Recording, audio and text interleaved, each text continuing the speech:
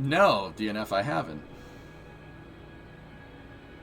Yeah, Hotbox, that's what I'm talking about, man. If I'm going to ride for long periods of time, I want to ride in comfort, dude. I don't need sport handling. But you know what's crazy? Like, okay, here, I'm going to switch this over. We'll switch the category because it's time for space news anyway.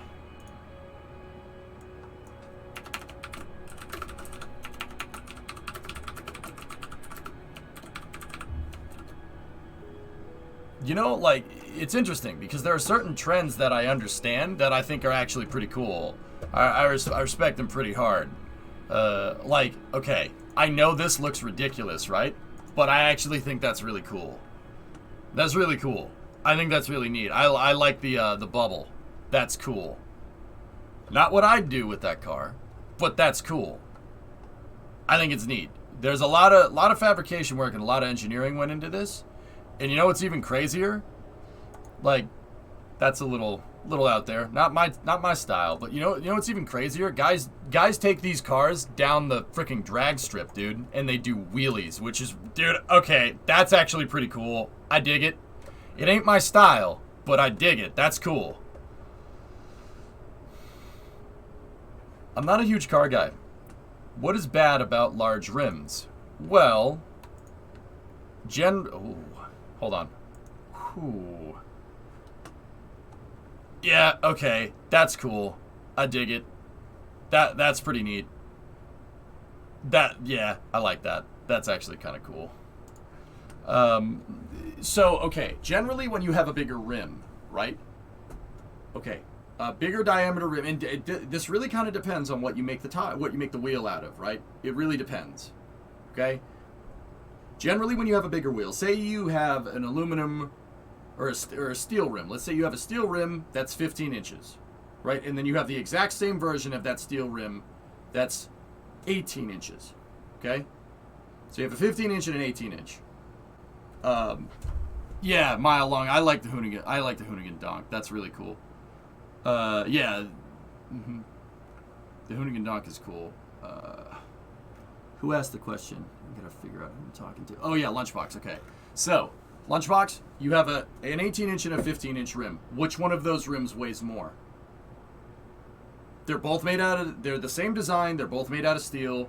One is just bigger than the other. Which one weighs more? This is not a trick question. The 18-inch rim weighs way more. Now, there's a thing in physics called moment. Okay, moment of inertia. All right. Anytime something is spinning, if it's heavier, you're going to need more torque to basically spin it. Okay? You need a lot of torque to spin. You need leverage, I guess would be the right. It's moment, but I'm not using the exact correct terminology here, right? That 18-inch rim, long story short, to get it to spin, you're gonna need to apply more power to it, because you got to remember. Your power is being applied from the center of the rim out. If you could have power be applied to the outside of the rim, right? Somehow, yeah, then maybe, right?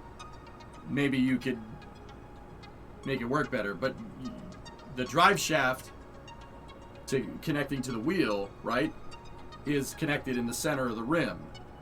That's more rim to turn, okay? If it's more mass to turn, that means more of the engine power is going to be needed to overcome the mass of the wheel to get it to spin, because the wheel has more moment. It's a bigger wheel. The radius is bigger. And that's a bigger lever arm. You need more engine power just to get rolling. So bigger rims generally, once again, there are big rims that are lightweight because they're made out of aluminum, or they're made out of, whatever. Magnesium on older cars to save mass. Generally, you need more power to turn those wheels. That's why you don't see truck tires on a car, right? A Ford Focus doesn't have the rims from my F-250. You know why? Because the engine would have a hard time turning a wheel and tire that big. This is my art build, daily driven. Let me see the enough.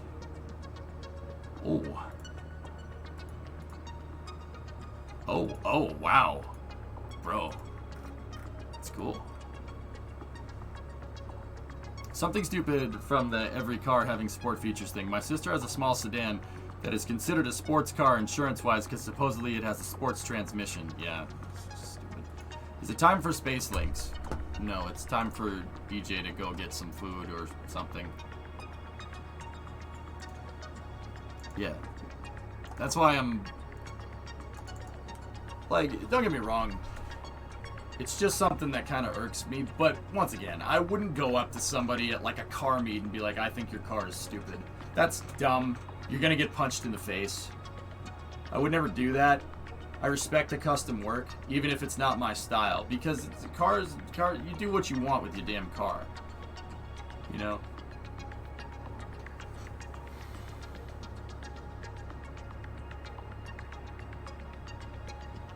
You're in my world now, Graph Shark.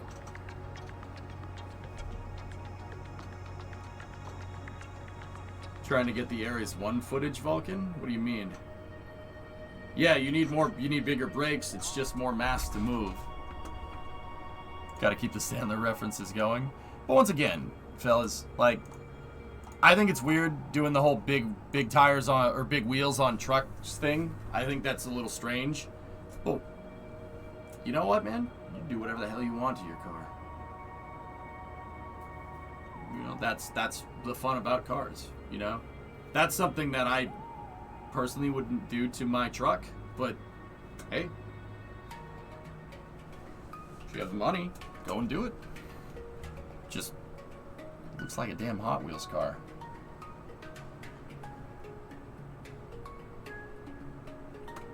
Yeah, no, like Tessa, that lifted truck that we were looking at that looked like a Hot Wheels car, that had probably 50, you know, I said 100 grand before, but probably $50,000 worth of fabrication work on it with that suspension and everything. That's really, that, dude, it takes some talent to make something like that. Suspension geometry is very difficult to get right. You know, getting Ackerman right and all that other stuff. I mean, Project Binky showed what happens when you raise and or lower or change the geometry of anything there. It'll get all screwed up, right? You know, you change the steering rack, you move it up because, or down because there's something in the way. Now the entire thing is all messed up. Now, with that being said, there's low-profile tires. Low-profile tires tend to have lightweight rims, and that's fine. Now your engine doesn't have a problem turning the rims, but with low-profile tires, you're going to need sport-tuned suspension. If you have sport-tuned suspension, the ride's going to suck. It's going to ride like a race car or a sports car, and sports cars aren't meant for comfort.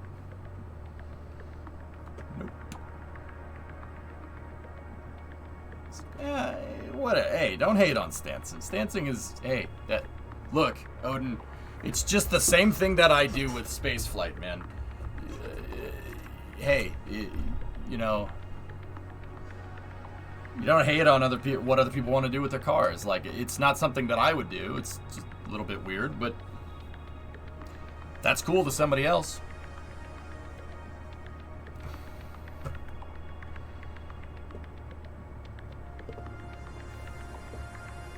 Yeah, that's right, Synerd. Mm-hmm. But yeah, guys, I wouldn't do that to my truck. I want this thing to be super utilitarian.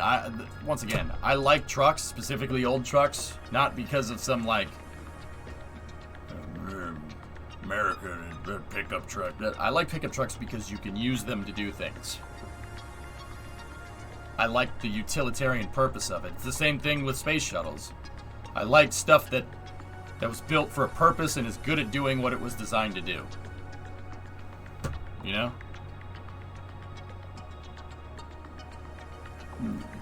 That's just, yeah. Yeah, Tesla transit van, yeah. Why do you think I like the Urals, the Russian Urals? Because that's a hell of a utility vehicle. It's freaking, Urals are cool. The ZIL 130s, those are cool trucks, man. You know, they're Russian trucks, but they're still cool.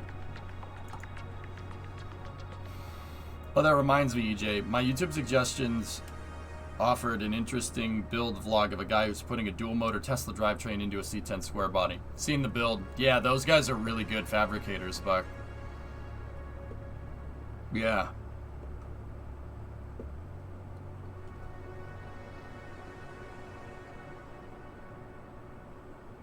Coupe SUVs are useless. If you really want to get nerdy too, larger rims reduce the tire's ability to be able to absorb the shock. Yeah, Synerd already mentioned that. Yeah, you're right. Okay. Guys, I'm gonna take 5 here.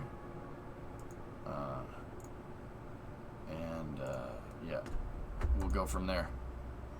Yeah, tuning, like, once again, when I say I don't understand, you know, I'm not hating by any means. I don't understand why you would do that.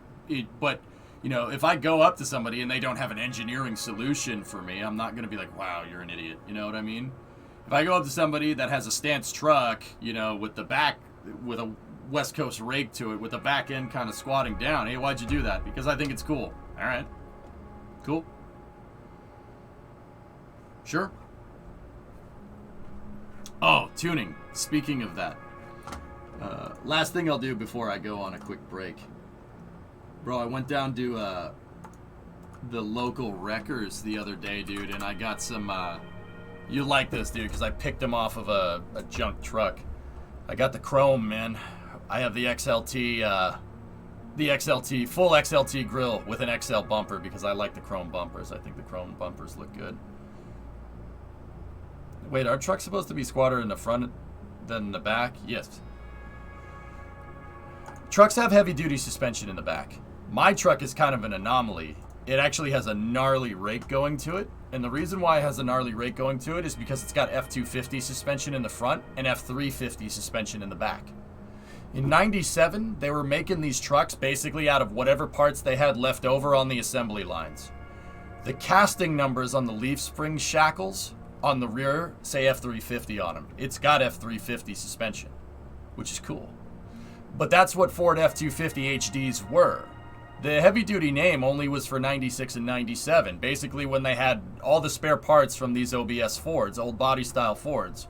Because once again, in 97, the F-150 moved, they made the F-150 into this thing. And then they started the Super Duty, which still goes to this day. That's the Super Duty right there. Super Duties are like 250s, 350s, etc., etc.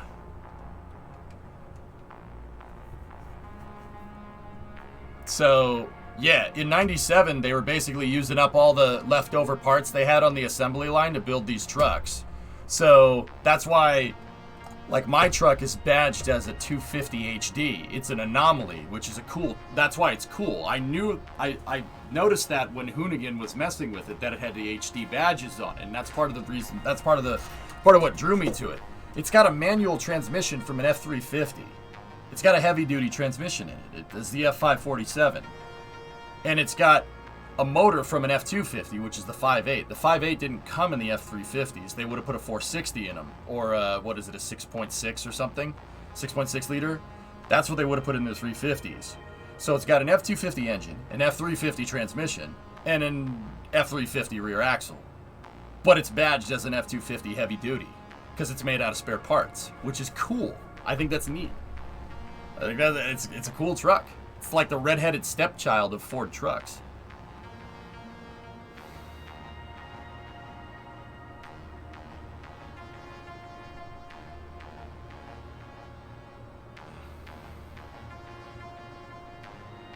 You gonna paint it? Yeah, maybe. Strong in towing, though. Tow 10,000 pounds, Synerd. It's got a big, beefy rear axle with 410s in it. I think it was like 33 spline axles. It's got big, chunky axles in it, man. Enough to survive a wheel coming off and still being okay. Ask me how I know. I had the option of an HD on my 1992 with a 1025 and a 410 track lock. Cool. Yeah, mine's got 410s in it, Merkers. It's 410 with an open diff, though. Just weird. Oh, 410s, I'm sure it sips. 5th gear at 70 miles an hour on the highway. We calculated it during 154 tuning. 5th gear at Fifth gear at 70 miles an hour on the highway is like 3,500 RPM, dude. It's like, oh, no. Yeah. But it can tow like a champion. With the crawler gear, the first gear on the ZF 547 is like a 5-to-1 reduction. That with 410s, I'm running like a 9-to-1 reduction in first gear. Dude, the thing, you could pull tree stumps with this thing all day. Hey, Space Dive, what are the plans for the diff in your truck? I'll probably end up putting a limited slip in it, Tech. I think that would be cool. It would also kind of be cool to swap the thing to 4x4, but that's not something I necessarily need. All the stuff is there to be able to hook it up, Tech, because these trucks, like I said, they're made like Lego kits. That's what I like about the OBS Fords. They made them like Legos. I could put a 350 bed on it. We could put a dually rear axle under here, which is what started this whole conversation. I could put a dually rear end on it. We could swap it for a 1050 with a dually. You could swap, dude. If you like, look up on YouTube. Look it up on YouTube. People are taking parts off of like newer Super Duties and they're putting them in these old trucks. A lot of the stuff, it doesn't bolt, but it'll work. You have to do some minor modification, but you haven't been thinking of a streaming van? Captain's chairs in front, bunk beds in the back, 70s Econoline? No. DNF. Putting a cab on this thing, though, would actually be kind of cool. What's the plan overall? Daily driver, ramp truck, dualies to haul your other junk? Drunk. Nice. Tuning.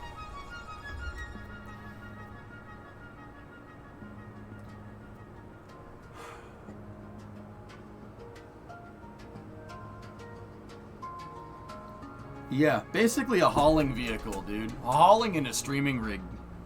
What I want to do is basically, you know, we have that 8-foot box. We can do stuff with it. I can haul stuff around, which is cool.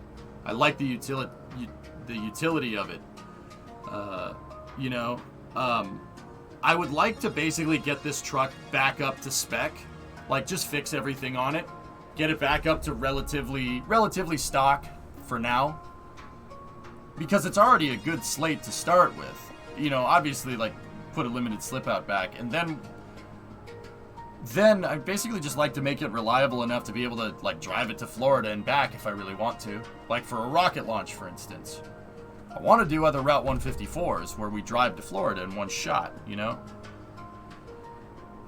They make kits that convert an 06 4x4 front end. I don't want the 06 4x4 Sawyer. Isn't that a live axle? I want that. Sell it in April next year when it triples in value. Nah, Tuning, I don't want to sell it. It's the truck I proposed to Bremo in. Nah, tough enough staying with me for a little while.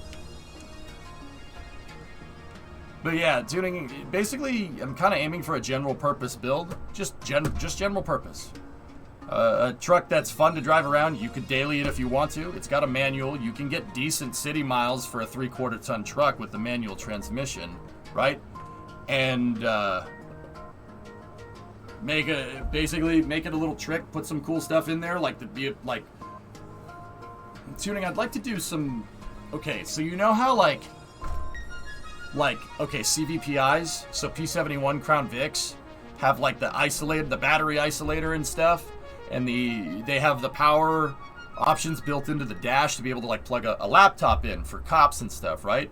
That's the kind of that's the kind of stuff. Like the power demands from a streaming ring and the power demands that are needed for like a police car are pretty much the same.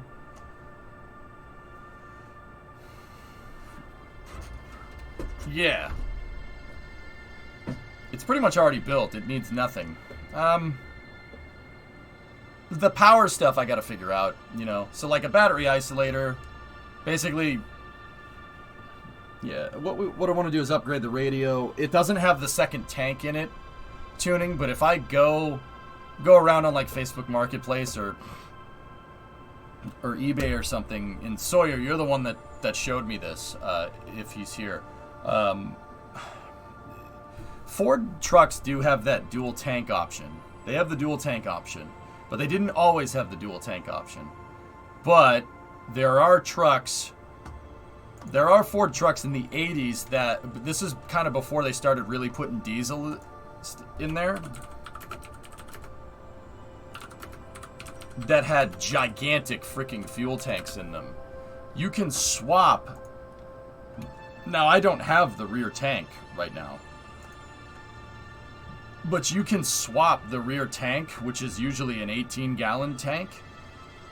You can swap it for the big block fuel tank from the Ford old body style trucks from the 70s and the 80s. You can swap it to a 38-gallon tank. The location of the sending unit and the vent is all the same.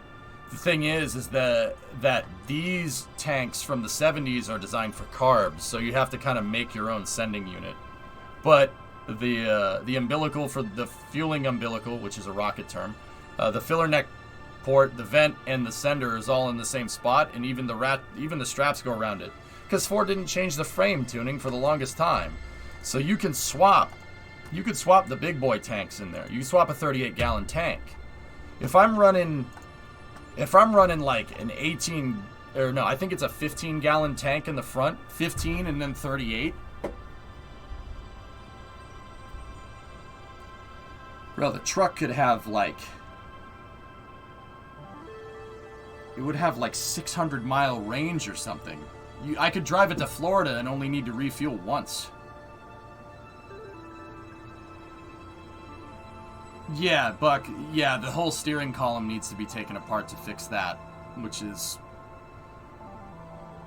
I might just buy a new steering column fully and just swap all the parts off of it.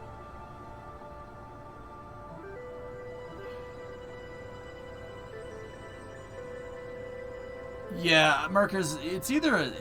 I'm not sure, dude. I'd have to go look at it.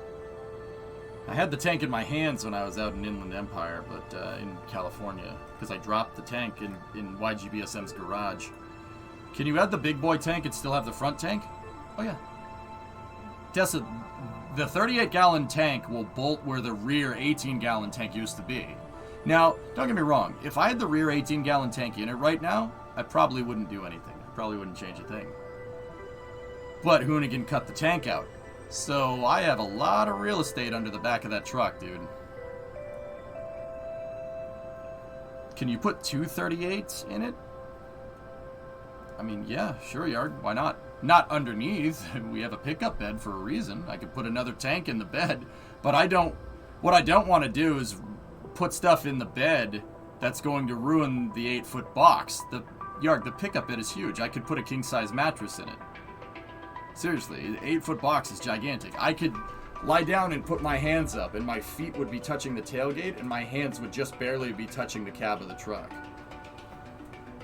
In the front tank? Yeah, no. If that's what you're asking, no. I would have to... The front tank, you can't really put anything there, because underneath the truck, if you're looking at the undercarriage, you have fuel tank, drive shaft, and then the exhaust goes down the passenger side of the vehicle. So... I mean, if we dump the exhaust out the sides,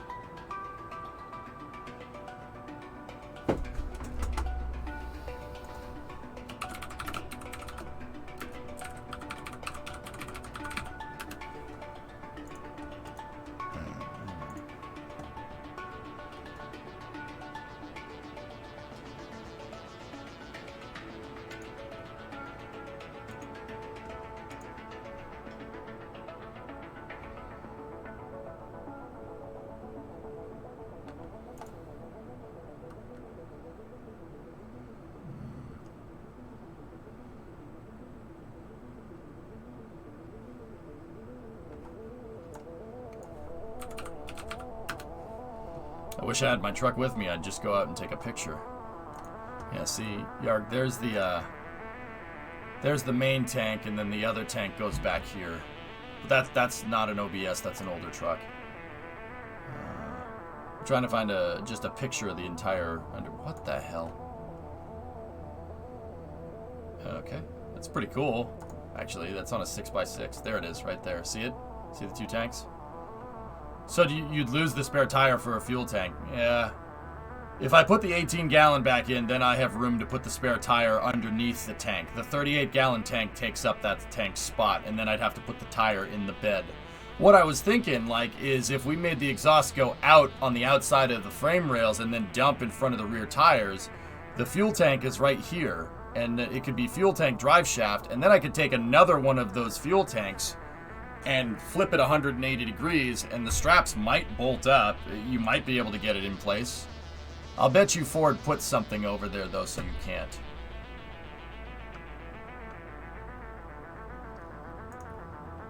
Yeah, see? Yarg, I don't know if that's going to work. It might, though. It's possible. If you do dualies, you could do the old school side fender spare. Yeah, if we swapped it to dually, but it would be a single cab with the dually, which, I mean, I don't know, that's kind of cool tuning. I actually kind of dig that.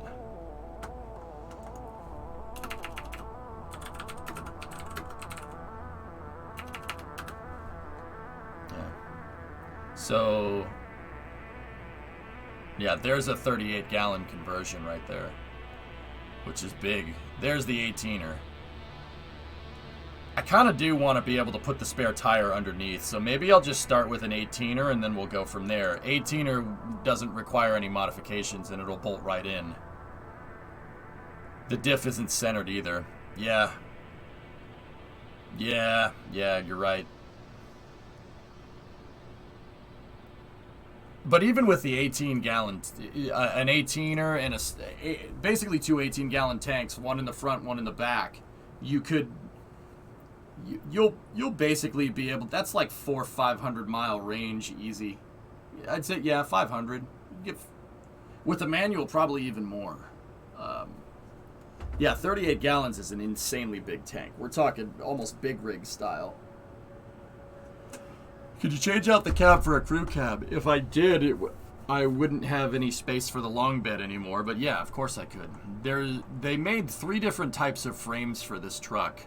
There's a short frame, so the short box frame. There's a medium frame, and then there's the long frame. The short box frame is specifically for single cab short beds, so that's F-150s. And then there's the medium frame. The medium frame is for F-250s or F-350s.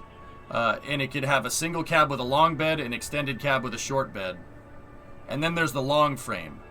The long frame can have a crew cab, which is 4 doors with a long bed. And you might be able to do crew cab short bed on the medium frame, but I'm not 100% sure about that. Entire bed, 1 giant tank. You're not DOT compliant. I looked into this. You can't carry more than 100 gallons of fuel. If you carry more than 100 gallons of fuel, that's when you start screwing with the regulations. That's why semi-trucks have 60 and 80 gallon tanks. You know? If you're carrying over 100 gallons, you're considered hauling fuel, and then you need like a hazmat trucker license, etc. Screw that. It's not worth it. How would they know? I mean, Cam, where are you going to put 100 gallons of fuel?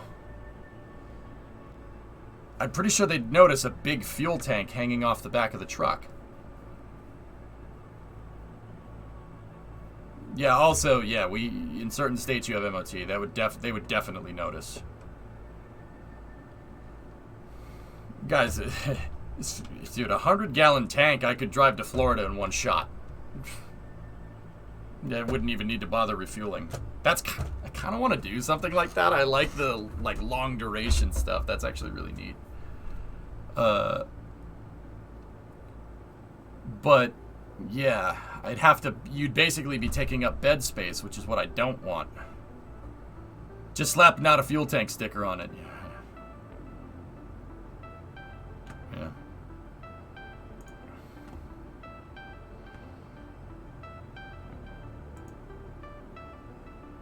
But yeah, you can put those 38-gallon tanks in it. They were designed for this truck, but they were designed for an older version of this truck, so it pretty much bolts in. But once again, you need to mess with the sender unit and stuff.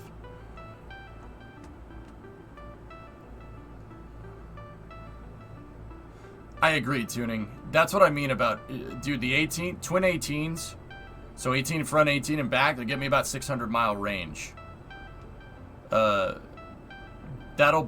I'll basically be able to I could make it to Florida on 1.5 tanks of gas, which would be cool. And here's the other thing. You don't need any modification to put the 18-gallon tank in. So I think that's what I'm going to do for now. And that tuning, that's like what I'm talking about, getting everything back up to snuff. You know, getting everything back to bone stock. Maybe down the road, like in a couple of years, we'll put the 38-gallon tank in and delete the front tank, you know, and put something else there, like batteries or whatever. Maybe down the road we'll do that. That's actually what my uncle said to do. My uncle's a car nutcase too. I was talking to him. He's like, dude, get rid of the front tank, put a 38er in the back, right? Because two 18-gallon tanks is 36. One 38-gallon tank simplifies the entire fueling mechanism. You don't need the selector switch. And then you have space to put a battery tray. You put battery trays where the front tank was. And now you have power for days. And I'm like, that's actually a really good idea. That's actually a really good idea. Yeah, you simplify the fuel system that way. And you get better weight distribution because you have a lot of weight over the rear wheels. Have you decided whether or not you want to stream launches from the truck? I would love to. But Hellfish, you know what? Like, here's the thing, all right? When you stream launches from the truck, say I wanted to go to Artemis 1, for instance, right? I want to be able to stream, like, immediately after because of the conversations we have about the rocket, replays, talking about what happened, etc., etc. Basically, I need a mechanism to be able to get all my streaming equipment down there for relatively cheap, right? Relatively cheap. Be able to basically shoot down there in one shot, i.e. in the least amount of time, so longer range with the truck, right? Less fueling stops, etc., etc. Basically, get down to Florida in 24, stream the rocket launch, and then if I want to stay there, right, for another day, I'll have all my streaming. I'll be able to stream, you know. I'll be able to, you know, get a not a hotel room, but like, you know, I'll be able to use the data connection and stream KSP or do a space news or something, right? And then shoot back and be back here, you know, to keep the regular schedule going. I could put a camper on the back, but yeah, no lodging needed. That would be cool. A camper shell. Hang on. What do the camper shells for this thing look like? Yeah, see, I don't know. Like, one of these guys would actually be kind of neat. That one with the extended headroom and stuff.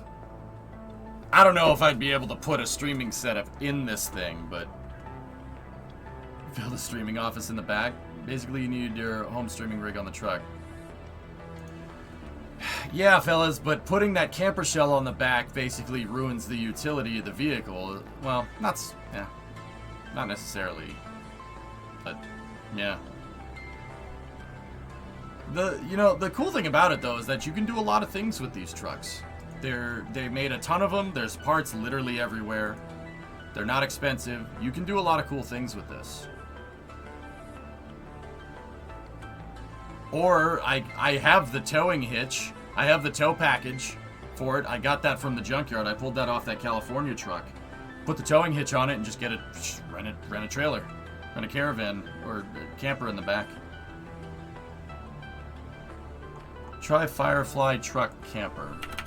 Firefly truck camper.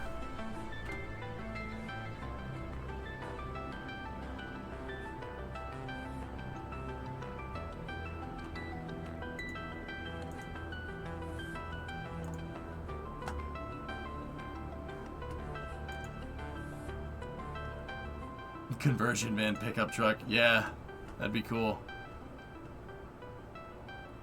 I don't know. They're around, Hellfish. I don't want to do that with the truck though, tuning. Not with the F-250. We'd need to do a build for that. Look at that. That's funny.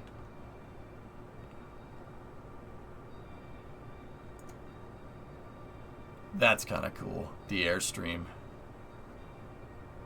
Freak, I own a 93 F-150 with dual tanks, and the rear tank constantly pumps fuel to the front tank, and the spare mounts under the bed. and the spare mounts under the bed. And it's a pain in the butt to get off and on.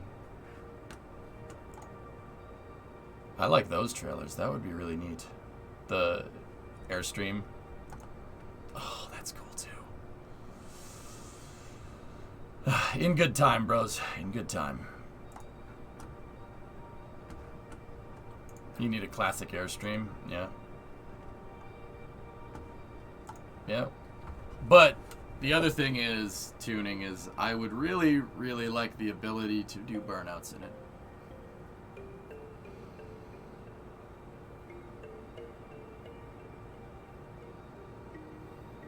Just got off lunch. Is the SSTO work continuing today? Yeah, in a little bit. Alright, guys. I'm going to take 5 real quick. I'm going to go get another cup of coffee, then we'll jump into space news, okay? Yeah, Denny. Mm-hmm. Make your own Airstream. Some aluminum sheets and a hammer. No, Thor, I don't. Could you put PTO in the truck and do powered trailer burnouts?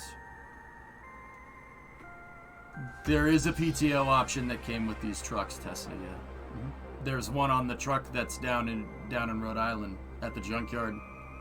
The one that I pulled the chrome bezels off of, that has PTO in it. We could. It has PTO in it for operating a plow, though. I mean, we could call and furs that thing, no problem. I wouldn't do it, but we could. Dude, how gnarly... Now I'm getting ideas. How gnarly would it be to, like, have a camper shell that fits inside of the bed, right? Like that Firefly thing, right? And then you hook the PTO up to it, and it deploys a hydraulic jack and it can lift itself up out of the bed. And then in order to get it to hook back up, you hook the PTO up, it lifts itself up, you roll the truck underneath it, and you let it down. That'd be legit, man. It's in Woonsocket, Hammer Nails. It's Henry's Auto Parts, so it's technically in Blackstone, but yeah. Or it folds like an F1 truck into an actual house. Yeah, that'd be pretty neat, man. I know you love your truck, but honestly, an F-250 would save you a lot of money with that you want to do. Might be better off just buying a 250.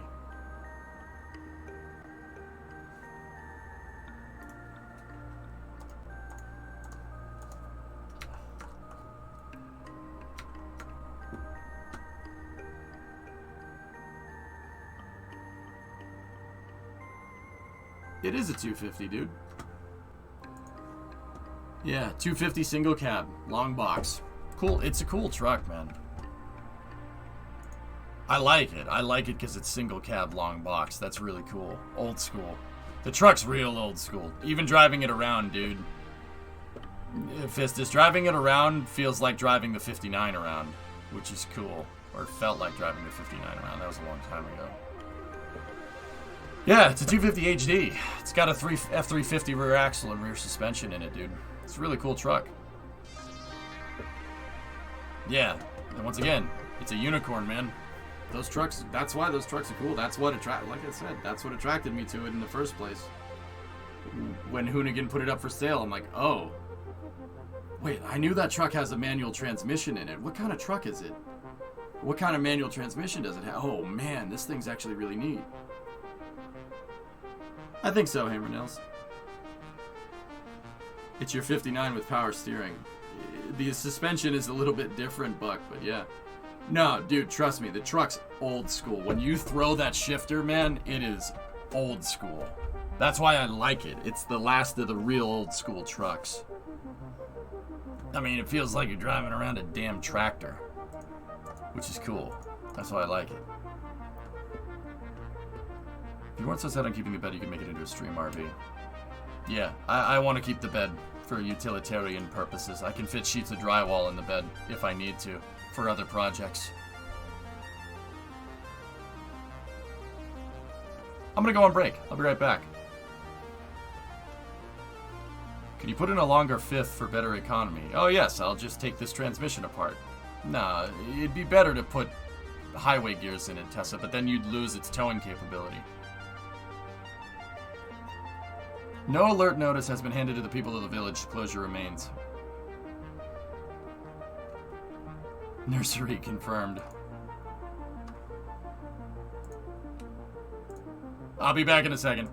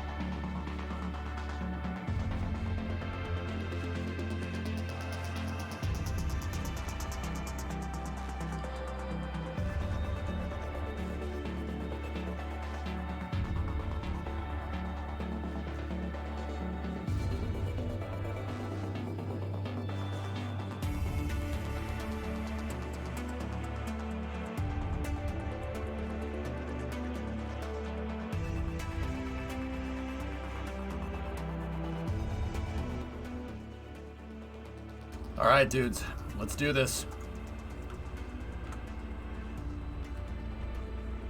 Oh, man.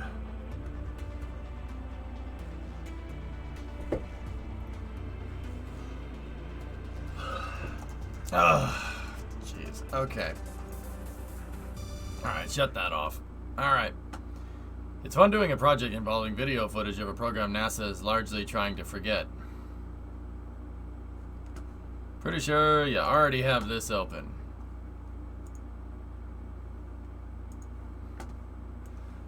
We can start with this. That's fine. Welcome to Space News. We will start off with some NASA B-roll footage from a couple of days ago.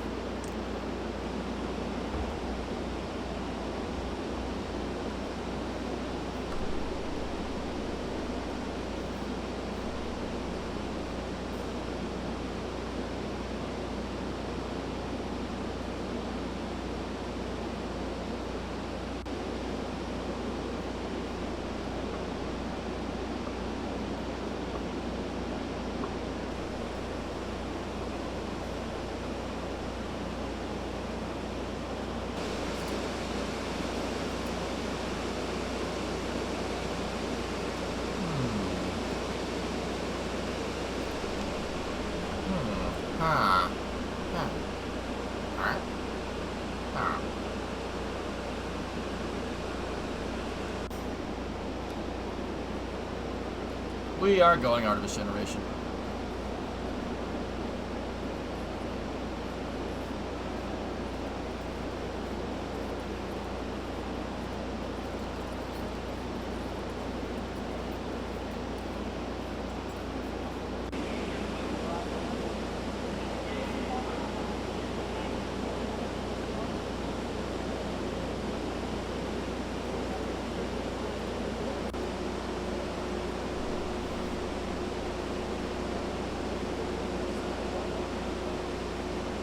Which part is the crew part? Obviously not this one, but on the next one.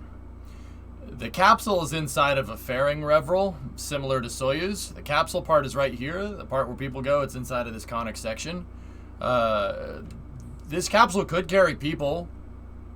It has no life support systems on board, similar to like the first Buran test, the 1K1 mission. There's no life support on board. It's just basically a pressurized tank. The pressure vessel's just pressurized to ambient, or not ambient, they pressurize it to something, and then they just kind of let it go. This is testing everything but the life support systems on Artemis. The life support systems will be tested on Artemis too, but that is a real Orion capsule. It's just missing a piece. But the pieces that it's missing are on the inside, but it's inside of here. There's the Orion, and the Orion sits on this part with the NASA worm logo. That part with the worm logo is the ESM adapter. It's basically the adapter plate that attaches to the service module, the European service module, and the European service module is inside of these white plates right here. There's 3 white plates similar to the third stage of a Soyuz, those orange plates on the back of a Soyuz. There's 3 of those there, and then inside of this is the ESM, and the ESM is attached to the spacecraft, the conic spacecraft adapter, which is in here. You can see the inside of it right there, and all of this is bolted to the OSA, the Orion Stage Adapter. Hey, Steiner, 11-month resub. How did they decouple the escape system? Right there. No, that's not the piece. That's the piece that jettisons the service module bow tail. The launch escape system jettison mechanism's up here. It's internal. Right there. No, that's the umbilical. Service module umbilical. It's inside. You can see those marks right there? That's where it separates. And then that's the aerodynamic part. Structurally, it's attached to the front of the capsule in a very similar manner to the Apollo capsule. The Apollo had the mounts for the launch escape system right there. See? 1, 2, 3, and 4. That's where the LES was mounted. Right there. and there was a conic adapter around this too. The Orion capsule, or not Orion, the Apollo service module, or the command service module, was made in a very similar manner. The Orion capsule is basically like a Mark II version of this. It doesn't share any lineage with it, with the exception of the propulsion system. The Orion CSM and the Orion and the CSM both share the same type of engine. They both use AJ10s, but that's about it. It would be like if we just built if we were trying to build one of these today. Yeah, that's basically what this is. Yeah, the fairing goes around the capsule though. Yeah. Here. I might be able to get like a... Here, there might be a picture of like how it all goes together. There you go. That'll work.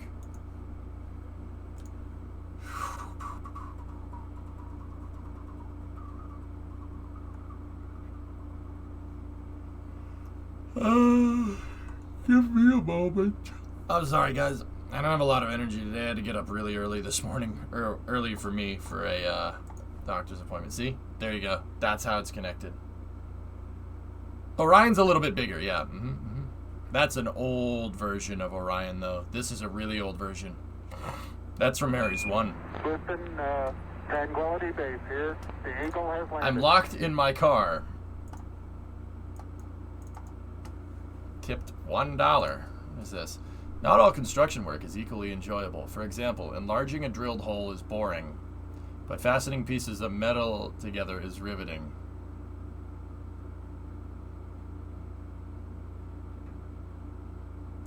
This is an older Orion capsule. Hi, Geese. This is an older, or this is the older design. That's the one from Ares 1. We built a more complicated, less capable version of the Apollo CSM.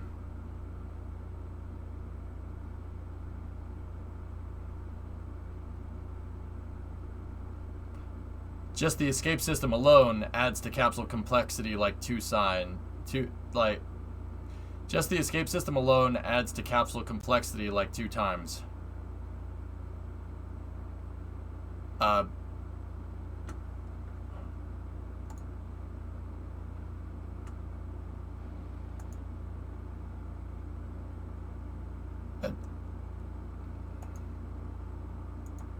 But they... Alright. What is this? Oh, this test Vulcan. The MLAS. Yeah.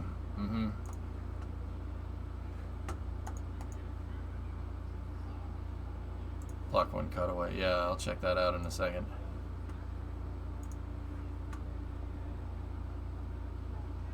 Oh yeah, this thing.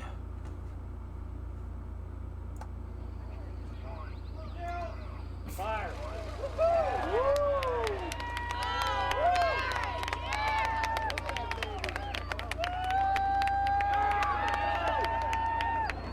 I mean, that's kind of cool.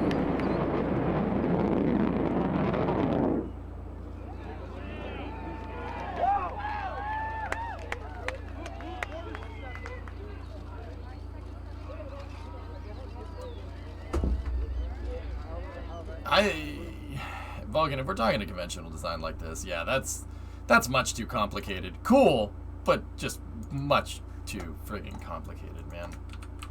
Like, I know that nobody wants to, nobody wants expendable stuff, right? Like, we don't want jettisonable launch escape system.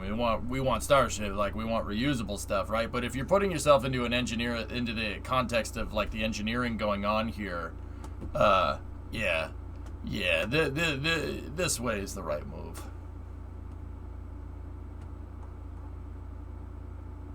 Yeah, here, Thomas, thank you for the cutaway. Yeah, look at the size of a person compared to the rest. Look at that. Crazy. Here's your inner tank, forward SRB attachment, crossbar, LOX tank, core stage forward skirt, launch vehicle stage adapter, interim cryogenic propulsion stage. There's the OSA. And then the spacecraft adapter right here. The spacecraft adapter from the SA up, was attached to SLS last night. That's what the rest of the stock footage is, I'm pretty sure. Let's keep going.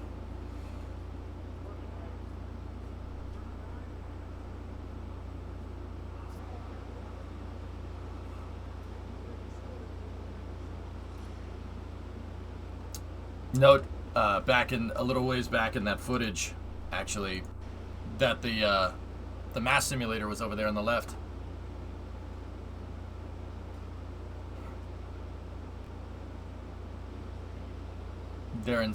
What they were doing right there is they were inspecting the mating flange on the spacecraft adapter. Are they going to be using a lander to get to the lunar surface? If so, which one? We don't know yet, Sirius.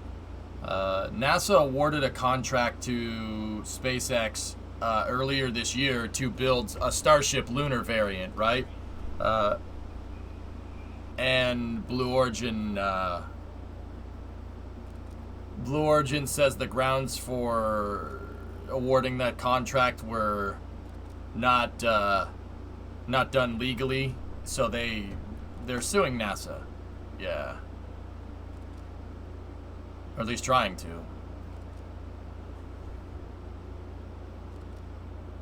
Yeah. Mm-hmm.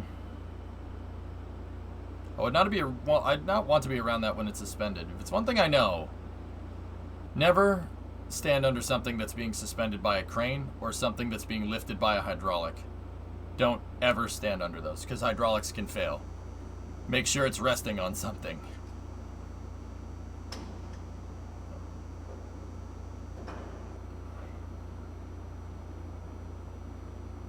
Yeah, Triton, yeah.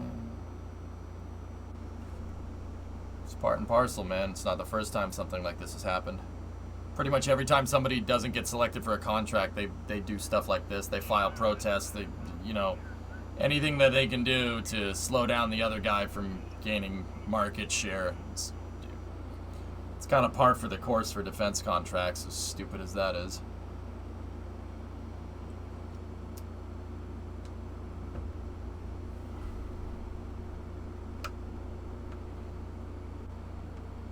Okay, here it is. They went through the transfer aisle, and now it's in the high bay. Sad because this is all in the name of humanity, not profit.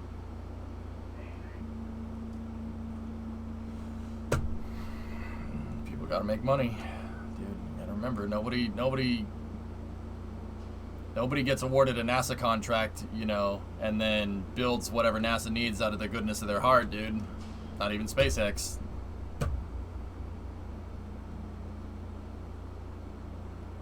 Hey, Kig, what's going on? Hope you're going well. Everything's going all right. I'm just watching this here. I'm just happy to see the VAB working, even if it is operating basically at 25% capacity. It's still better than nothing. Better than the last 10 years where there's been nothing in there.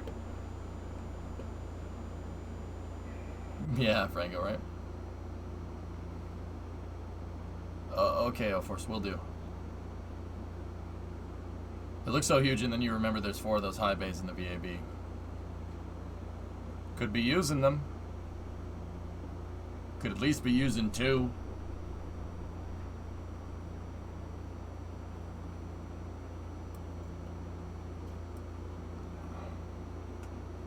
Tiggs, quick not space related question. Are you planning on playing Minecraft on Saturday and Icarus tomorrow? Yes and yes. The Europeans made the European Space Agency guys made the service module for this. The Orion service module is the European service module.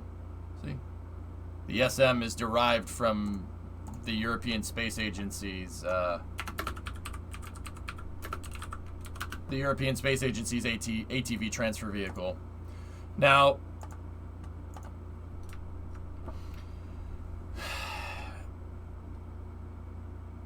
I have some things about this that I'm not particularly a fan of, but that's me being an armchair rocket scientist. At the end of the day, I don't know better than NASA, and I think it's kind of dumb to assume something like that. You know what I always say. With that being said, the European service module is good, but I really don't like the fact that this service module can't get you to low lunar orbit. It can't get you to LLO. I think that is a critical... I think that's a critical miscalculation in spaceflight architecture. Now, why? Well, what do you mean? Well, okay. The Apollo Command Service Module, right? So, the Apollo CSM was designed to shoot at the moon on what's called the translunar injection, right? And then what it's designed to do is pluck the lunar module off of the Saturn V upper stage, right? And then this is what flies out to the moon, right? This whole thing. That's what flies to the moon. The lunar excursion module and the Apollo module. When it gets to the moon, they fire what they would do is they'd fire the CSM's engine, and the CSM would capture around the moon. Pretty straightforward stuff. And then this would float around the moon in low lunar orbit. So basically a low orbit around the moon, just like low Earth orbit, low lunar orbit.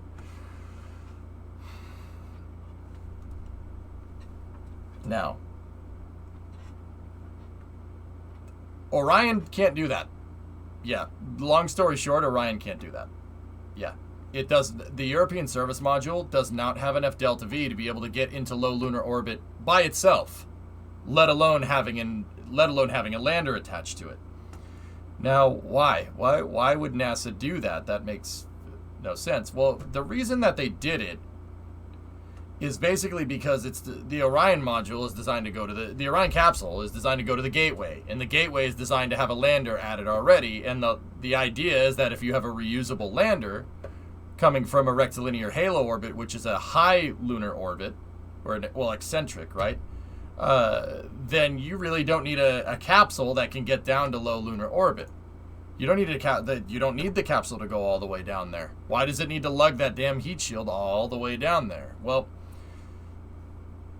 that's a good point. And, that basically makes Gateway, a thing that needs to be a thing, right? However, at the same time, I don't really like the fact, we thought, and there are space pundits that, will agree with me on this one, and some of them disagree. We basically made a more complicated way to get to the surface. Robert Zubrin, you can like the guy, you not like the guy, it doesn't matter. Hear me out. Dr. Robert Zubrin has said that the Gateway is a toll booth. It's a toll booth to get to the moon. And I think he's right. I think he's 100% right. But if it's interesting that he used the toll booth analogy, right?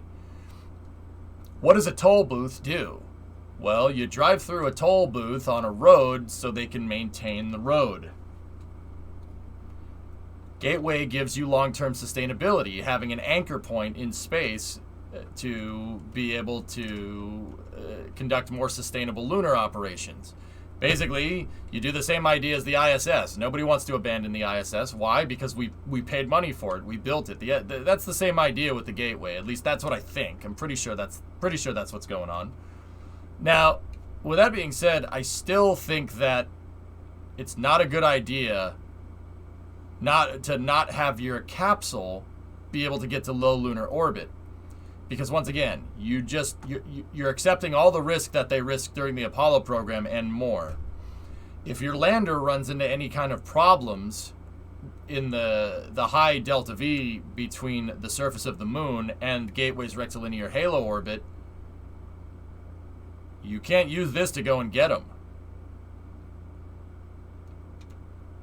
I don't like that, and I think that's one of the driving reasons why NASA really, really wanted 2 lunar landers, because there's basically a point in Orion's, in conducting operations on the moon, there's a point where you have no way to get home. And don't get me wrong, with Apollo, yeah, of course, you still have those risks. This took all the risk from Apollo and made it worse. Because now you need to get back to a space station. So there's rendezvous proximity operations around the space station, etc., etc. And then, once you get to the space station with whatever lander you have, then you get into the capsule, and then you undock from the capsule, and then you go home. Yeah, very eccentric orbit. It's called a rectilinear halo orbit. What fuel did the CSM use? Same exact fuel as the European service module. Same engine, goalie. That's an AJ-10.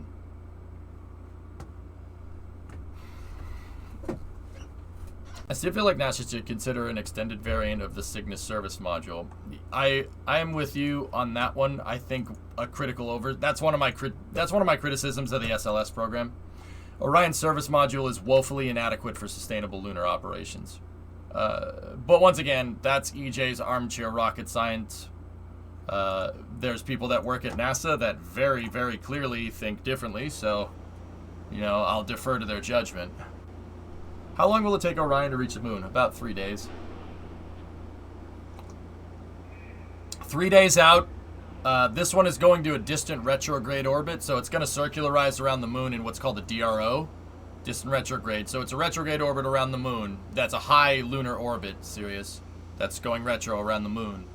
It'll stay out there for, I think, 20 days, and then 3 days back. Why can't we use the new Centaur as an Earth to the moon and back tug? Cryogenic propellants. We haven't really mastered a way to prevent boil off at this time yet, Hellfish. That's coming soon.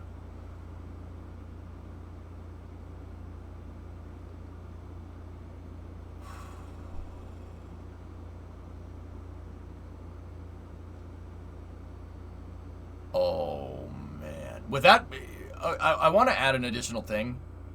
With that being said, a better service module for Orion would be great. I don't care. You know what? At this point, I really don't give a crap.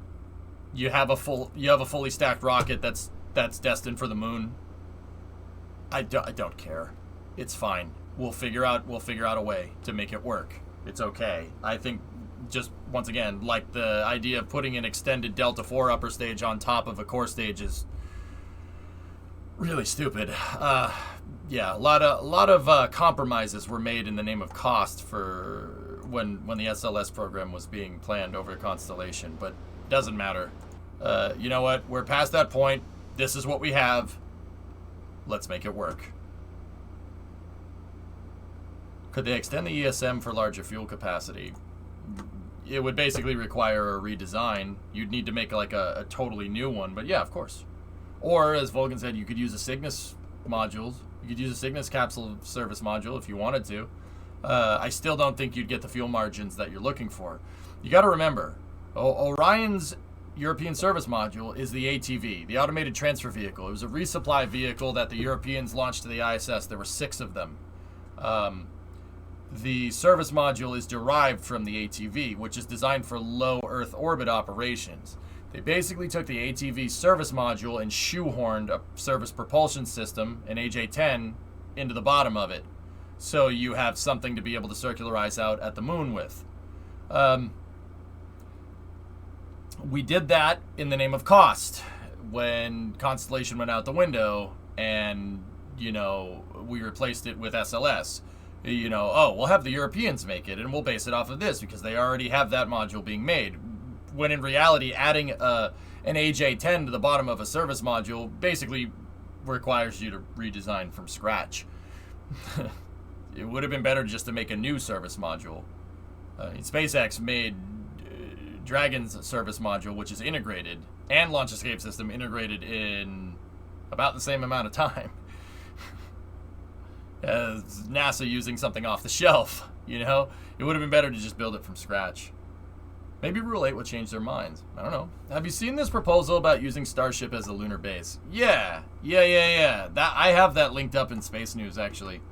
So you would want to make everything inside of one country. Not necessarily, Kem. I mean, my inner American would like it to be an all-American rocket, but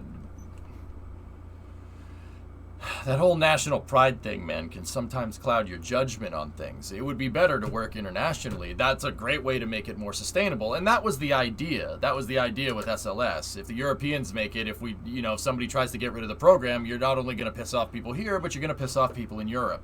That's the idea. And Kim, I agree with that. That makes sense. you know, they basically...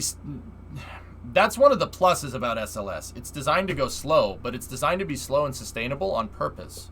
It's really hard to get rid of it. Believe me, people have tried. There's certain spaceflight pundits that write news articles that literally smear SLS on the daily. You're not getting rid of it, which is hilarious to me. But geez, let us have a part in the game too. So launch your own people to space.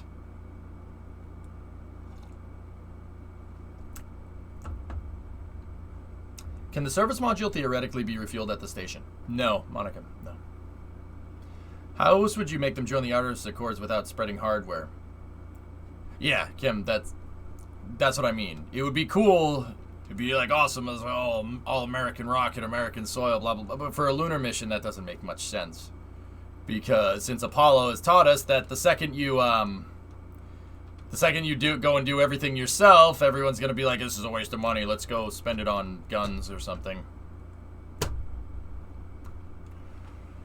Damn human behavior. No, it's better to work internationally, Kim. You know that. Like I said, the inner America in me wants, an American service module and an American lander and everything. And, I don't think that, like the Saturn V was a point of national pride, right? Like, just like Soyuz is for you guys, right? Like, it's the same thing. But also at the same time, it's probably better to have international cooperation. It makes the program way more sustainable,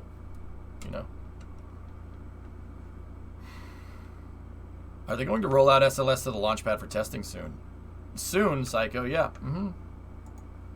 Yeah, it's going to be amazing when that happens. It's going to be really, really special. It's a beast of a rocket. It really is. My only problem, quite literally, is the bottleneck right there. That upper stage, putting an ICPS on top of an SLS, it would be like taking a Falcon 1 upper stage and putting it on top of Falcon Heavy. You are really screwing your payload capacity. Now, with that being said,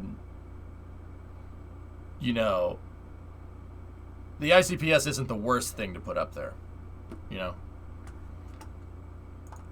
Note on the Starship window today. This article has some timelines, okay? What drives me nuts is that all these videos and pics don't do SLS justice. It's so much bigger and more amazing in person than what the camera can capture. Yeah, there's that Phil Sloss article that I suppose we could cut into now. But yeah, we do have a fully stacked moon rocket for the first time since 1972, which is that's a big deal. It is a big deal. That's really, really special. And it makes me happy that, the VIB is being put to use.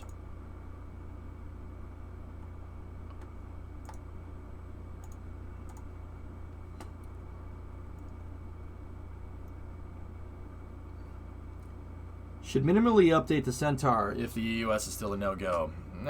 Bill Nelson's trying to get that thing through. It seems more likely than not that it's going to happen.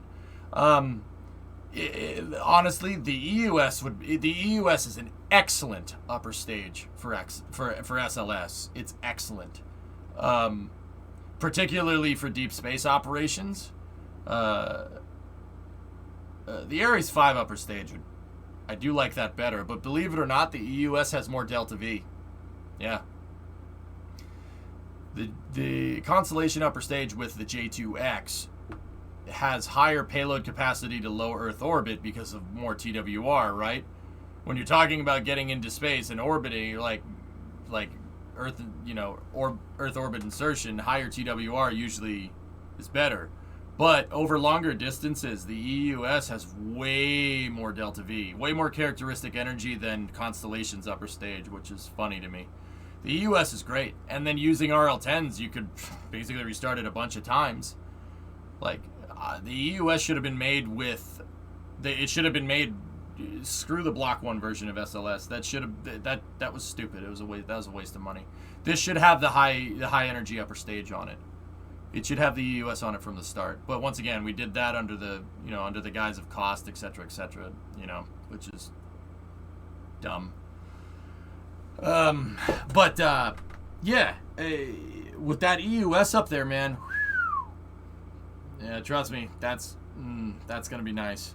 By the way, I don't know if you followed the NASA funding debate, but it seems like Mobile Launcher 2 construction should start in the next 12 months, and there was an indication that Mobile Launcher 3 may follow it immediately with a second high bay being outfitted for SLS. That's what needs to be done, Vulcan. The other end of the argument with SLS and making the whole lunar program sustainable, one launch a year is no good. That was another critical oversight. That was really stupid. Should have just made 3 MLs again, or at the very least 2, and built one for Block 1B and then built the other one for Block 1 and designed Block 1B and Block 1 in parallel instead of, oh, we finished this, now move on to this. But there is some overlap there too, which is good. What is the Orion service module using for fuel? Monomethylhydrazine and nitrogen tetroxide. The same as Starliners, same as Dragon. Considering the EUS delay was because of their handling of the core stage, well, yeah, Apatoxin, that feeds into the deadlines. You scale, a contractor will scale their deadlines to whatever the customer's expectations are. And when NASA says, "Oh yeah, we'll build this and it'll be ready in 2017 for a test launch," there you go. ML1 may end up being demolished or taken over by a private contractor for 39B use, potentially the return of Omega. Well, that would be nice. Goalie, you're trying to win the contract for that right now. Well, that'd be cool. I have a question about the Dragon launch escape system. After a successful launch, are the propellants used for anything else? Yeah, J. Praga, the propellants on Dragon's launch escape system go to the RCS. Yeah, that's on-orbit fuel. The launch escape motor, and that's one of the benefits of having an integrated launch escape system. You're not going to need the RCS if the launch escape system fires. You don't need that because your flight is very short. You're not going to space, right? So SpaceX came up with a design where the launch escape system uses the same fuel as the RCS. So instead of lugging the entire launch escape system halfway up into space, jettisoning it, and then coming back down and having fuel left over, SpaceX has the benefit of just being basically having it integrated, being part of Dragon 2. They have the benefit of, if you don't use the launch escape system, now you have the fuel for on-orbit operations. Yeah, they use the same fuel tank. Isn't that the same for Boeing? Yeah, for the most part. The only difference, Kem, is that Boeing's Starliner is a lot more conventional in that it has a separatable service module. Starliner has an integrated launch escape system, right? It has an integrated launch escape system, but a jettisonable service module. That's the reason why Dragon 2 is very oblong. It's a very, it's not like a cone like this. It's kind of like that, right? Because Dragon 2 is basically a capsule with a service module all in one thing. There's a reason why it needs so many parachutes, why it needs 4 parachutes. I mean, technically it needs 3, technically it needs 2 if you really want to be technical. But, multi-fault redundancy is usually good for mission assurance, meaning that if you carry more chutes, if one of them fails, you're still safe. If 2 of them fails, you're still pretty safe. If 3 of them fail, it's gonna be a little bit of a rough landing. But yeah, there was a whole thing that delayed commercial crew by a couple of years because the parachutes weren't up to spec. But yeah, Dragon is heavy. Dragon 2 is a heavy capsule comparatively to Starliner because Starliner jettisons its service module. Dragon does not. Dragon keeps the service module the whole way through. SpaceX did that with the idea of not having to build a damn new service module every time they want to launch somebody into space. All they need is a trunk. Trunk has some solar panels and some radiators on it. Much easier to make. Hey, Creeper, pleasure to see you. Could we go old tech and say S4B, make an S4B that would fit on SLS? We could do anything, Goalie. We could do anything. Yeah, people say, oh, we can't rebuild the Saturn V today. Yeah, of course we could. Duh. Why wouldn't we be able to do that? The real statement there is that we can't rebuild the Saturn V today because it would cost too much money. It would be better to just build a modern rocket rather than trying to rebuild an old rocket. In fact, rebuilding an old rocket might be more expensive than just a brand new design. Why? Well, because the ways we made the Saturn V aren't the ways we manufactured the Saturn V are not the same as manufacturing rockets today. Saturn V had rivets on it. The rivets everywhere, and no friction stir welding. It just had regular welds. Like, there's so many innovations that have happened over the last 50 years that, yeah, you'd be kind of dumb to do something like that. That would be, I mean, you could. Yeah, sure, of course it's a viable option. Sure, why not? There are cheaper ways to get the same capability. Like, I think if we remade a Saturn V right now, as cool as that would be, it would probably be more expensive than SLS. Yeah, I can say that with pretty good confidence. Is the S4B engine strong enough? Sure, of course.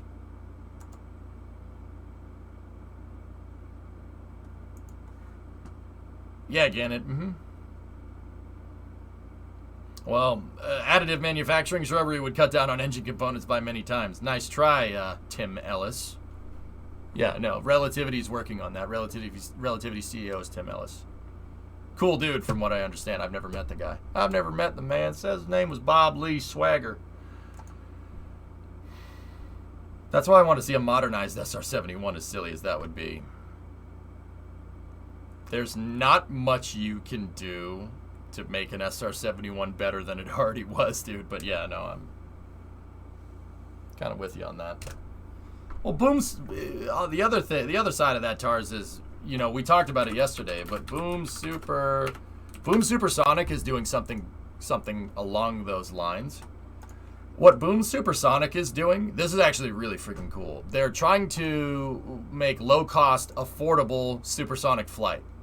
So Boom is trying to make a modernized version of Concorde with more off-the-shelf components, less military components. At least that's the plan. That's the plan off the bat, right? They're trying to basically make a modern-day version of Concorde or Tupolev 144.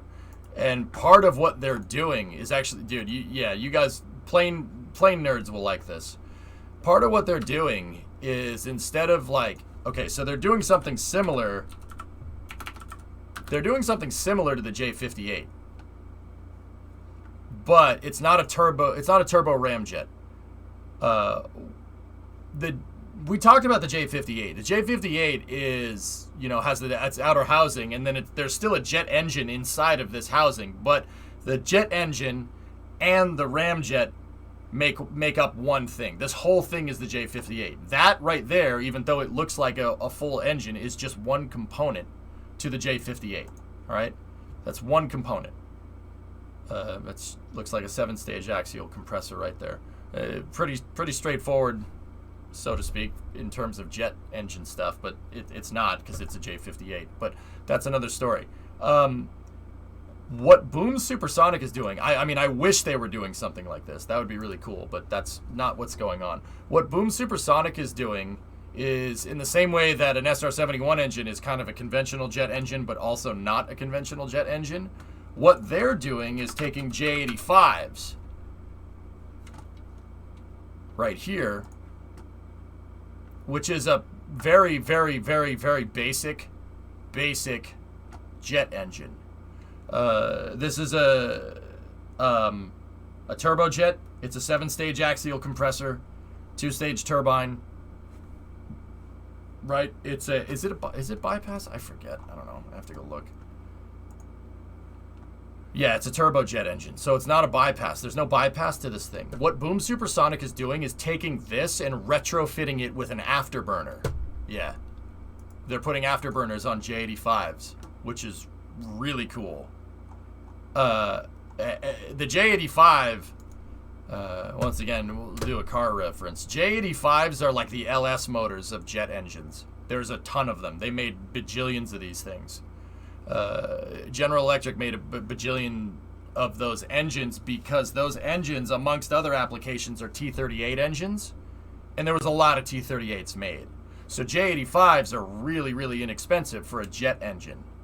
Like, it's not the Olympus 593s that are in the Concorde that are a military spec engine that are super expensive. These are a more off-the-shelf component with an afterburning capability. They retrofit the afterburner on it, which is really cool, and that's what they're using for power plants, which is actually, that's really neat. They're basically hot rodding J-85 engines and using them to make supersonic transports, a more affordable version, which is cool. I think that's really neat.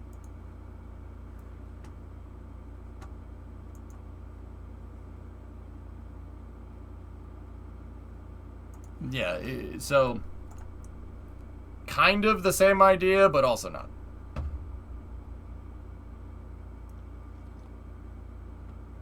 All right. We do have a Phil Sloss article here coming from NASA Spaceflight about SLS if we want to dive into it. Seems like we haven't dived into a Phil Sloss article in a little while. Boom is working with Rolls-Royce for the engines for Overture. Very nice. Let's see. This is by Phil Sloss over at NASA Spaceflight. Let's see. The Orion spacecraft that will fly to the moon on Artemis 1's mission was lifted atop its Space Launch System rocket on October 20th, completing major assembly of the full vehicle stack. There it is. Oh, we got a static fire alert. Uh-oh. In case you have been wondering, there's a possible static fire planned for tonight. An alert notice has just been delivered. Testing windows from 5 p.m. until midnight. Okay. Might have an extended space news today.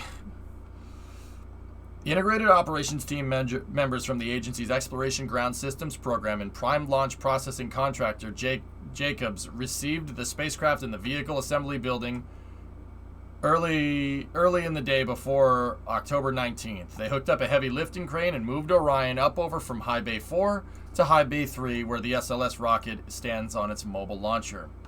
Final assembly is the most visible of the preparations, but several weeks of testing and reviews are left to complete for the programs within the Exploration Systems Division and the division as a whole. Recent forecasts of launch readiness for this flight across the division and programs are trending towards the end of January 2022. And tentative planning is looking at conducting final programmatic reviews ahead of the 2-week-long lunar launch opportunity in February. Oof. Can the engines maintain supersonic without the afterburners, though? Super cruising, Yarg? Not sure. Overnight from October 19th into October 20th, the Artemis 1 Orion spacecraft was lifted by one of the 325-ton cranes in the VAB off of its transporter in High Bay 4, up towards the ceiling of the giant building. Keep in mind the VAB is 500 feet tall. A 50-story building. Yep. Crane operators then translated the approximately 35 metric ton Orion launch stack over to the transfer aisle through openings at the top of the high bays and into the SLS integration cell in High Bay 3. Hey, Nazalik, what's going on? Oh, darn. Yeah, I got rolled, right? Oh, that's cool.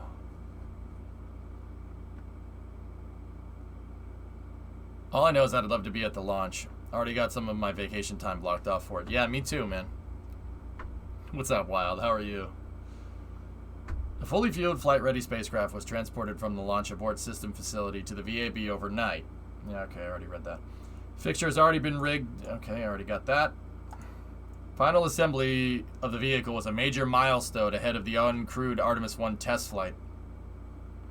The boosters and stages of SLS will place Orion on a translunar trajectory that will pass approximately 100 kilometers above the lunar surface, where Orion will use the flyby to assist in inserting itself into a distant retrograde trajectory around the moon. What's here?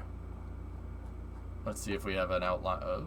There's the European service module right there, by the way.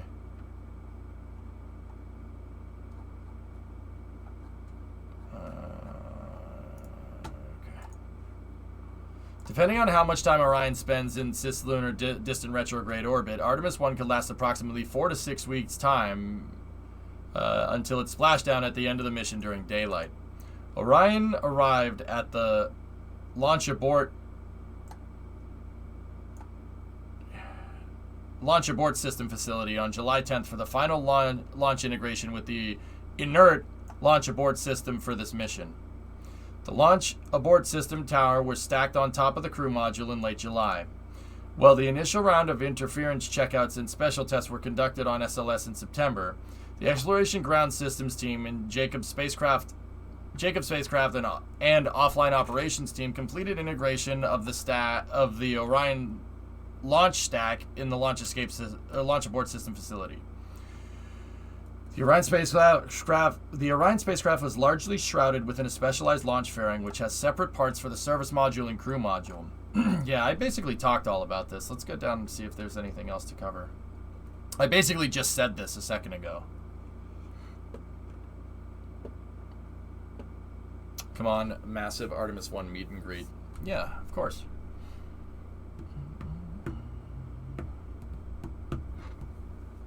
Launch is going to suck. There's going to be so many people. Yeah, I know, goalie. That connection to SLS is provided. We are okay. So there's the OSA.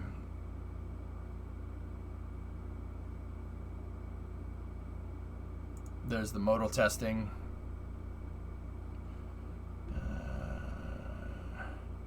I want to read about the tests that they have left to do.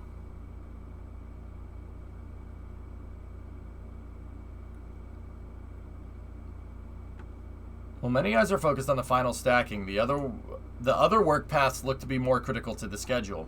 Following the modal test, internal access to the core stage engine section and launch vehicle stage adapter have been reestablished so primary contractors can continue working on the final modifications before flight. Core stage prime contractor Boeing is completing post-modification work on the clutch mechanisms for the 8 main propulsion system pre-valves and is beginning installation of a modified main propulsion system hydrogen bleed line. Launch Vehicle Service Adapter Prime Contractor Teledyne Brown Engineering is rerouting some of the wire harnesses inside of SLS Block 1 stage-to-stage adapter. In parallel with that work, EGS and Jacobs are reconnecting the mobile launcher umbilicals and support arms back to the SLS following its umbilical test. The timeline for getting the umbilicals reattached is one of the factors that has pushed back the launch readiness date, with work on the core stage intertank umbilical CSITU pushing back its reattachment from early October to early November. In addition to the final SLS vehicle modifications, repairs are being made to the compliance mechanisms in the CSITU. The compliance mechanism is the structural elements which support the ground plate and flexible commodity connections. Fuel lines. It's interesting that they call fuels and like consumables above on rockets commodities. I noticed that. It's just strange. Is food a commodity too? I suppose that's right. Yeah, I mean, obviously, well, I mean, it's NASA. Duh. Yeah, one of the fuel arms isn't working. Oh, that's good.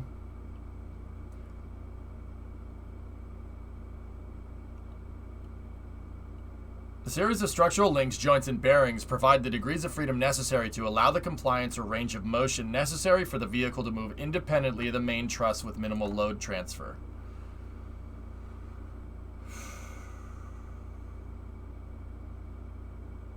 Rather than something that was discovered during the recent umbilicals test, the issues were noted in earlier off-nominal test cases of the umbilical systems conducted individually at the launch equipment test facility at KSC.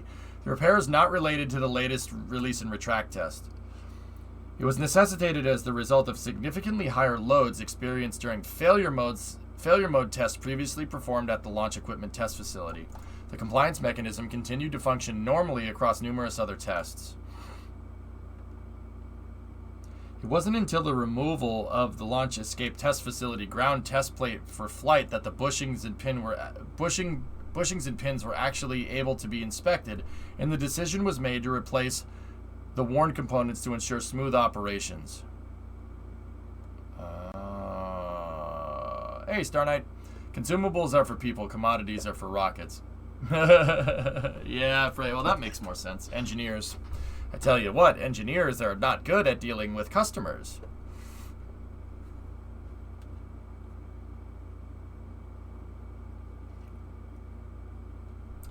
So, if you didn't hear that right, I'll explain that part of the article. Basically, umbilicals isn't working exactly. Well, no, they developed a failure during testing on one of the failure modes, right? Basically, failure modes are kind of, what are the ways that can go wrong with this thing, with one of the umbilicals? Like, maybe a failure mode is the umbilical doesn't retract and the rocket goes anyway. What's going to happen, right? Or maybe, like, the umbilical halfway retracts or something.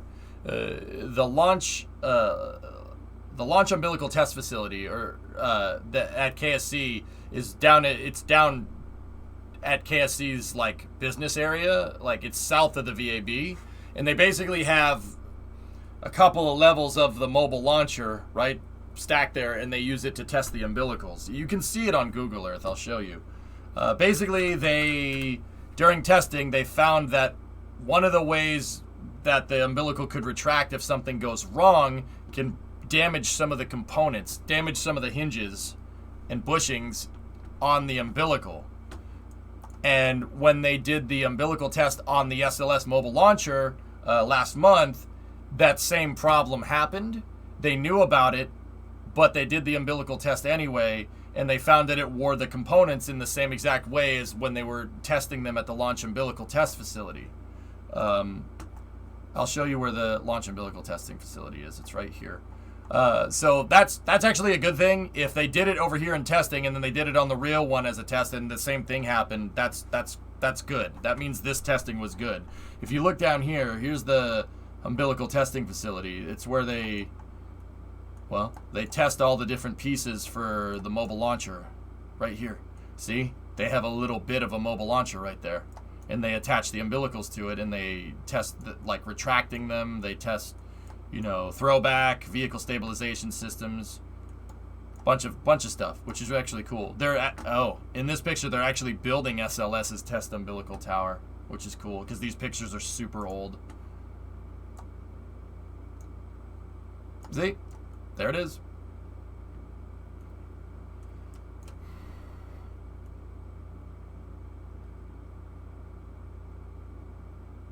So basically they tested the umbilical. They found that in certain conditions, some of the moving parts on it can get worn. And then when they did the test on the actual umbilical, the same exact thing happened. And so that threw a little bit of a delay in because they basically have to take the umbilical apart and replace the components just to be sure. Which is fine. That's okay. It probably delayed it by like maybe a week and a half. But this small kind of stuff is what, it compounds over time. This is the reason why, Artemis 1, one of the reasons why Artemis 1 is taking so long. And I know what you're going to say. Well, why didn't they just fix the umbilical before they stacked the rocket, right? I mean, that's probably a good question to ask. But how are you going to test it separating from a rocket that you don't have? And if you're going to do that, why don't you test all the umbilicals at the same time, right? Save some time. If you test all the umbilicals working all at once, right? You're testing every single one of them, right? All at the same time, that saves you some time down the road. So they basically had to wait until they went and tested these umbilicals to confirm what the test facility figured out. And now that they confirmed it, you're still going to hit a little bit of a delay because it has to be repaired. But the important thing to understand there, and this is a huge thing with rocket science, guys. This is a huge one. The umbilical on the actual mobile launcher did the exact same thing as the umbilical on the test stand. That's really important to understand. That means the engineering is sound. Like, if you're going to be, like, scientific about things, right, you need a control group and then you need an experiment group. In this particular case, in the application of aerospace engineering, you want your control and you want your test to be the same outcome, right? And it was the same outcome. That means the engineering's sound, in my opinion. That means that Boeing or Jacobs or EGS, whoever's working on that particular umbilical, whoever engineered it and whoever designed it, they very much understand what it can do, and that it's a well-tested part because they know where it's going to fail if it gets put into a certain failure mode. That demonstrates pretty damn good understanding of what you made. And that's, dude, I know it sounds really stupid, right? But with the other thing with like rocket science and stuff is understanding what the frick you made. Right? And what do you mean? You built it. Don't you know how it works? Well, no, you can't predict every single thing that's going to happen to a rocket. A very glaring case in this particular matter of what would be called an unknown unknown is a double fault redundant O-ring on a segmented SRB launching in the cold. That's a glaring one. Or an inward opening hatch with a pure O2 environment where your capsule is susceptible to wire shorts. That's another glaring one, right? There are unknown unknowns. And this is something that Gene Kranz talks about in his book, Failure is Not an Option. There's stuff you can predict within a reasonable data set. And there's stuff that, dude, it could be the dumbest thing. Foam permeation of spray-on foam insulation because you tanked and detanked your external tank 5 or 6 times more than what you really had done in the past, and a little bitty piece of foam comes off and punches a hole basically in the Achilles heel of your thermal protection system on your orbiter. It's a frigging accident. That's Columbia. Columbia's accident was a freak accident.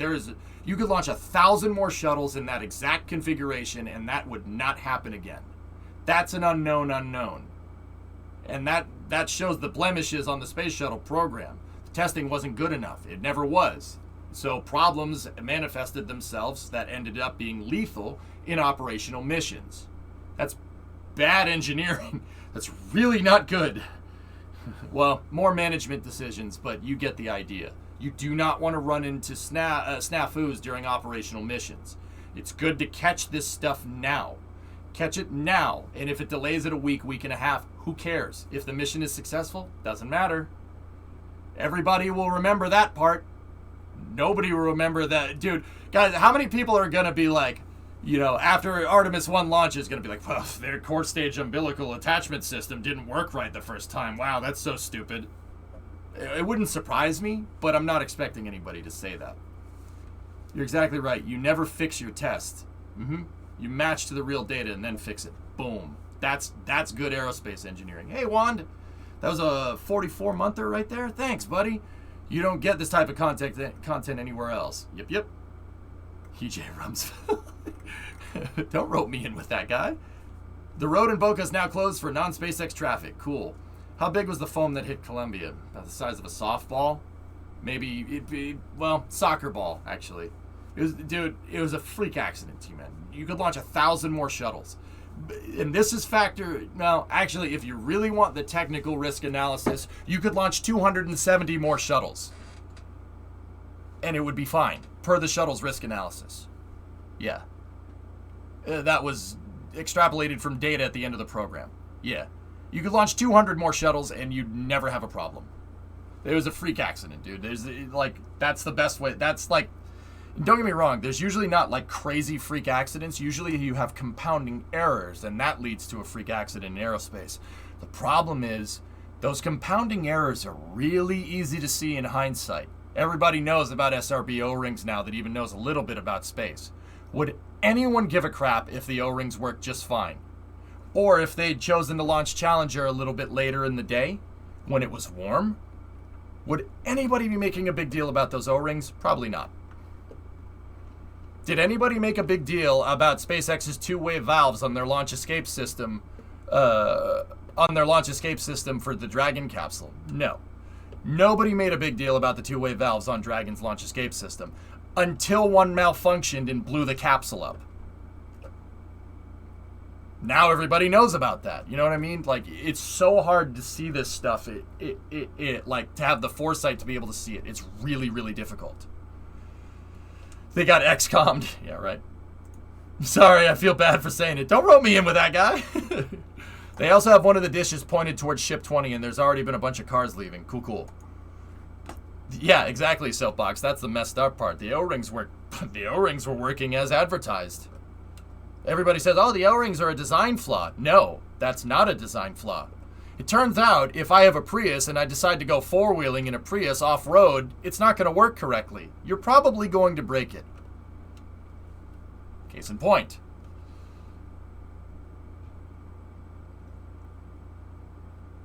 Yeah, Vulcan. But even then, yeah, I mean, Columbia was stupid. Stupid. It was dumb. Not the decision to bring it home or the decision to launch it, etc., etc. It was just stupid. Sometimes it's like an example, and this is very rare. It's very rare that this happens in aerospace. But sometimes you can do everything right and it still doesn't work. It's very rare in aerospace engineering, especially if you did your homework. You know, it's rare, but it does happen. Do everything right and just a freak accident, man. Like Apollo 12. They did everything right. Oh, and then lightning hit the damn thing. Just freak accident. Now, how you react to that is, you know, the reaction to when you do everything right and it still goes wrong really separates the men from the boys. You know what I mean? It's a figure of speech. You know what I'm trying to say. That's the whole right stuff thing, right?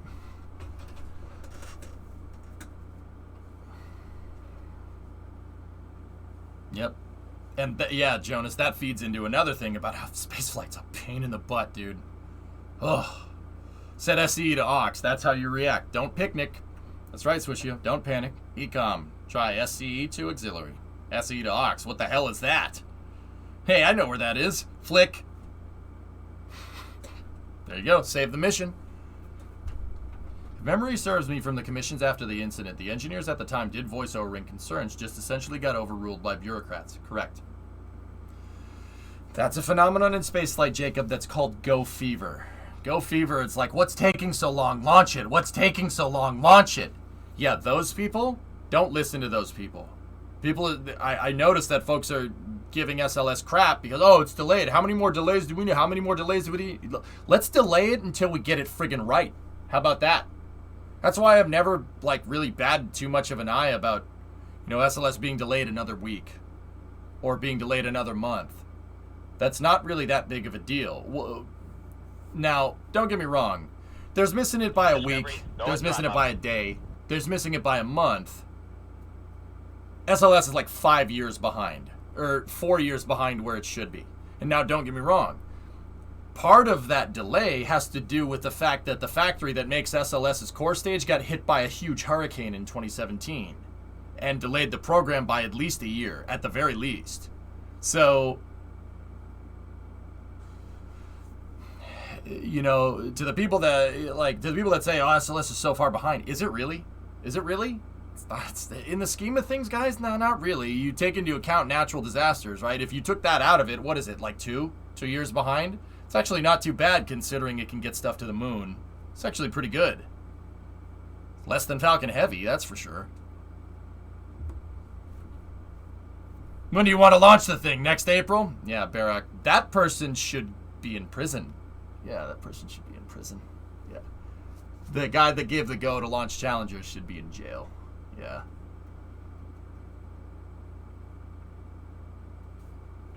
Okay, Omni 79 month resub. What do you got for me? On the recent Chinese rocket launch, not the hypersonic missile, yeah. It looks like there are panels falling off the rocket at launch. It doesn't look like standard ice. They're thermal insulation, Omni, for the rocket when it's on the pad. Truffle Tortellini, you in or out? Do it. I'm in. You son of a gun, I'm in! Wasn't SLS supposed to launch initially in 2016? They were targeting 2017 for their Artemis 1. Hellfish. And then that moved to 2018. And then the Michoud got hit with a tornado, and then that moved to late 2020. And then, like I said, the tornadoes and the hurricanes hitting the factory, hitting Michoud in 2017, screwed the program hard. Guys, there was nasty damage to Michoud back then, 4 years ago. And then a couple of tornadoes after that. Guys, we're talking about test articles being wrecked, like destroyed. The hurricane that hit in 2017 was a bad one. It destroyed some shuttle testing articles. They had to scrap them. Some early external tank test articles got canned. Yeah, it was not good. That delayed the program by, at the very least, like this is a very conservative estimate, at least a year. If you take that natural disaster thing out of the equation, SLS is no more delayed than any other rocket. Seriously. And that's pretty damn impressive considering the fact that the thing about aerospace engineering is that, look, it's all difficult, right? Let's say I built a rocket, right? And this rocket is X amount of difficulty to make. This rocket moves 10 tons into space, and X represents the amount of difficulty that it is. All right? Building a rocket that moves 20 tons into space, so double what that rocket does, is not X times 2. Okay? It's not 1 difficulty times 2. All right? It's squared. It's difficulty squared.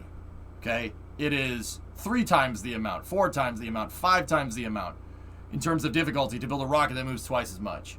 When you get up to building rockets that are in the super heavy launch class, so 50 tons plus, the difficulty scales exponentially. You know, if you want to move a rocket that moves 50 tons into space, right, it's not 5 times the difficulty of building a rocket that moves 10 tons into space. It's 35 times the difficulty, right? If difficulty is represented as a static unit of measurement, but you get the idea. So the fact that SLS is in a super heavy class, so your difficulty is way up here compared to like even Falcon 9. Now Falcon 9 with reuse is still up here, but SLS is still way up there. And you know what's funny? Starship is above that. Just thought I'd let you know. In terms of difficulty. Super heavy launch vehicle that's fully reusable. That's up here. SpaceX chose to just go for the Holy Grail right off the bat. Elon chose wisely. No, both rockets are good. I like both of these rockets. Both of them can move stuff to the moon. I like that capability. That's good.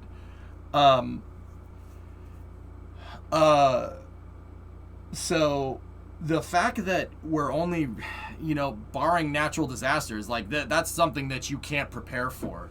And then running into just normal aerospace difficulties and the difficulties just generally encountered with building a rocket that's 30 stories frigging tall, right? SLS ain't that far behind. 3-year delay? That's not bad for spaceflight at all. That's really, really not bad. That's like, think about the bigger picture here. Now, don't get me wrong. The SLS first kind of came about in about 2013. So if you look at that schedule, it's kind of okay. So 2013 and 2022 most likely is looking at the inaugural launch. That kind of sucks, but it's all right. Let's get it right. Doesn't matter if it's delayed by a week. That's not a big deal. All right. What is that? 9 years? It's about that. It's about on par for building something that complicated. That's how long it took for them to make the space shuttle. Space shuttle project came on the books in 1972. The first launch was in 1981. It's about right. That seems right. The Saturn V first was proposed in 1961 with President Kennedy. It first flew in 1968, I think. 7 years.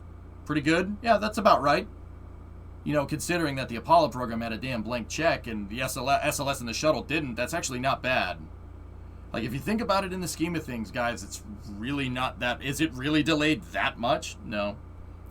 No, people just don't have any patience anymore. Bigger than your mama? Yeah. You want tortellini now or later? Get some going now, Bree. But, yeah, in a little bit. Honestly, I think SLS launching in 2017 kills the program. It had nothing to launch. Funnily enough, if you compare SLS to the Ares 5 schedule, it would be 1.5 years behind schedule. Yeah, funny how that works, Vulcan. It's almost like Constellation had realistic deadlines. Interesting. Yeah, Bree. Yeah, now would be kind of good. Yo, what's up? I tagged you on Twitter. What's up, 12? So, guys, and that's what I'm saying. Next time you see an article by people that say, oh, SLS is really delayed, SLS is over budget, SLS is behind schedule. It's really not in the scheme of things. It's not that bad. There's been worse.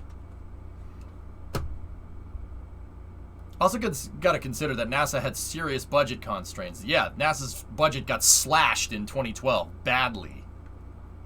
At least its exploration systems did. And not only did they get rid of Constellation and replace it with SLS, they got rid of the NASA structure for engineering. Actually, Bill Nelson actually recently re-implemented the corporate structure for NASA that was... he basically brought back the structure that was in place at NASA basically at the beginning of the Constellation program.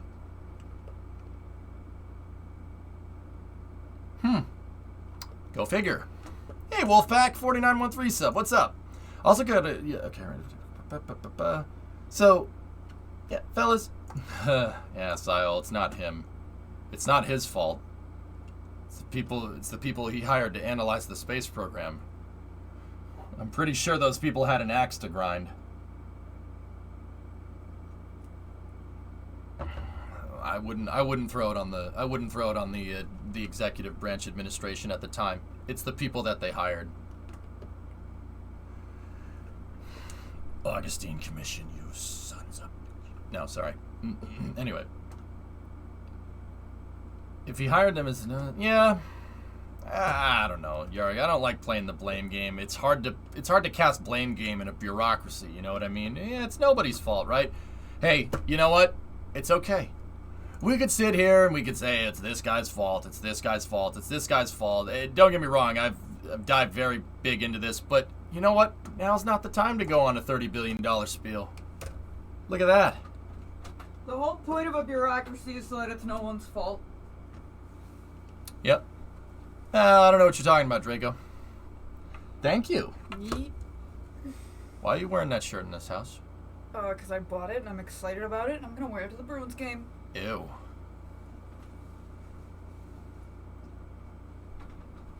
That's gross. Primo made tortellini. I'll allow it for now.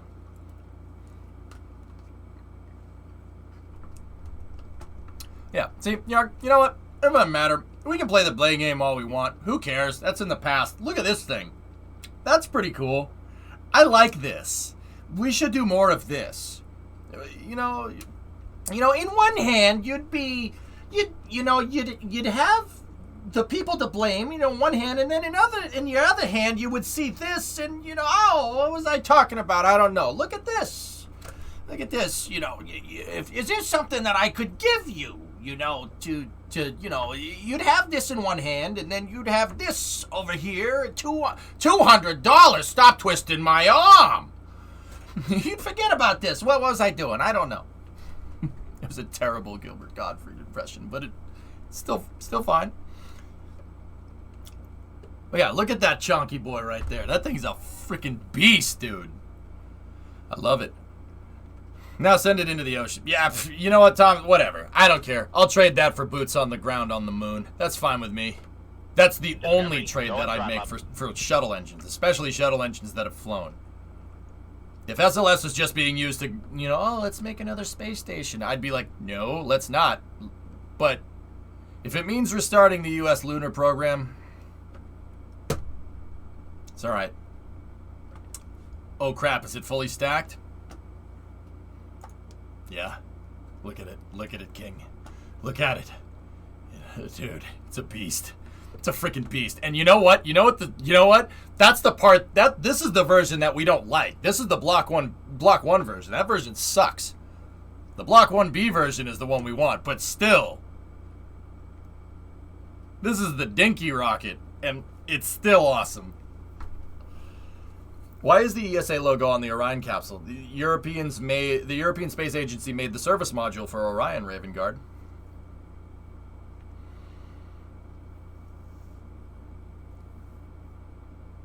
No way, Gafflick. That's awesome.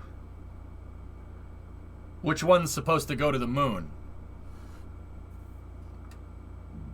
That one.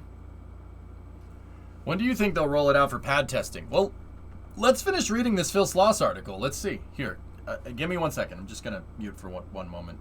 These tortellini smell amazing, and I can't have them sit in front of me without trying them.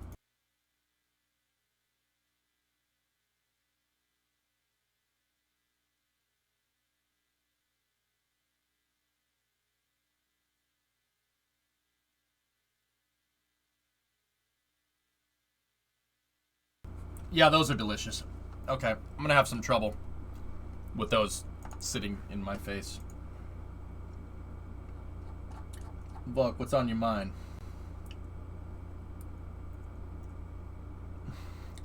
Yeah, Vulcan, yeah.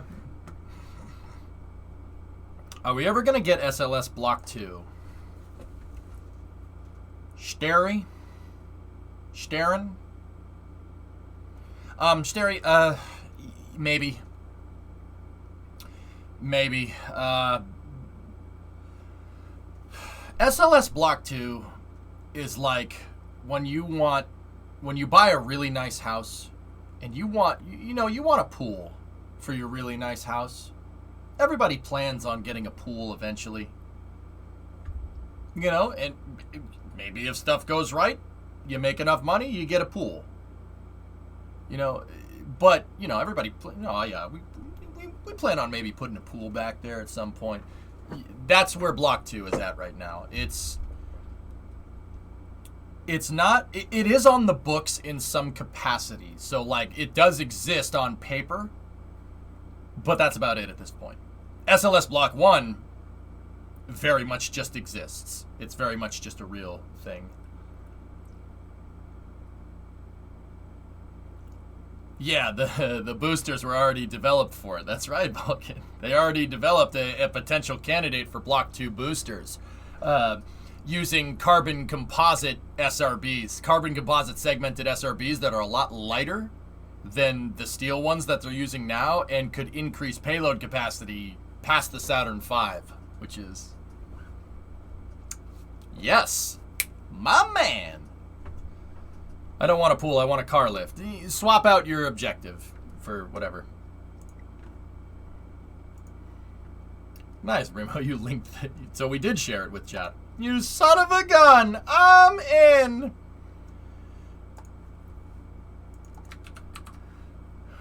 European Service Module 2 for the Artemis 2 mission is already being mated together with the Orion adapter. Oh, jeez, look at that. This is happening down the street from SLS.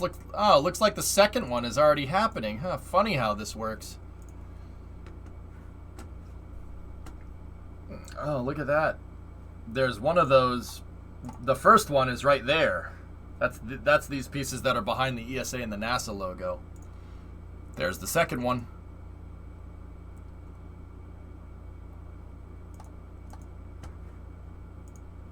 The Earth's flat, no point, lol. Yeah, about as flat as your comment. Boom! Roasted. Anyway.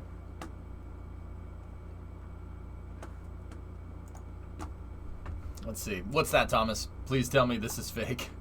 Is that Kerbin?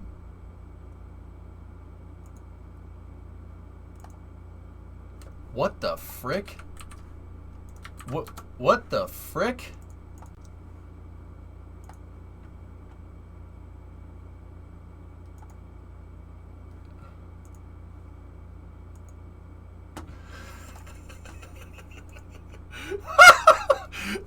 That can't be a coincidence. That can't be a coincidence. Now, look. What the frick is going on here? That isn't calculated. That's the Chinese crew that just launched up to the space station. It's the second crew for that station. They launched the other day. I mean, it was partially. It was streamed on Chinese state-run television, but yeah. Now, you know, it'd be crazy if the three Taikonauts were mimicking their faces. That would be awesome. I'd actually be like, okay, that's kind of neat. It's not the same intellectual. It's not the same picture, guys. That's Moon and Duna. That's the Moon and Mars, and that's the space station. That's their. What's the name of the space station, Panda Man? I always forget. It's not Tiangong. It's different. The format is exactly the same though. The where everything is placed is exactly the same, which is hey. Tianhe, there you go. Yeah, which hey, maybe there's some KSP fans over there.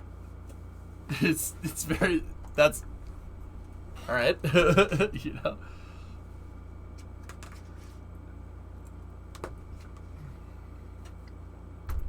Man, those are good. Anyway, this timeline, man. All right. I mean, we already used KSP for a trailer before, didn't we?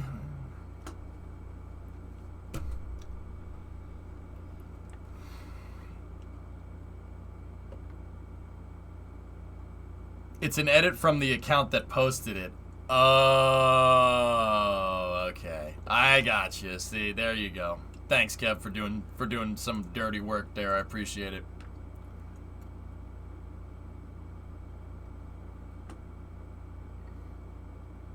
Sam. The Artemis 3 Orion was unloaded today. NASA has a fire under their tail, don't they?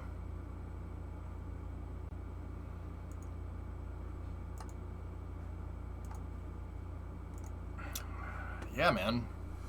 It's all this is waterfall testing, Vulcan. You know, everybody barks up NASA's tree about them. Oh, when's you gonna test this? When are you gonna do this? Why don't you do this like SpaceX? Well, the thing about waterfall testing is that everything ends up being ready at the same time, all at once. It all coalesces like out of the blue, you know? So, yeah. You're starting to see and as, you know, we get better at this, you know, you start to see the Artemis 4 Orion, the Artemis 5 Orion, which are purchased along with the engines. I think Orion capsules are purchased all the way out to Artemis 9, if I'm remembering correctly. You're gonna start seeing the processing flow take shape, and once the processing flow kind of solidifies with the program between getting core stages, SRBs, etc., all ready to go, that's when the mission dates will solidify as well. Maybe KSP is the operating system for the station.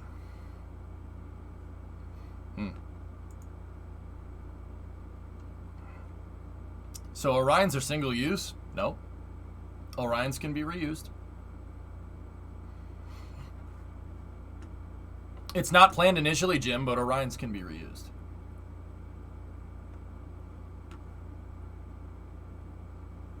All right. Min 6, max 12 order. Thanks, Hell Hydra. Thanks for the clarification.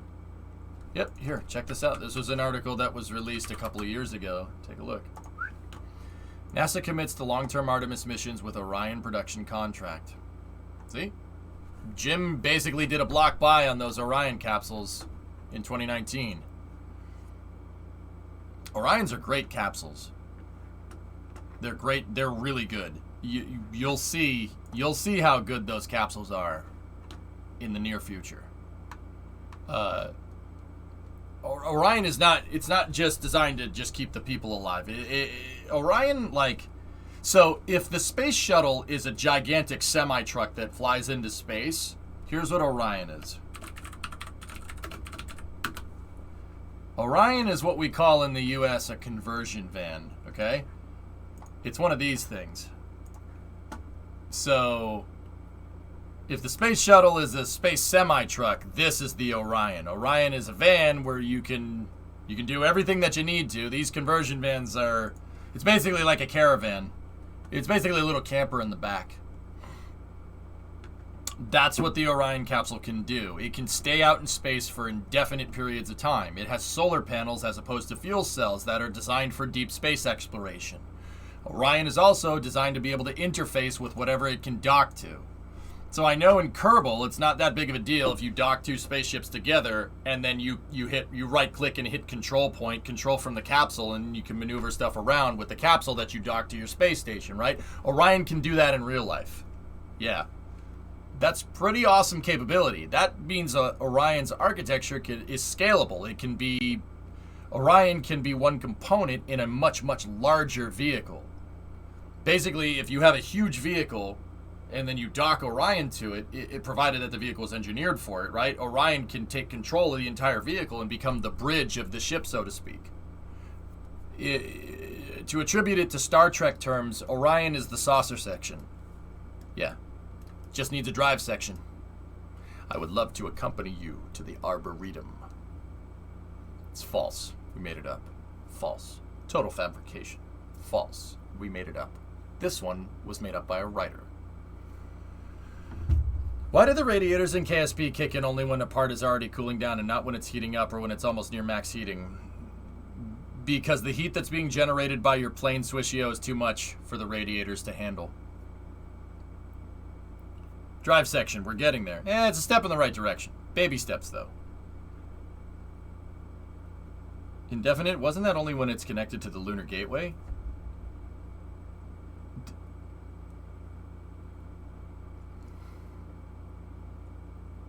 It's not indefinite control. It depends on what you engineer for it. In the case of the gateway, yeah, sure, Kamir, but the point of what I'm trying to say is that Orion can be used for future scalable architecture, i.e. the things that it's designed to control haven't been made yet or thought up.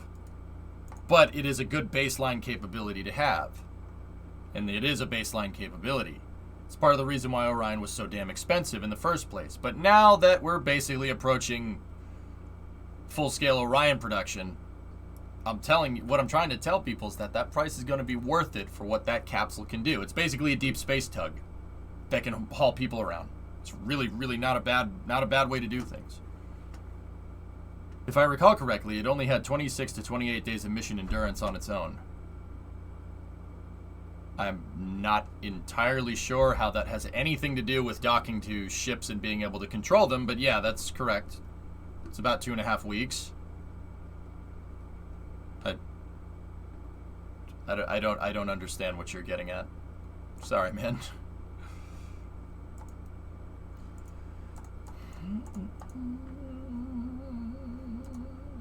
Alright, let's get rid of that. We got that right there. Here, let's check out what's going on over in Russia. Let's see what we got.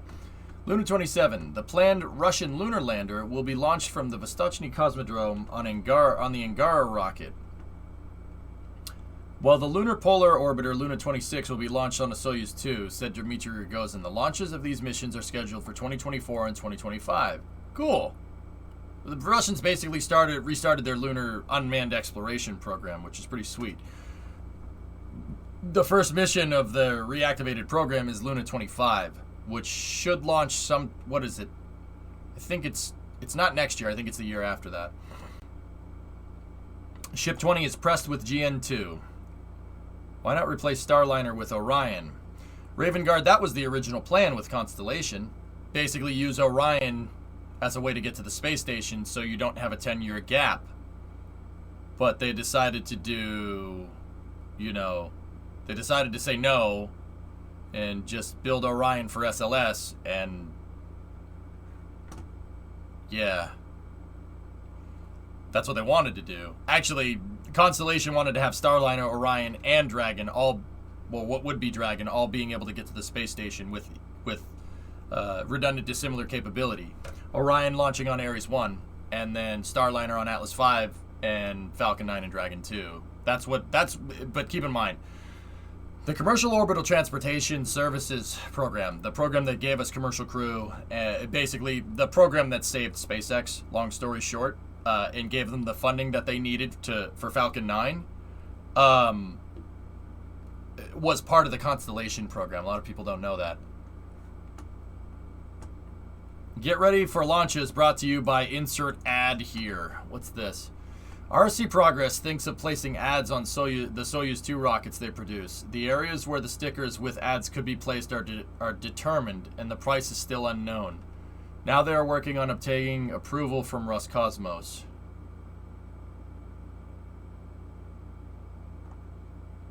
That's gross.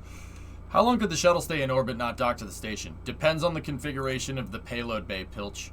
In certain configurations of the payload bay where they'd carry extra commodities, 21 days.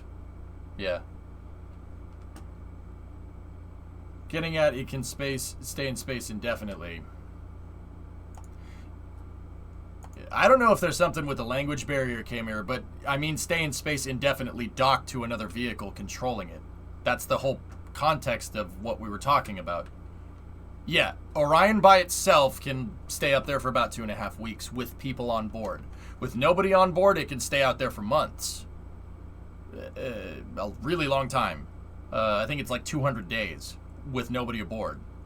And it can be operated remotely as well. But, yeah, I mean, sure. With people aboard, yeah, it's not very long. About the duration of a lunar mission. Go figure.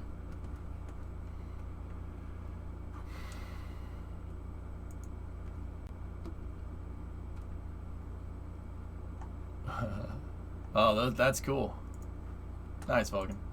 Wikipedia says Orion can last up to 21 days undocked and up to 6 months docked.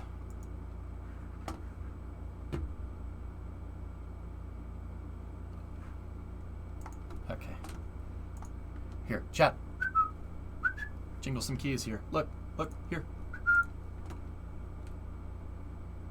Here, look. Hey.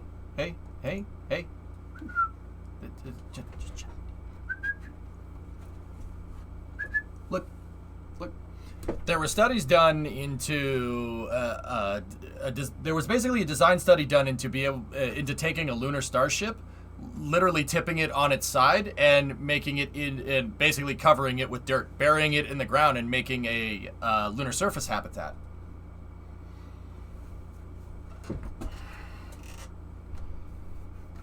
Yeah, I got you, Cameron. Yep.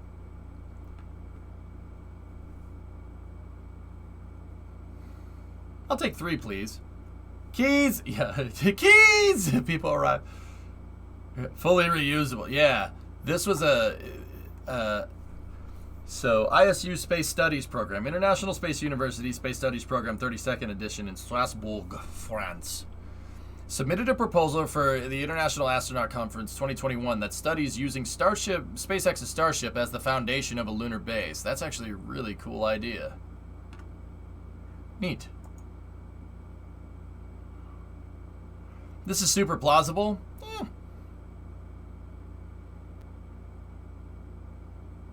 I mean, yeah, of course.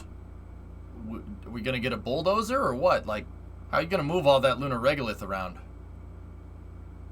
It's a cool idea. I dig it. Yeah, no, it's pretty sweet.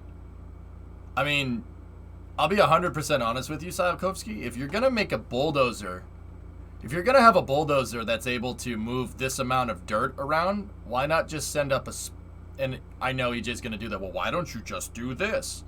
No, you're going to need to dig a pretty dang big hole to come up with all this lunar regolith, this lunar dirt, to be able to cover the whole thing. Why don't you just dig a hole in the ground and have it land in it?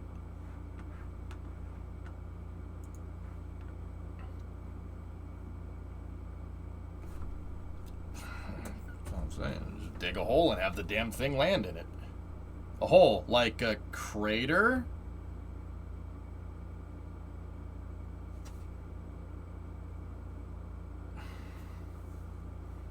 How are you going to tip a 50-meter Starship without anything? Well, the idea is that they'd have, pulleys attached to anchors that are in the ground.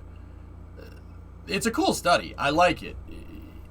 But do we know if you could anchor something into the lunar surface like that? Pretty sure that, the topsoil on the moon is, powdery. Exhaust.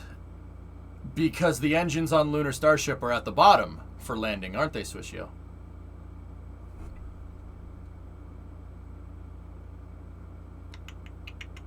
They're not, though. As a civil engineer, this is like your dream. One of the interesting things about this is how they will test the dirt on the moon. Will they have to put water in the dirt on the moon? Yeah, I don't know, Pilch. Yeah, that's what I mean. How are you going to do that? You can't put water on the dirt. It's not like you'd put a sprinkler out on the moon. If you have a garden hose on the moon and you let it fly, it's just going to freeze. EJ, quick, how many exploding bolts on the shuttle?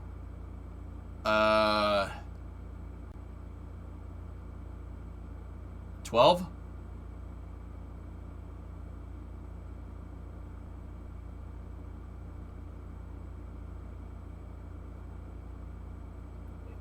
It's either 12 or 15, Flykin.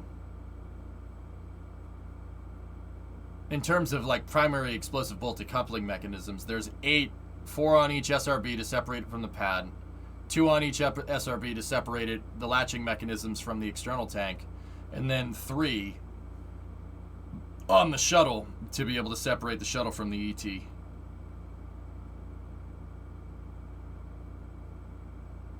Yeah, but how far under the surface is the bedrock on the moon? Probably not that far. Yeah, I don't know. I mean, clearly these guys know more about it than me. It's clearly easier to be able... okay, so I said, oh, why don't you just dig a hole? Well, you'd think that people that are doing a study into this would probably have considered that option. They most likely have, because doing it this way is very difficult. But oftentimes, people just don't do it this way because, oh, you know, let's do it this way because I like this way, you know? They do it this way because there's no other good way to do it. That's another thing about aerospace engineering. If you look at something, not why did they do that, what are they trying to do? Well, they're trying to get a Starship close to the ground. How are you going to get a Starship close to the ground? Tip it over? Okay. If they're tipping it over, that means that they can't dig a hole. Because the easy way would just be to have this thing land in a crater and then fill in the crater, right?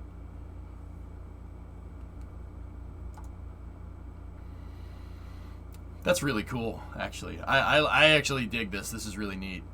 Wet Workshop Starship is... That would be pretty sick. The thickness of the regolith varies from about 5 meters on mare surfaces to about 10 meters on highland surfaces. Interesting. This is an idea for using Starship as a base, Flykin. That's, yeah, it's a cool thing. That'll be proposed at the International Astronaut Conference, which is pretty cool. Okay. Thomas, how are we looking on that test? What workshop SLS core stage in low Earth orbit? Okay. What workshop SLS core stage in low Earth orbit after lifting an EUS and Orion into orbit for a lunar mission?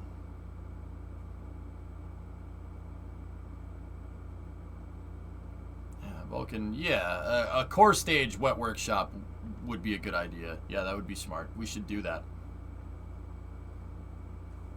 How powerful are the explosive bullets? Like somewhere between a cherry bomb and an M50? Shotgun cartridge. It's not a cartridge, it's a shell. Shotgun shell. I was thinking about a moon base, I think to a low Earth, I think a LEO to moon surface, the number 2 kind of craft would be cool. Yeah, Sparks, that'd be neat. Well, on Earth we do a lot of dirt tests by hand. We have not yet developed a machine that replaces job for geotechnical engineers. I do not know how they would have tested that dirt on the moon. Yeah, that's what I'm saying, Pilch. Like, how are you gonna anchor those pulleys into the ground?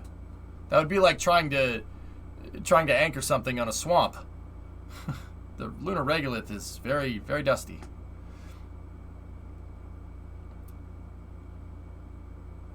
Interesting since then. Yeah, something like that, Flankin. Yep. Still waiting on the pad to be fully cleared. Okay. They make brass shotgun cartridges, so you're technically correct. All right. Didn't Tesla have some kind of presentation soon? Not sure.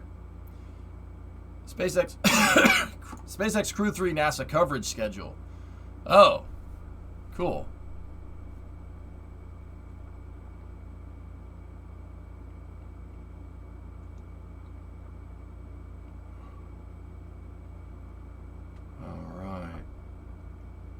Yep, October 31st at launch. Yeah, I'll cover as much of this as we can, Thomas. RVAC static fire expected. Yep. Maybe horizontal offers more practical working space than vertical. Yeah. Okay, so check this out. Last night, it was really late and I didn't cover it, but the Korean Aerospace Research Institute, or KARI for short, had their inaugural launch of their Nuri rocket. Check this out. We got a little bit of a video here. Take a look. Hey, hello. How are you? Here, I'm just gonna...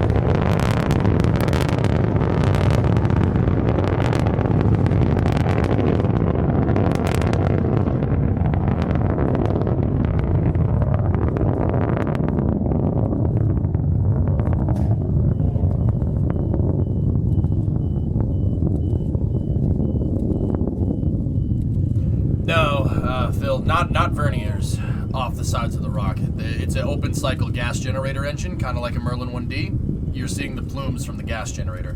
They're not verniers. I mean, don't get me wrong. They actually could be. But you can steer the exhaust plume of the gas generator. A Delta 4 single stick configuration actually does that because it's an open cycle Hydrolox engine. And they use the exhaust from the gas generator to steer the rocket as a vernier engine. It's possible. I'm not sure if it does that on this rocket, though.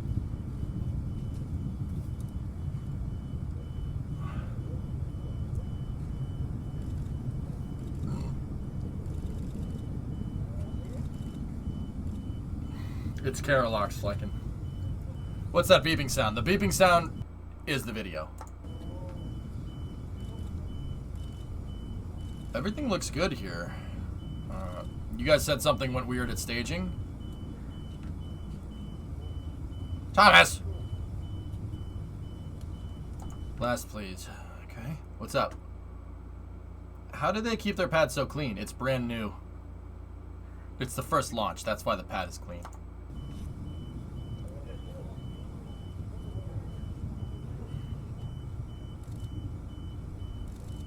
Okay. I'm gonna look at that one more time. There's engine cutoff, staging, upper stage ignition. Yep, and then good set. That looked right to me.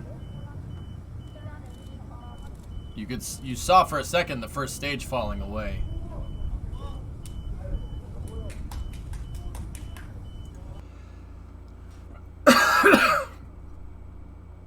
They still went further than Firefly. Stage 3 had an issue where it didn't burn the time that it was expected. Yeah, okay, so that launch and liftoff looked really good.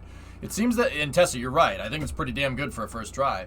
It seems that the KSLV-3 third stage engine shut down after 475 seconds of burn time instead of 521 seconds planned. However, payload separation and CAM were performed, indicating the engine didn't detect any problems during the flight. Propellant indicated as all used up.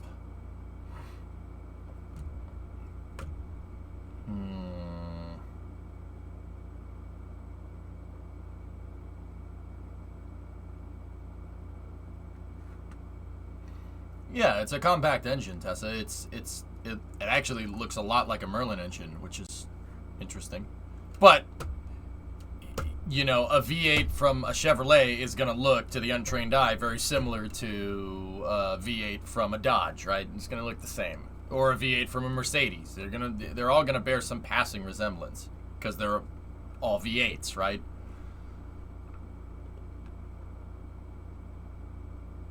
Okay, so if they did have a premature shutdown at 475 instead of 521, that could indicate a bunch of different things. What are they going to use this vehicle for? Sending stuff into space? What else are you going to use it for? No, I don't know.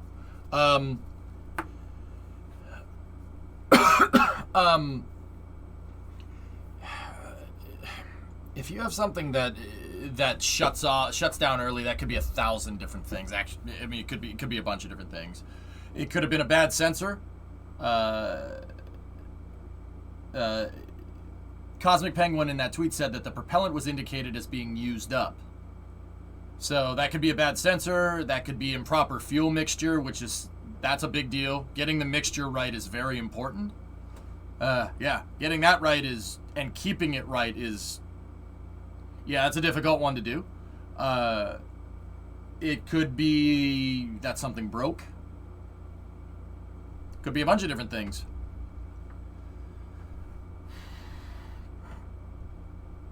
Yeah, Tessa, right? Yeah, exactly. To the untrained eye. So rude tonight. Flakin, I don't know. I don't know what they're going to use it for. It's a government rocket. KARI is Korea's space program, so it's state-owned. I don't know. National security missions? I have no idea. I have an untrained eye for engines. Astra had a similar failure. That's correct. Mm-hmm.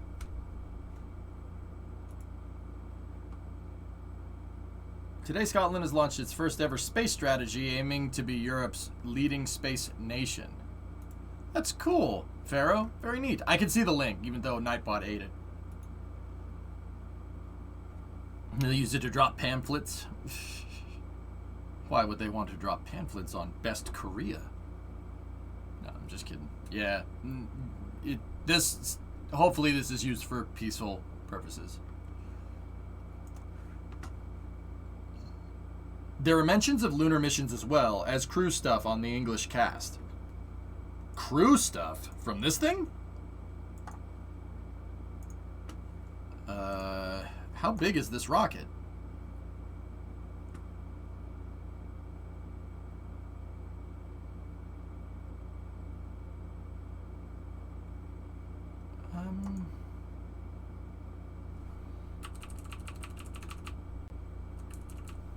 And yes, Flagon, you're right. The pad is very, very clean.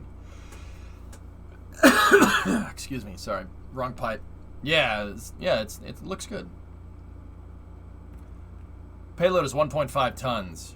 Okay, maybe they mean scalability because this thing ain't moving people into space. Yep. The crew would likely be on another rocket. This rocket is capable of up to 2.6 tons. Yeah. Kind of reminds me of Ariane 4. Its shape is, yeah, very similar to Ariane 4. These are lightning towers, yes. You don't want lightning hitting the explosion factory. Like, not a good idea. It is nice and clean though. Launch site looks good. Very pretty. Pretty view. Anyway. Alright, cool. So congratulations to them. That's actually pretty sweet. Speaking of other people trying to make it into orbit, this is a tweet from Eric Berger, but it's pretty good. Let's see. Spoke with Tom Marcusick at Firefly. He said he's super proud of his team and that they're working towards a second alpha launch.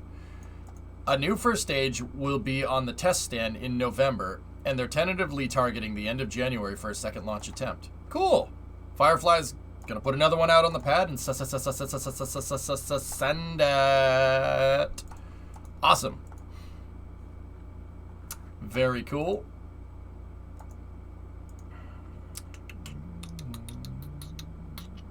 I'm just making sure. So that Nuri rocket, because the third stage shut down, it didn't get all the way into space, but it only had a dummy payload on it anyway. So, not bad for a first test flight, Tessa. Yeah, you ain't wrong. You ain't wrong, my guy.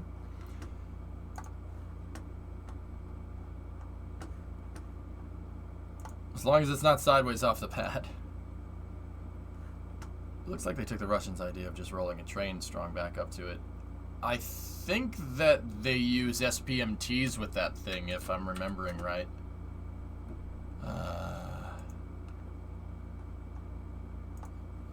Hang on one second.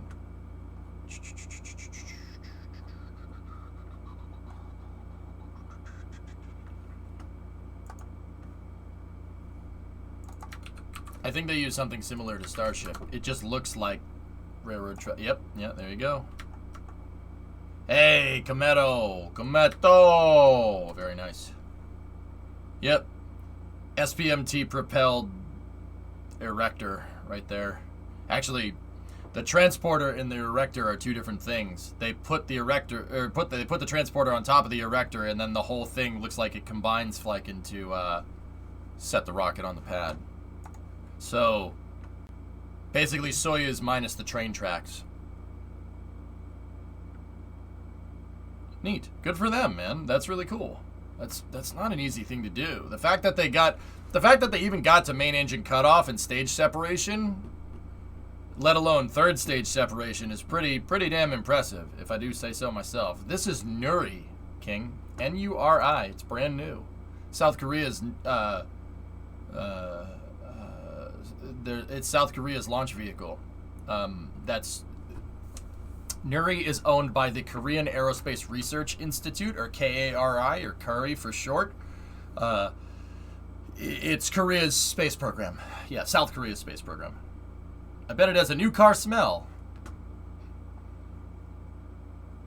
Are nuclear rocket engines real? Yes, nuclear thermal propulsion, or NTR. Yeah, look up NTR.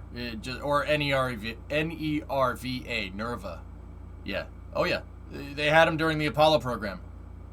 Yep. Oh, yeah. Nuclear rockets exist. They've existed for 50 years. What they wanted to do, Flykin, is take Saturn V's third stage, remove its liquid oxygen tank, and just make the thing one big hydrogen tank, and then put the nuclear engine at the back. Because how a nuclear thermal rocket engine works is basically they pump hydrogen over a nuclear reactor. The nuclear reactor, because they generate a lot of heat anyway, heats up the hydrogen and causes it to expand, and then they force that out a nozzle. Very simple.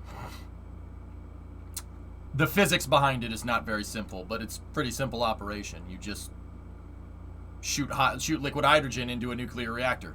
Yeah. The Nerva is quite literally a nuclear reactor that's inside of the combustion chamber of a rocket engine.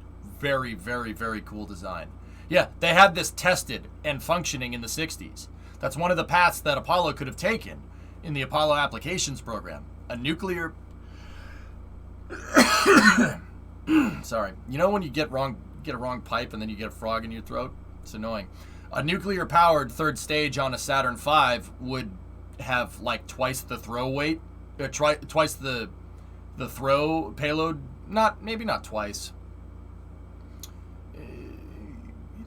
I mean, let's put it like this: if you used an S4B, right, a nuclear-powered S4B to launch an Apollo CSM and an LEM, it would have twice the amount of delta V that it would have with hydrolox. Yeah. Are they more powerful than traditional engines? Depends. It's scalable. The tech's scalable. How big of a nuclear reactor did you put in there?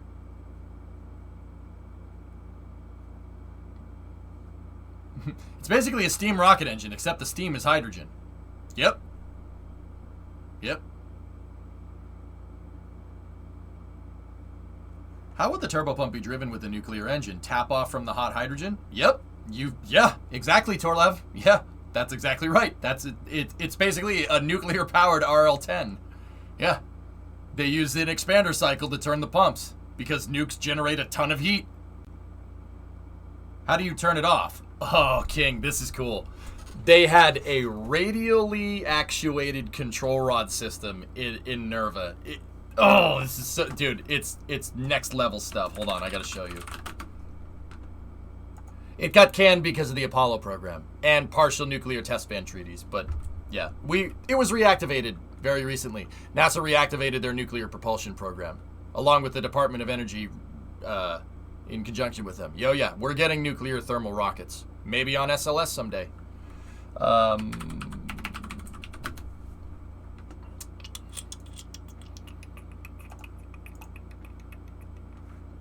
missed the Squid Game joke? Ah, real dull.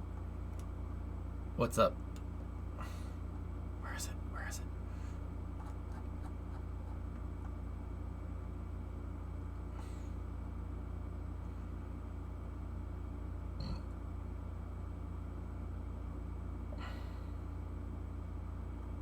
But what game in Squid Game do we think the rocket is for? Red light, green light. Wait. Here. It's in this program. Or in this little thing on the YouTubes. Yeah, look at those numbers. We had this working and tested and working. God damn it. Pain! Pain! Alright, here. Check this out. King, you'll like this. Laboratory. The Nerva technology reactor, given the letter designation NRX, was essentially the same as Kiwi. But now the contractors had to extend its lifetime and put it into an engine configuration. Here is how the nuclear rocket engine will work. The reactor is a solid core, heat exchange type, cylindrical in shape. Fission of uranium atoms in the core is the source of heat. A reflector made of beryllium surrounds the core. The core consists of many graphite elements impregnated with the uranium-235 fuel. The core contains a number of channels running down its length. Hydrogen passing through the channels picks up heat generated by the fission process. So damn cool. The channels are coated with niobium carbide, a material which resists the corrosion that would occur if the hot hydrogen were allowed to come into direct contact with the hot graphite. Oh, that's The so hydrogen damn is cool. stored in a liquid state to achieve the lowest possible volume. The flight model will use about 1/3 of a million gallons for a 30-minute firing. To start the engine, the cold liquid hydrogen at minus 420 degrees Fahrenheit moves through a pump down to the nozzle, through internal passages in the nozzle wall, and back up inside the reactor pressure shell and Oh, reflector. so damn cool. This the part I wanna cools listen the to. nozzle, the reactor shell, and the reflector, and at the same time warms the hydrogen. The hydrogen then passes through the hot fuel elements where it is heated to about 4,000 degrees Fahrenheit. From there it is expanded through the nozzle to provide thrust. Pain. The bleed line carries some of the hot hydrogen back to drive the turbo pump. The whole engine system is amazingly compact for a nuclear power source. The reactor works through fission of uranium-235, which constantly emits nuclear particles called Ablasive isn't a neutrons. word, Flecken. When reflected back toward the reactor, these particles will set up a chain reaction, generating terrific heat. The heat is controlled by rotating rods installed in the beryllium reflector around the reactor. The rods are also made of beryllium, but one side is coated with boron, which absorbs neutrons. No, it's Initially, not the ablative, rods it's are turned so generally the cool. boron side is toward the fuel elements, and sufficient neutrons are absorbed to prevent nuclear fission from starting. Beryllium reflects neutrons. By turning the beryllium side toward the elements, a point is reached where sufficient neutrons are reflected for fission to begin. The amount of heat produced depends upon the position of the rods. Heat increases as more of the beryllium side turns toward the core. When the desired rate of heat production is reached, the rods are turned back to stabilize it. Heat decreases as the rods are turned back. When the boron side absorbs enough neutrons to halt the fission process, heat is no longer generated. These rods can be operated by remote control.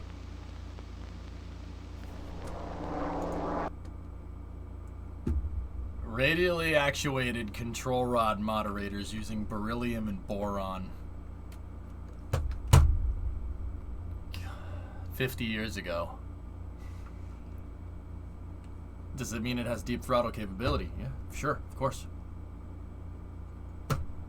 You're still susceptible to cavitation inside of the combustion chamber, just like any other rocket. But, yeah, pretty much. Yeah, I would hope they would be remote controlled, yeah, right? Link to the video. Don't watch this video unless you want to get really upset.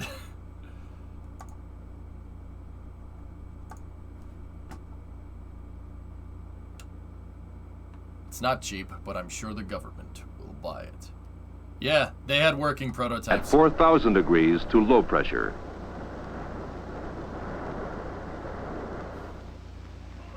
The reactor Nerve engine with an afterburner. Yeah. was designed to meet the structural requirements of ground handling, launch, and spaceflight. Honestly, that expander cycle would be disgustingly efficient. You're gonna get a shockwave inside the nozzle from flow separation before pump stall. Yeah. Yeah. And then later, Dylan's figured out you could use the same thing to make electric energy if you run a helium-xenon mix through the reactor and a turbine, and then, yeah, I know. Yeah, Nervous can generate, you can use a nuclear reactor engine to generate electricity and thrust. It's just, pain! Pain! Yeah, well, in this case, the government didn't buy it. Yeah, I know. working prototype. They had 3 working prototypes. Come on! The reactor. Last question, but can it be practically applied without irradiating and killing any crew? Couple of things there, King. Yeah. Long story short, yes. You're not going to use it in the atmosphere. But you could. They tested it in the atmosphere. It turns out that the radioactive isotopes that are made from heating up hydrogen using uranium-235, the isotopes that are made for that, long story short, if you use hydrogen to cool a nuclear reactor, the isotopes have a very, very short half-life. So it spews out radiation initially, but the radiation decays very, very fast. So that's what they figured out from testing them out in the desert, right? So it actually does. The engine doesn't create as much fallout as you might think. It really doesn't. Yeah, the isotope. I think it's called an isotope. The hydrogen isotope that gets created, it basically evaporates. No, it decays really, really fast. So they don't generate that much. They don't generate a lot of fallout. Second part is, yeah, of course you could use it. Of course you could use it in space. I mean, I'd be much more worried about getting hit with a solar flare if we're talking about irradiating a crew in space. I mean, space is a big, giant, wet blanket of radiation. It's just different types of radiation. As long as you kept it far away enough from the crew, we're talking, I don't know, like 100 feet? Yeah, you're fine. Or, like if you put it on the back of an S-4B, a Saturn V stage, with the people riding up front, nuclear engine in the back, you'd be fine. Yeah, you'd be fine. I would be more worried about the crew getting irradiated for a long-term trip than I would them getting irradiated from the engine. I wouldn't EVA near the thing, that's for sure. Let me put it to you like that.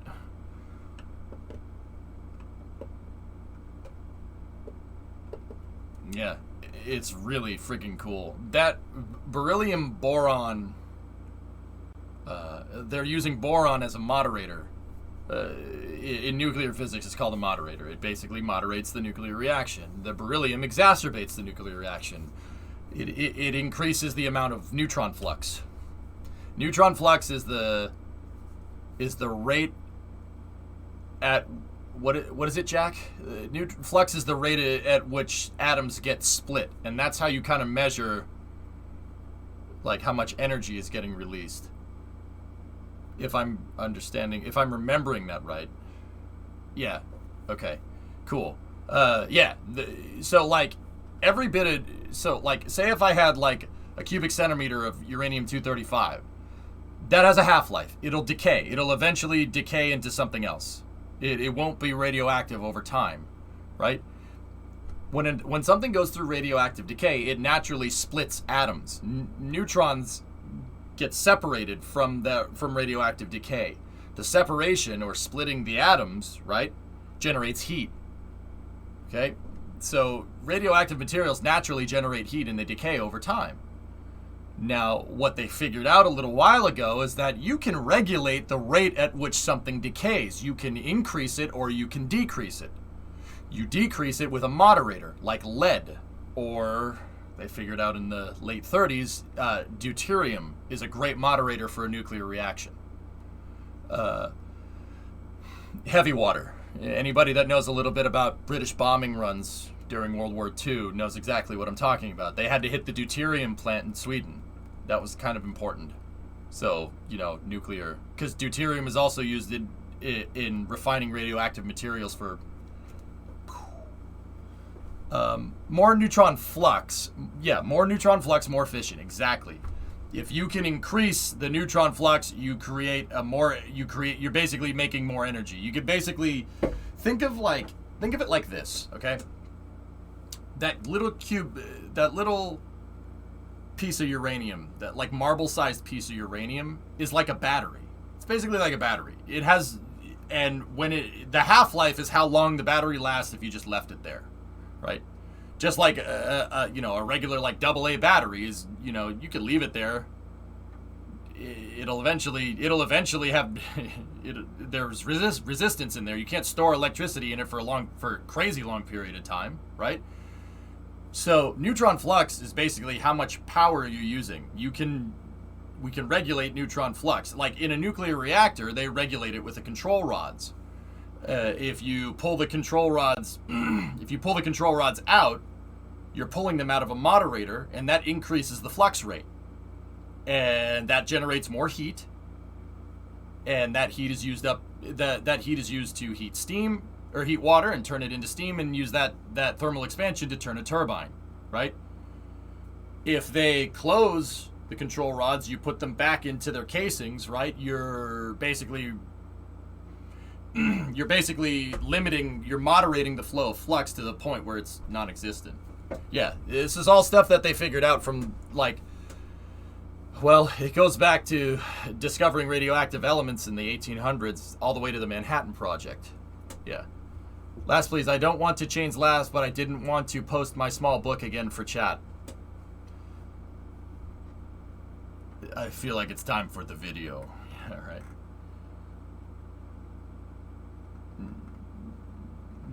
It's a little more complicated than that, Tessa, but yeah.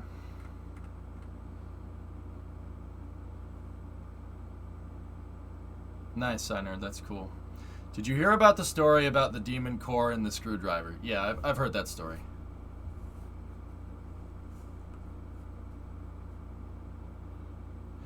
Yeah, the huge blue glow from it before he picked it up. That's called Cherenkov. What's the blue glow that nukes give off, Jack? Cherenkov? What's it called? I forget. Cherenkov. Yeah, okay, I did get it right. Yeah, it's like, and that happens. Here.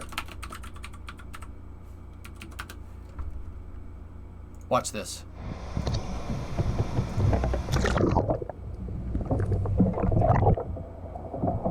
Watch.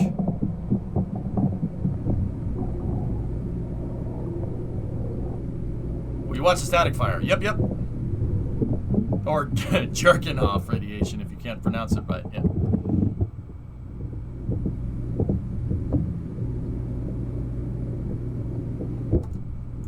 Water's a great moderator.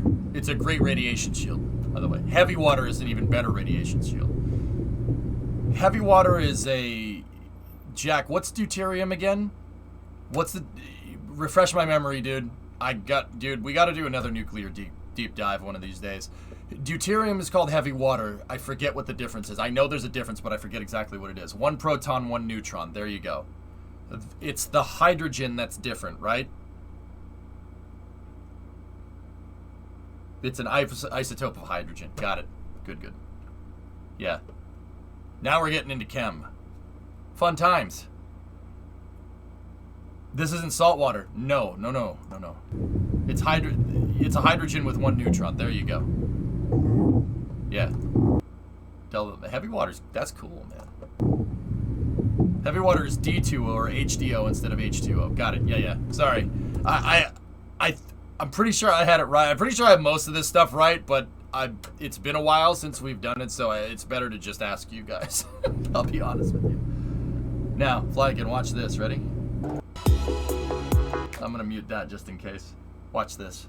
This isn't like a Photoshop effect. This is Cherenkov radiation. Look at that. Never let salt water anywhere near a core. Yeah, salt is reactive with nuclear thingamajig. Holy crap, that's cool.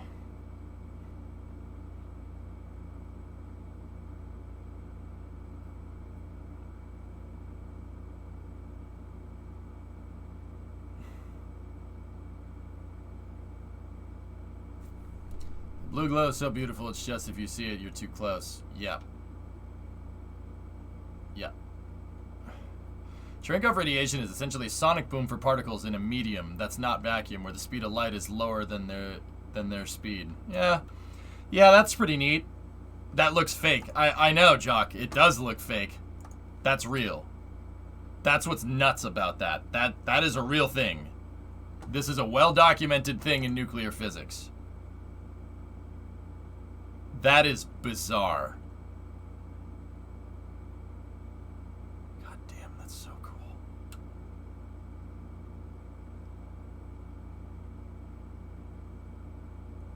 Tiny bubbles in my reactor? Yeah, right. Oh, that's so damn cool.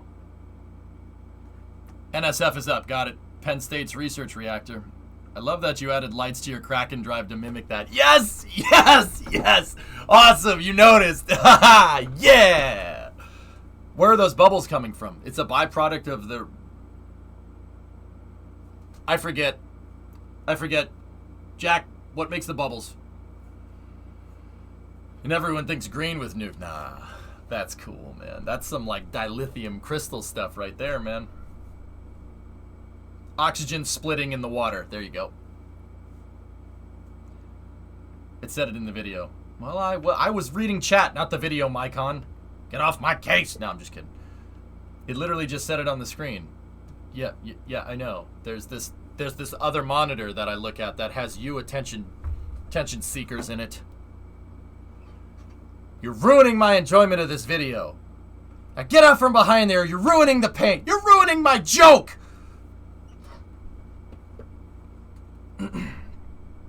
It was me. Squirrel.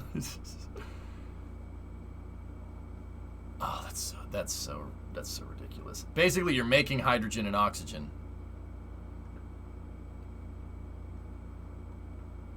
Yeah, nuclear reactors make all kinds of stuff, dude.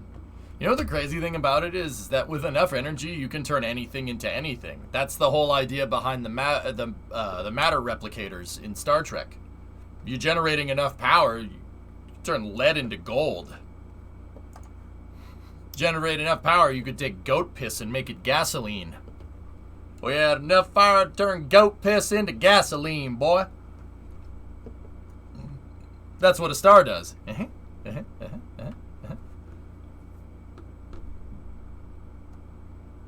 North Korea's upgraded from that dodgy train launcher to a submarine launcher. Oh, neat.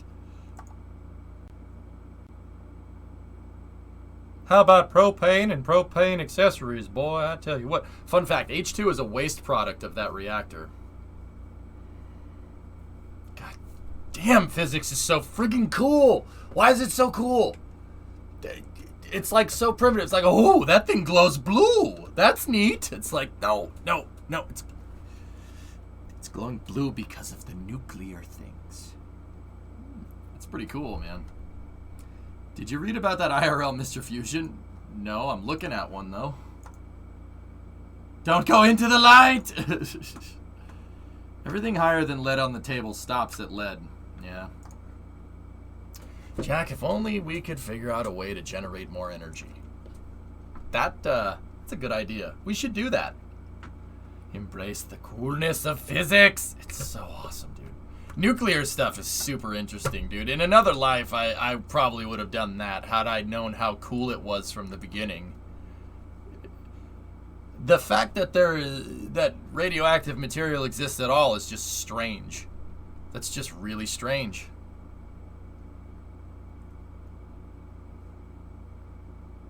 Here's a mind frick. All the lead in the galaxy is actually a nuclear byproduct. Cool. Don't worry, the stash will be back, and in greater numbers.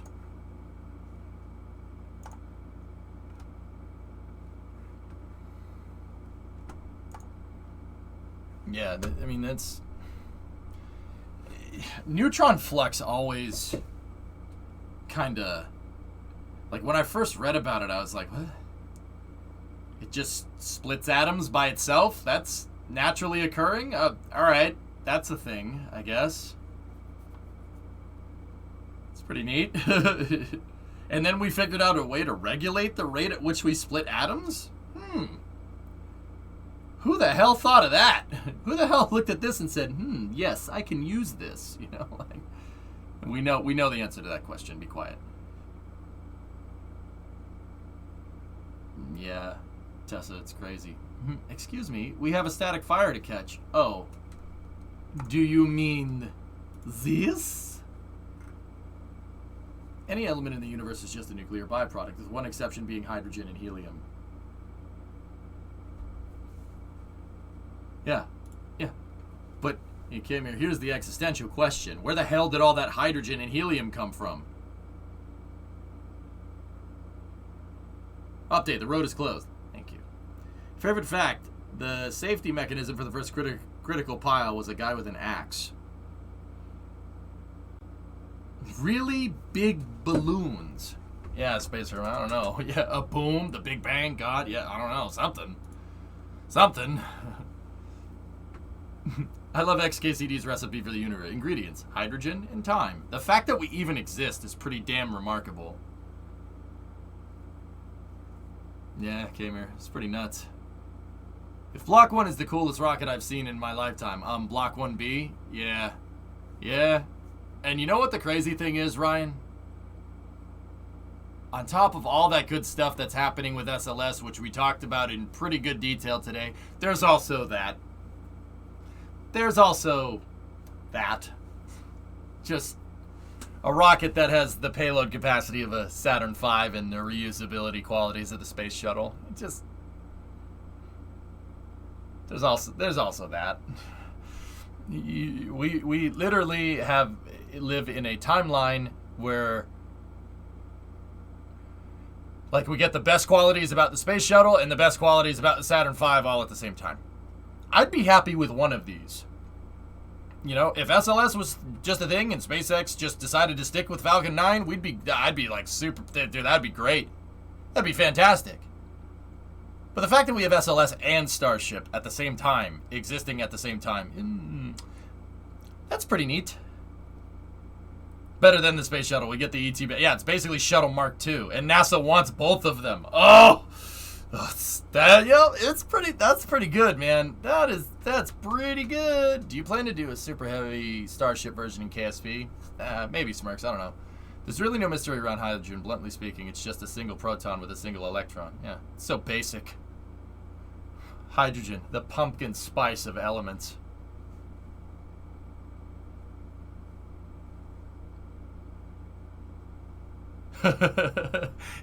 Maybe, Tessa. Any chance changes in the space treaty to allow the Project Orion type ships to be built? I think nuclear, dude. I think nuclear thermal Warhawk is way better. I think the Orion drive is dumb. That's just EJ's armchair engineering. I think that nuclear, unregulated nuclear reaction, so basically a chain reaction, so a nuclear explosion that's Bush League nuclear physics, if you really want my honest opinion. It's Bush League. That's Bush League. Now, making a nuclear power plant, that's not Bush League. That's Major League stuff. That's big league stuff right there. Thoughts on the hypersonic Chinese missile thing? I don't know. I don't really care. Doesn't really change the defensive meta, Doddle, from what I understand. And it's not anything that we don't already have, so. Nah. And the fact that the news is saying, oh, we didn't know. Yeah, that's bullcrap. They knew about it for a long time. Look, I follow stuff from all walks in the space program, man. They knew they had those. They know that Russia has them too. Like, it's... Oh, we were alarmed by it. It's like, okay. What about a mini-mag Orion drive, though, which is basically an unregulated fusion reaction that you don't start with an atomic bomb? I don't know. That's not what we're talking about, Synerd.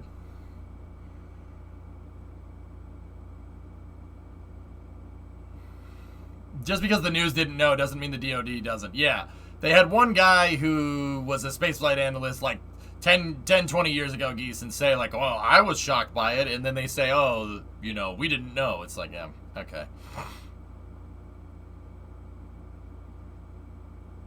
Correct, Spectre. That's what I mean. Like, the U.S., I'm pretty sure, has had hypersonics for a very long time. Case in point. Okay. How do you know, EJ, that they've had hypersonic? How can you prove that? I can't. I have no way of knowing. But we did invent some gigantic hypersonic glider like 40 years ago that was really, really good at flying at speeds above Mach 10. Yeah, it was really good at that. You remember that thing? Yeah, that thing. Yeah, 40 years ago. Yeah. Yeah, you remember that one? Yeah, that one was pretty cool. No, the space shuttle, Venom. The space shuttle, what's the difference?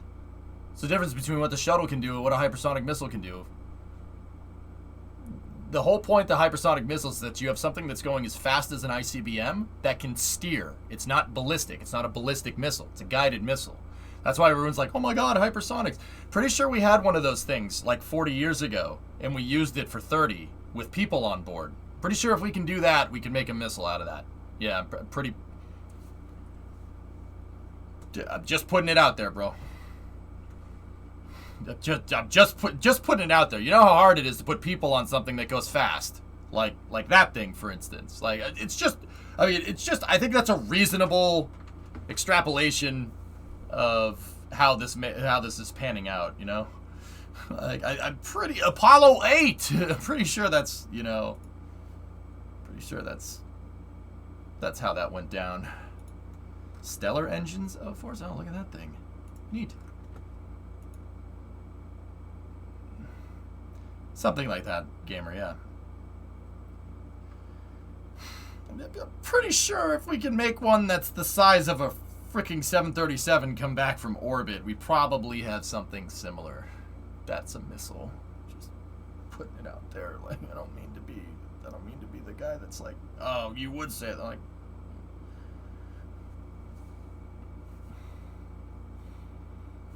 what? What's that, Lols?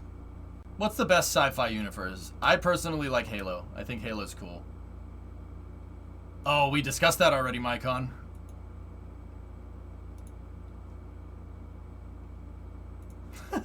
Nice, Gore-Tex. I personally like Halo. Halo is my favorite sci-fi.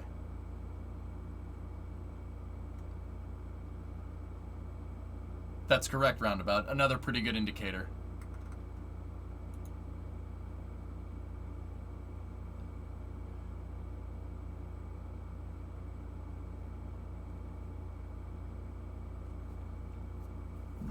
Pretty much, Tessa. Yep. Time was your ally, human. Now it has abandoned you. The Forerunners have returned. Kyron, I hate Halo 4. I hate it. And 5. And pretty much every Halo after Bungie, after the Bungie 343 split. I hate them. It's terrible. It's terrible fan fiction. And no, you're not going to change my mind. Yes, I'm being a stubborn old fart about it. I understand. If you like the new Halos, that's totally cool. Totally cool, totally get it, totally understand. No disrespect. I hate them. Yeah, I hate them. What's the best sci-fi universe where I would want to live? Go and throttle up.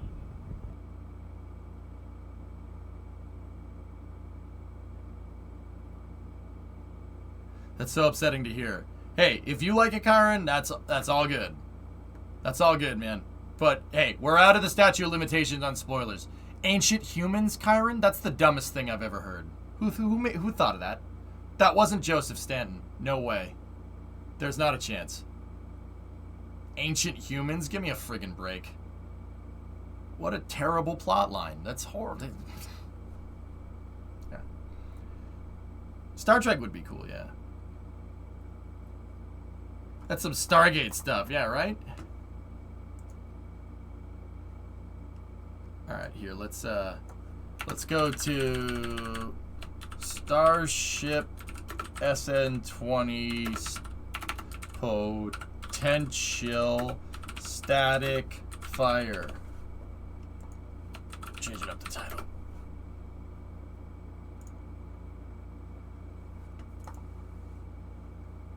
Yeah, Kyron, right? Dude. And Kyron, once again, it's not like I just hated it because it was the new thing. I played through Halo 4 and I couldn't stand it. By the end of it, I'm just like, why is Chief talking so much? Shut up! Stop talking! Why are you talking so much?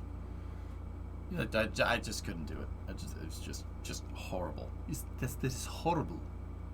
Why are you talking? Stop talking. Oh, look, Cortana's going rampant again. All right. In the books, and I'm not about to be that guy, but the books were written by the same people that wrote the scripts for Halo 1, 2, 3, Halo 1, 2, 3, Reach, and ODST. That was written by the same guys, right? In the books, if an AI ascends into rampancy, you take it out back and you shoot it. If an AI comes back from rampancy, it's achieved metastability, all right? They talk about this. Cortana was one of the first AIs to achieve metastability after going rampant at the end of Halo 3 because of the Grave Mind. Alright? And then she achieved metastability after Chief rescued her from High Charity. Boom. Oh, so she goes rampant again in Halo 4? That completely goes against the canon of all the books and all the major plot lines of Halo 3. And, let's see, in the Fall of Reach and the Flood and First Strike.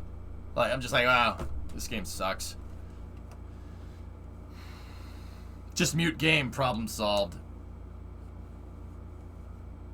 I only accept red versus blue canon. Yeah, the next thing I know, Master Chief blows up the whole Covenant Armada, and I'm stuck in a canyon fighting a bunch of blue guys. It's ridiculous. I'm only partially kidding. If you like, once again, Kyron, you like Halo 4, you like Halo 5, Halo Infinite looks kind of cool. It reminds me of Halo CE. But the story, as far as I'm concerned, is completely ruined.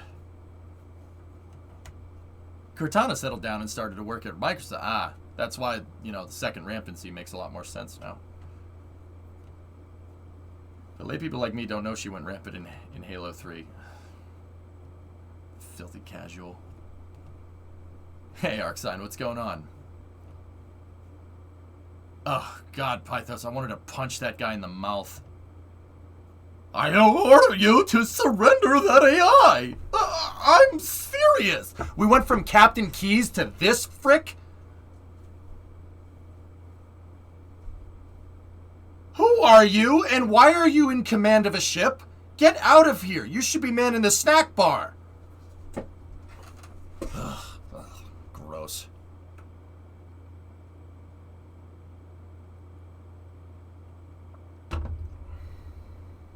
I don't keep it loaded, son. You'll have to find ammo as you go. Kyron, well, that's it then. I'm executing Cole Protocol Article 2. We're abandoning the Autumn. So what will you do? Go down with the ship? In a manner of speaking.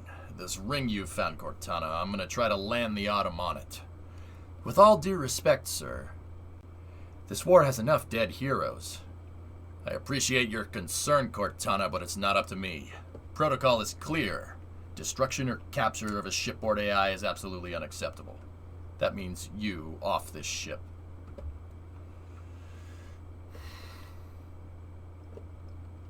Yeah, Pythos. Yeah, I guess. Chronological Halo playthrough on stream. Kyron, I tried that once and nobody gave a crap. So, yeah. Tried that once and everyone's like, dude, play Halo. That'd be awesome. That'd be awesome. You should play Halo. And then I went and did it one day and nobody cared. Yep, okay. But Del Rio's power was getting to his head. Yeah. Yeah. Okay. Me in your head now. How much time was left? You don't want to know. Oh, people cared enough to backseat the whole time. Yeah, maybe I'll go do it one of these days. This video is live. Yep. I just remember you rage quitting. Really?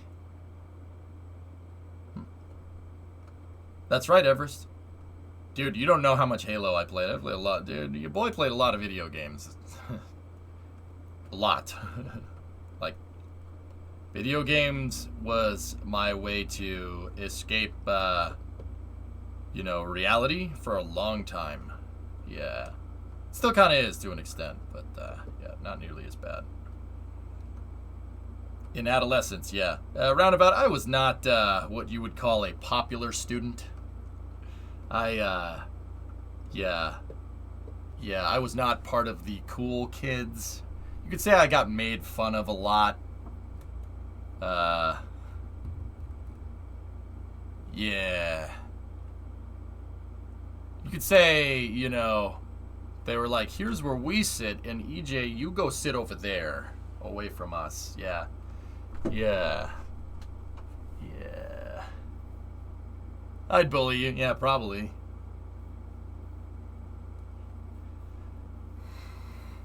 Yeah, I was not, yeah. You could say I was a little bit on the socially awkward side. Yeah. Because you like Ford? Actually, honestly, that probably would have made me friends, Apatoxin, yeah. But see, you know, 14, 15-year-old EJ didn't realize that, you know, there might be other people out there that like the same things as you and was too shy to go and actually bother asking these people. So, yeah. Yeah. Back when you could bully people and not be labeled flat, I mean, I got bullied all the time roundabout. And I went home, got away from all that, and was Master Chief and saved the galaxy. You know what I mean? Like, Master Chief's still one of my favorite characters of any video game series. He's right up there with Gordon Freeman for me. Master Chief does not quit. Master Chief will keep going. He's like a freaking steamroller. Master Chief will keep going, and he will achieve his objectives eventually. All it takes is pressure and time. I traveled between the tribes. Hey, Adam, 49-month resub. What's up, dude? Kids are turds typically till they grow up. Yeah. And then instead of overtly making fun of you, they turn into adults and just make fun of you behind your back. It's better if you don't know about it, right?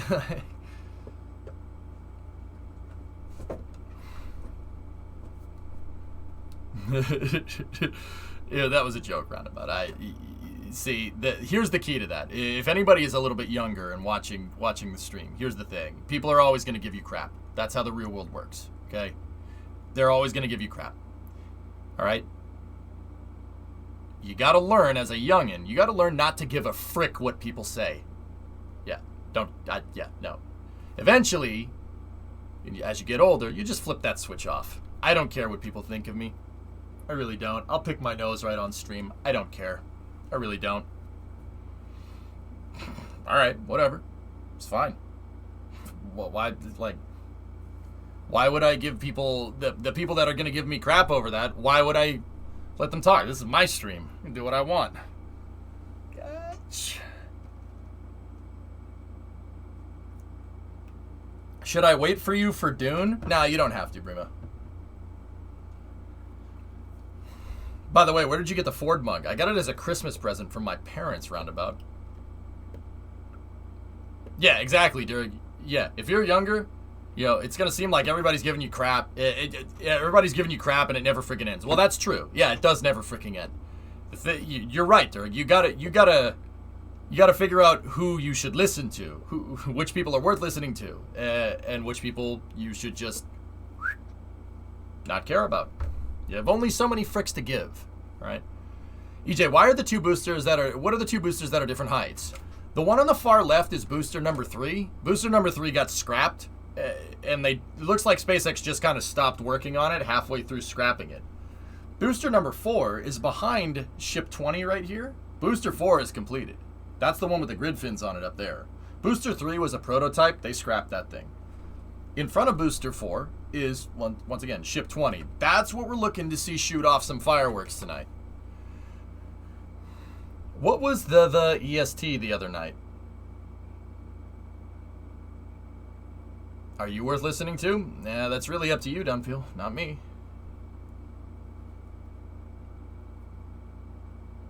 Yeah, of course, Hip. Hey, Hippo, long time no see. Can someone give me a brief explanation of what a static fire test is? Do everything but launch the rocket. They're not particularly testing for overvoltage in this test, Hippo. They're basically do everything up until firing the engines off and separating the vehicle from the pad. Basically do everything up to separating the vehicle. Yeah, you fire the engines and you don't separate the vehicle, then you just shut the engines off instead of letting the thing fly. Hopefully we see a static fire tonight. We don't know exactly if they're going to static fire tonight, but we're looking for one. Do you think that Bob Lee Swagger would be a Spartan 1 or 4? 2? Did SpaceX get a launch permit? Nothing is being launched anytime soon from Boca Chica, Ryan. This is a static fire test. Static is meaning it doesn't move. I thought SM3 was a placeholder GSE tank. The GSE tanks are over here, Jam. I don't know where you heard that, but maybe. Static fire in the booster of the ship. Most bullies are after a reaction. Yeah, of course, Mercs. Oh, Roundabout, she's a beast, man. Has anyone been to the Boca Chica site? I'm sure there's people here that have, yes. Testing RVAX at literal receiver level, how can that be safe? Well, it turns out if you have a staged combustion cycle and your chamber pressure is high enough, yeah, that doesn't really make a difference. Swishio, they test vacuum Raptors at sea level all the time. Raptor has yeet amounts of chamber pressure. Build up more pressure inside of that combustion chamber, higher mass flow rate, higher exit velocity. Less likely to get cavitation if you make a big enough explosion in there. Yeah, SpaceX can operate the vacuum nozzles down here. It's not a problem. Yeah, if 20 leaves the pad, then yeah, something really didn't do very well.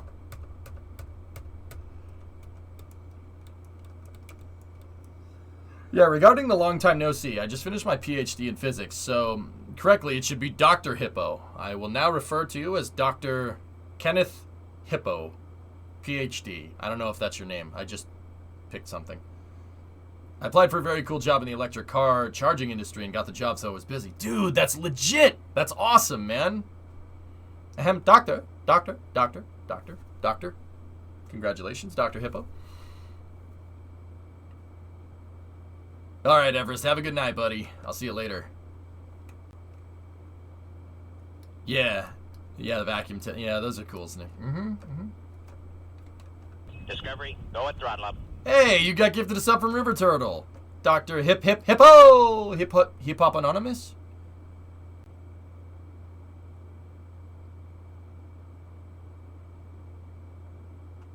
Danke für das Geschenkkabo. Danke für das Geschenkkabo. Ja, wunderbar.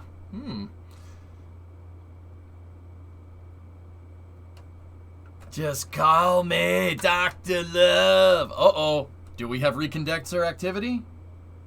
They just changed it. Here, let's listen. The recondenser means. Ian! Yes, give me a second to put in time. He's starting Excel. Give him like 30 seconds. He's got to get a spreadsheet going. Use your frantic typing. It basically means this is the start of conditioning of the propellant and loading into the vehicle. We sort. Okay. So the methane recondenser is a scavenging system, all right? What is the scavenging system? Well, the recondenser is designed to take gaseous methane and, well, recondense it back into liquid methane. It scavenges stuff out of the system. Now, why is the system going to make gaseous methane? Aren't those tanks over there on the left where the funny smoke, the party smoke is coming out of? Isn't it carrying liquid methane already? Yeah, sure, absolutely. But liquid methane exists as a liquid at a very, very cold temperature. And, well, if you look kind of right here above where the super chat indicator is, see those, well, they changed the camera. There's pipes, right? And they have to put fuel in the pipes that lead to the Starship, right? You got to put fuel in here. The recondenser turning on indicates that they've started putting propellants into the pipes to prime the fueling lines for Starship. Okay? So, the recondenser turning on means that they're starting to flow liquid methane through these pipes. Because these pipes have been sitting in the Texas sun all day, they're very warm. You take something that's extremely cold and you introduce it to something that's relatively extremely freaking hot comparatively to temperature at which it exists as a liquid at. What does it do? Evaporates, just like if you pour water out on the sidewalk on a hot summer day. It just, bye-bye. Same kind of thing going on. That means gaseous methane is accumulating inside of these fueling lines. Discovery. And then at the very end of the fueling line here, there's a valve, and that valve is the pre-valve that goes into Starship for fueling operations, but you don't want gaseous methane going into that thing. You figured out what happens when, actually SpaceX figured out what happens when you have anything but liquid fuel going into your liquid fuel engine. It's not called a gas liquid fueled engine. It doesn't end well. The engine doesn't engine anymore. So you don't want any gaseous methane going in there, okay? So there's a pre-valve, there's pre-valves over here, and then there's another set of valves right before the umbilical. What they're doing is they're taking liquid methane and they're priming these fuel lines to prepare for fueling operations. That's what happens when they turn that recondenser on.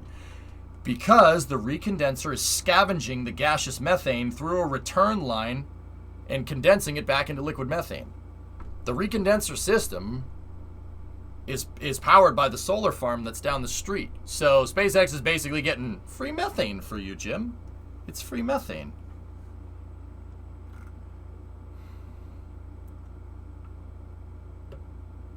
Okay, Jackery, thank you for gifting the sub to the nifty Mervis Thrifty. Right on. They're condensing that gaseous scavenging system back in the gaseous methane from the scavenging system. They're condensing it back into liquid. It's reclaiming it. Scavenger. Sorry, EJ, it's a me. It's methane. Oh, sure. Okay.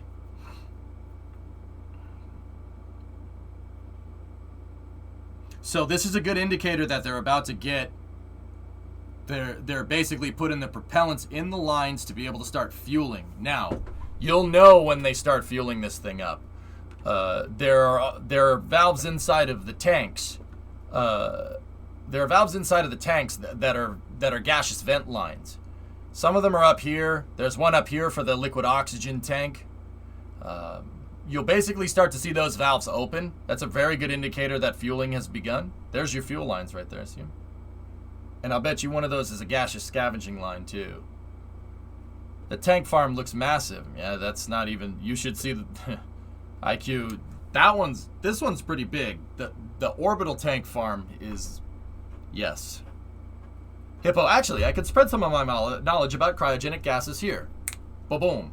You actually do not pump cryogenic gases through pipes. To move it around, you warm up the big tank and increase the pressure.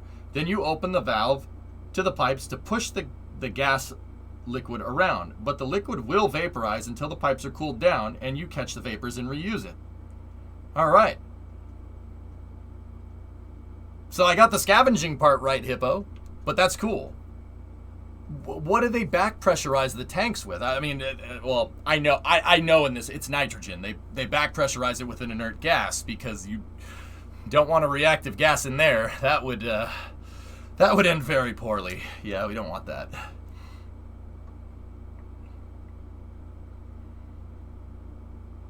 The suborbital tank farm is kind of a mess of tanks. Literally Mark 1 Stationeer's design, Thomas. Now on the tile side, could you touch when it's fueling? You could touch it right now, T-Man. They're not fueling it just yet. You just vaporize part of the liquid on the top. So, Hippo, is there like a heater coil going through these tanks? How's that coolant loop working? How do they heat this up? Just what is there? Just an arc heater in there? Like, okay, so there's heater coils going through the tanks. So you just heat up the liquid methane. Some of it turns to gas, and it forces the liquid out because liquid's incompressible. That's actually really smart. That's a really cool way to do that. I like this plan. I'm happy to be a part of it. So when will they start using the new tank farm? Go at throttle up. Sometime probably in January, Klein. We might see tests for it before that.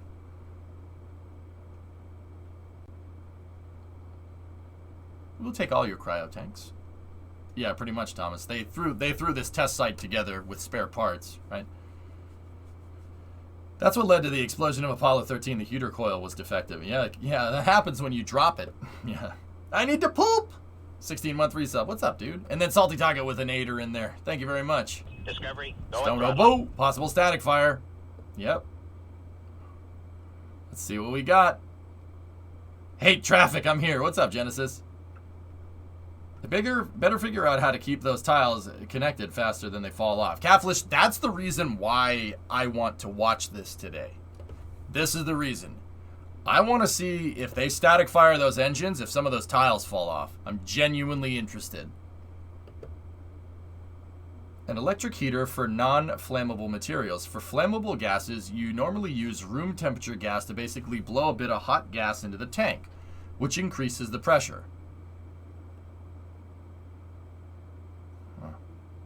Cool.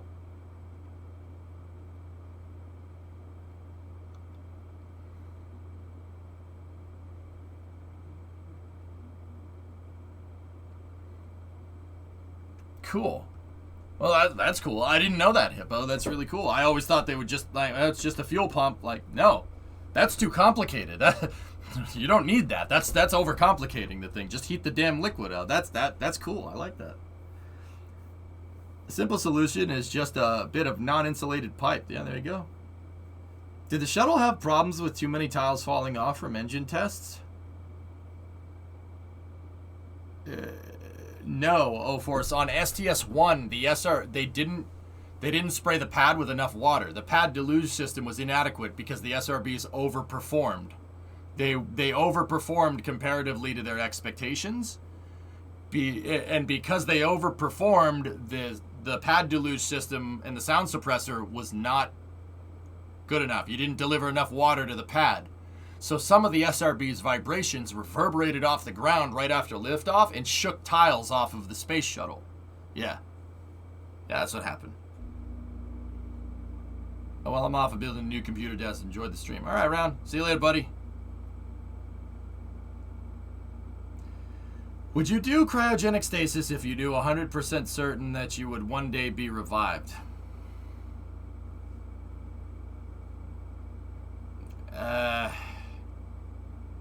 Nah, Dunpeel. I enjoy living too much. Wow, it's no longer a wrinkled foil tube. Yep. Hi, kid, of course. Yeah, it's all good, man. How you doing, Lucas? I guess a better question would be, how did NASA test the strength of the tiles before STS-1?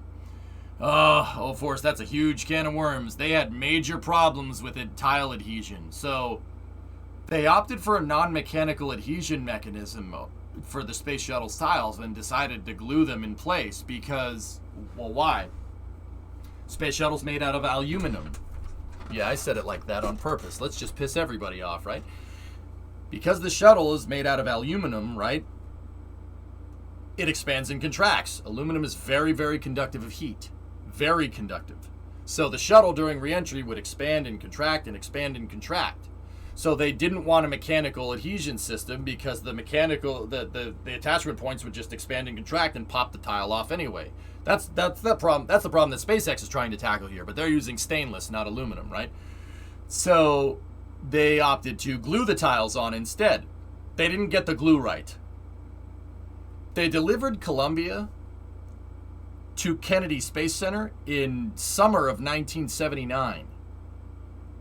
It arrived, you know, they put it in its hangar, and then they came back the next day. The water vapor, the tiles absorb water, and Florida is very humid. And it had just traveled on the back, and the water vapor that was absorbed by the silicate tiles actually was a solvent for the glue. They left the shuttle in its hangar, and then they came back the next day, and all the tiles were on the floor. Yeah, they all fell off. Oops. Hey, Mick! Thanks for the raid, man. What's up, Mad Forward? The reason Ship 20 lost tiles. Those two vents. Yeah, there you go. Hello, Raiders! Okay, thanks. So the problems SpaceX is seeing are not exactly the same as what NASA saw because the connection system is different. The adherence mechanism for these tiles is different than the space shuttle. Although, SpaceX does have some of these hexagonal tiles using adhesive in certain areas. Most of the tiles, though, the vast majority of them are mechanically attached. Hey, Simrig, what's going on? What's going on, Mad Ford Raiders? How you doing? Mick, what's going on, bro? Yeah, frickin' tiles fell off. So, of course, the shuttle program had a 2-year delay because they had to rethink how to glue the tiles on. They had to take all the tiles, all 30,000 of those damn tiles off of Columbia and re-adhere every single one of them with a new type of glue. So they basically had to repaint the shuttle. And, car analogy, incoming, it's EJ. Geez, oh gosh. Man, didn't see that one coming. Repainting a car, sanding an entire car down to bare metal, and then reapplying paint is a month-long process. That takes tons of time. It takes tons of prep work. It takes frigging forever. It's very tedious, and that's just on a car. Doing that on the space shuttle, yeah, years. Yeah, it took 2 years. Yeah, that took a long time. Oops. That was for the Mad Ford Raiders. Car analogies. All good, sir. You? I'm good, Mick. Everything's good, brother. Looks like a pile of scrap metal to me. You spelled grain silo wrong. Yeah. It's a poly, yeah. You're not kidding, man. Even longer if it's a 64.5 Mustang that has half a dozen paint jobs over the years. Yeah, it had some Fordite built up on it, huh? Just build a new one, it would be quicker. Yeah, Geeson, they literally thought that exact thing. Yeah, that's why Challenger became an orbiter. Challenger was the structural testing article for the shuttle program. Seriously, Geeson, the Enterprise had fiberglass tiles on it, right? It didn't have the real stuff on it for the approach and landing test, but it had a mass simulator made out of fiberglass. They literally looked at Enterprise and said, we have to take that one completely apart if we want to refit it. And then they looked at Challenger, which was basically a bare shuttle chassis, right? And they looked at that and said, that one's a bare bones chassis. We don't have to take that one apart to make it into an orbiter. And they decided Enterprise, which was supposed to go into space, would be replaced with Challenger, and Enterprise would just be it would be a museum piece. Yeah. They literally looked at it and said, nah, yeah, I'm not doing that. Yep, let's use that one instead. So, believe it or not, what you said actually has some merit. That is exactly what happened.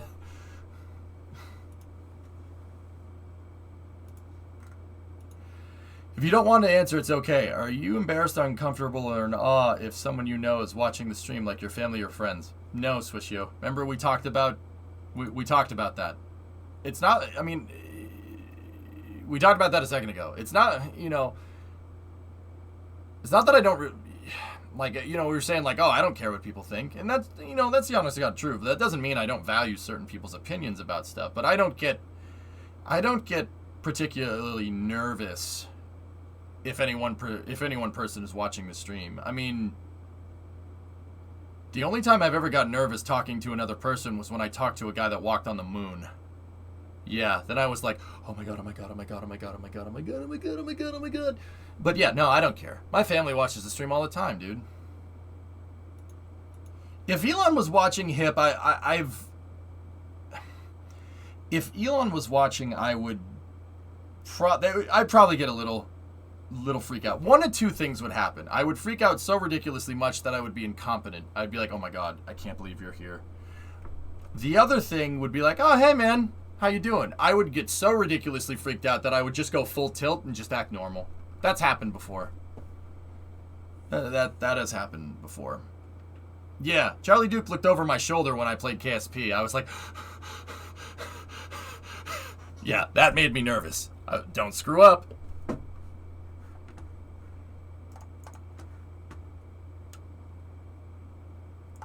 Yeah, there you go, Genesis. But generally, it doesn't bother me, no. I've had astronauts watch the stream before. That's cool. I think that's really neat. I'm flattered that they would even listen to me. You're a little short there. Thomas, I was so ridiculously nervous, I don't even remember him saying that. Yeah.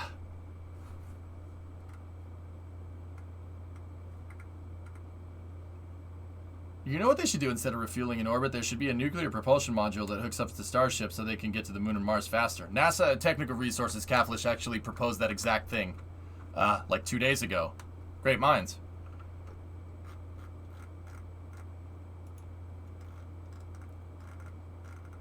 Yep, check it out, guys. See that? You see the fuel lines? What do we talk about? They started priming the fuel lines to get them down to temperatures so they can flow that liquid methane. Look, see the condensation forming on the fuel lines? But now the pre-valves are open on Starship, meaning that fuel is flowing in from the umbilical into Starship.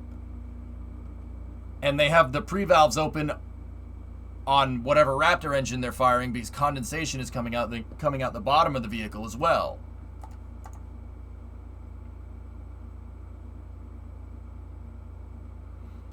So in rocketry, this is called prop load or propellant loading. Propellant loading is one of the most dangerous times for ground operations for a rocket. Believe it or not, when a rocket is fully fueled, pretty dang safe. When a rocket is empty, obviously, it's safe. There's nothing in it, right? But even if you have a full tank of gas, not gas, propellants. If you have a full tank of oxidizer and propellant, it's actually pretty dang safe. Why? Well, these propellants are extremely freaking cold. Really cold. Like, maybe Russia cold? Yeah, not Canada cold, a little colder than that. No, they're in order for liquid methane, in order for methane to exist as a liquid and oxygen to exist as a liquid, they have to be at extremely low temperatures. We're talking like double-digit Kelvin or something. It's really low. Discovery, go at throttle. Now, that right there should tell you everything you need to know about why fueling up a rocket is dangerous. You're going through what's called transients here. So the tanks are pressurizing. You start flowing liquid into a tank. That tank is pressurized, and you're lowering the temperature of the rocket all at once. The reason why you're lowering the temperature of the rocket, well, it's not sitting there doing nothing in the Texas sun all day. Now it has a bunch of extremely cold liquid fuel and oxidizer propellants inside of it. So that, you know, if you're going to cool it down, that means the metal on the rocket is going to contract. That means molecularly the rocket is going to change its structure because, well, there's that whole pesky physics thing. So now actually would be a good time to see if tiles fall off or something while the vehicle's going through transients. They didn't necessarily have that problem with the space shuttle because the thing that they fueled up was attached to the space shuttle, not part of it, right? So the fueling process is actually one of the most dangerous times for a rocket when it's on the ground. Hey, Fighting Monster, 46-month resub, and Govoy with a 54-month resub in there.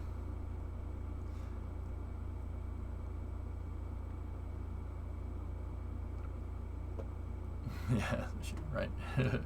The only ever seen nuclear engines be proposed using...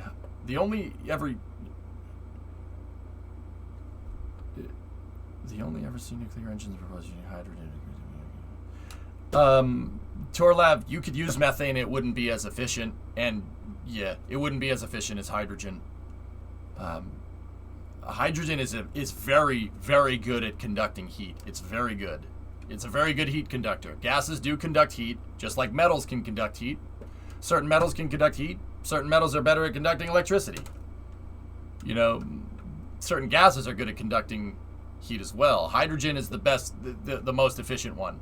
You could probably use methane and maybe, I mean, you're not combusting anything, so using methane really doesn't make sense. That doesn't really make sense doing that. Are some of the tiles missing on that one flap? I'm not sure, Klein. I'd have to look. Rumors are it's a vacuum engine test today. Yeah, hopefully. Previous plans to assemble ML2 parts in Port Canaveral have been scrapped, and the parts will now be assembled near O&C and the SSPF facilities, Space Shuttle Processing Facilities at KSC. Oh, cool. So this can happen. Yep. Hydrogen is most efficient due to it being the lightest usable fluid. Single proton, single electron. That's the other one. Rocket Guy, is helium more conductive? Helium is very good at conducting heat, but helium's also an inert gas. It's non-reactive. But then again, I suppose in inerva, that doesn't really matter. But then again, helium is more things than hydrogen is. Not by much, though.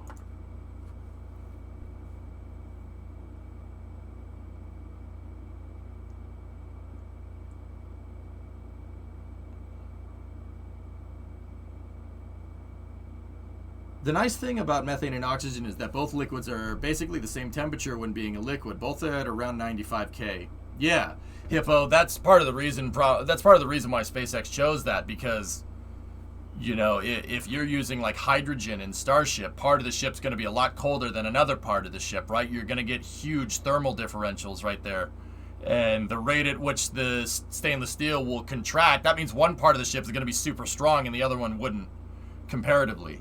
Yeah, rocket science, right? Pain in the butt, Dr. Hippo. Helium, I imagine, would still be worse. Yeah. Hydrogen doesn't hold its electron as tightly as helium, I think. Heat capacity is inversely proportional to the molecular weight. Okay. Okay, Vegas. Yeah, I got you. Yeah, that makes sense. It's been a while since chem for me. Methane and oxygen are also largely classified as space storable, so not much boil-off issues. No. His name is Dr. Hippo. Use gravity as a slingshot. Yeah, they do all the time. The problem is if you want to use gravity as a slingshot, you need to be going very fast. They have these things that are at the bottom of these things, Slep. See this whole thing? There's a little cone-shaped thing at the bottom. The rocket. You need to accelerate to a certain speed to be able to utilize the gravitational forces of a planet to be able to increase your speed more. The name of the game of spaceflight is speed. The faster you can go, the further you can go. Spacecraft range, believe it or not, is not measured in distance at all. You don't say, oh, my spacecraft has enough fuel, has a range of 250,000 miles. People will look at you funny if you do that. No. You say your spacecraft can accelerate to 23,500 miles an hour, and then people will be like, that spacecraft has enough fuel to get to the moon. Yeah. So you can use gravity as an assist. There's a whole thing about that. That was invented by a German physicist named Hermann Oberth. Oh yeah, very interesting. So you can do that, absolutely. You want to reduce time? Yes. And you can use the Oberth effect. But the problem is you can't do that when you're down here. You need something that's going to accelerate you fast enough to be able to accelerate you fast enough around the planet to have an outward angular velocity that will cancel out the force of gravity.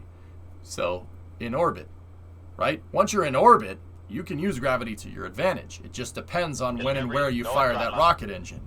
There are certain opportune times where you can use the gravitational pull of a planet to your advantage.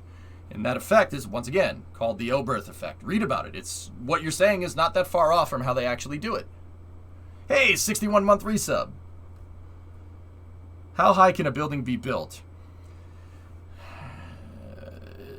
Look at the Burj, what is it, the Burj Khalifa? I think that's the tallest building in the world. Not anywhere near space, if that's what you're asking. Dr. Hippo, I never had a chance to play with liquid hydrogen. It's just a bit too expensive. Liquid helium or nitrogen is relatively safe.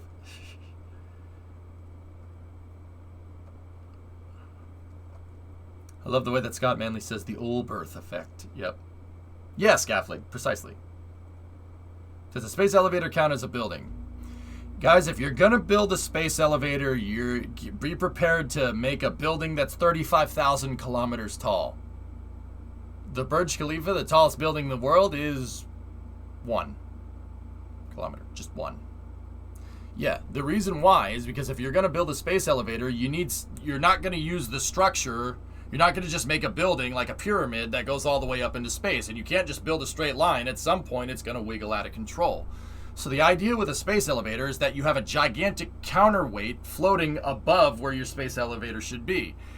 If you took a string and you tied a string around a rock and then you did this, right? What's going to happen? You're going to spin it and the rock will keep the string nice and taut, right? It'll put tension on the string and the string will be basically nice and straight. Same idea. Earth is spinning. You need the counterweight out at geostationary. Geostationary is 35,000 kilometers that way. So we can't even build a building that's 1 kilometer tall. So yeah, that might be a little bit of a challenge. Not impossible. Totally not impossible. Totally possible within the confines of physics. We just don't know how to do that yet. The way I like to explain it is that a space elevator is as foreign to you and me as the space shuttle would be to Leonardo da Vinci. But do you think da Vinci would be able to figure out how that thing worked? Sure, absolutely. Yeah, sure. Why not? He's a smart dude. He can figure it out.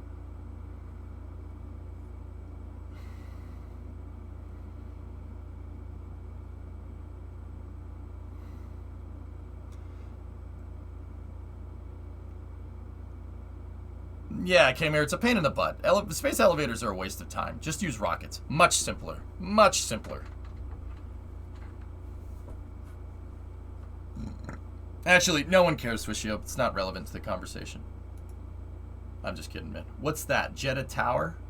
Previously known as the Kingdom Tower is a skyscraper construction project currently on hold.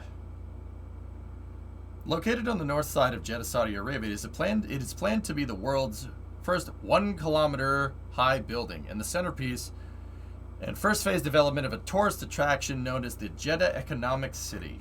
Ooh. Well, that's neat.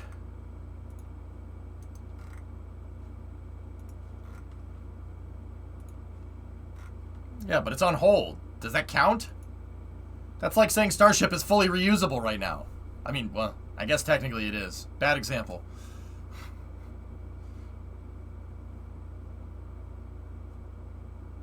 Maybe, Lucas. The thing about the amount of wind surface the space elevator will represent. That's a flexible time to be aware that. Yeah, that's true. Orbital perturbations. Big pain in the butt. Still technically not. Yeah, right? Discovery, go at throttle up. 95. Bruh. 23-month resub. Are we going to play Icarus on Saturday or what? Actually, no. Minecraft. So we'll play Icarus tomorrow.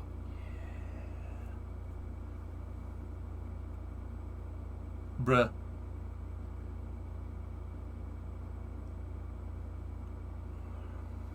Thoughts on using something like a lobster and looting? Possible within the confines of physics, Signer. A pretty hard material science problem to solve. Rockets are probably an easier solution at this point, but one is probably an easier solution stopped us previously. On Saturdays, Lucas, every Saturday during the day, I have a Minecraft multiplayer server where we're doing a survival city build project. Oh look, they started trickling propellants into the engines. This valve right here indicates that fuel from these tanks is now being moved down into the plumbing to prime the engines. That's a good thing. The Falcon 9, since the Falcon 9 is basically locked in as soon as they just start fueling, they, with any issue that comes up, what's the viewport on the side? They are. That's the liquid oxygen service hatch, Flykin. The liquid oxygen tank service hatch. Needless to say, it's closed right now. Yeah, it's closed. You don't want that open right now. If that was open, the smoky bits would be coming out here, not out here. Ah, you shaved. Yeah.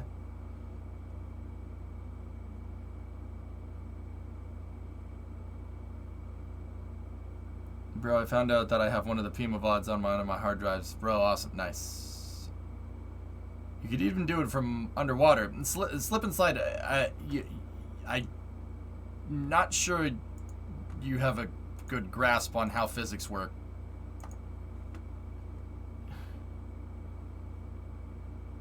Hydrodynamic drag is much worse than aero. But spacecraft can launch out of the water. That it was theorized with what is this? The Sea Dragon? SpaceX has already aced reusability. They're reusing Starhopper as a water tank. I can't argue with that logic. In the one port, which I'm assuming is the engine chill vent.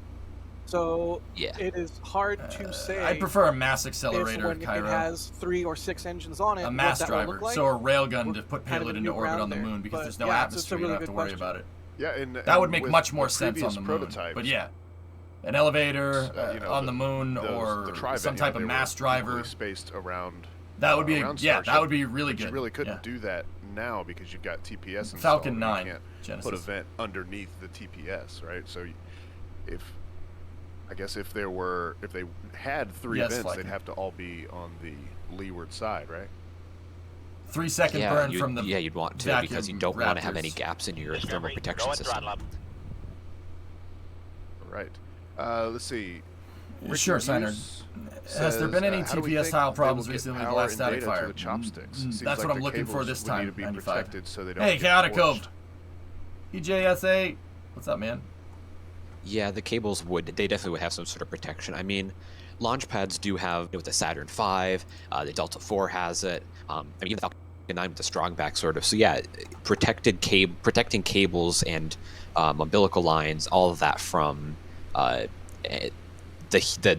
power of a rocket launch is not that unheard of. It doesn't seem like that major of a problem with the chopsticks.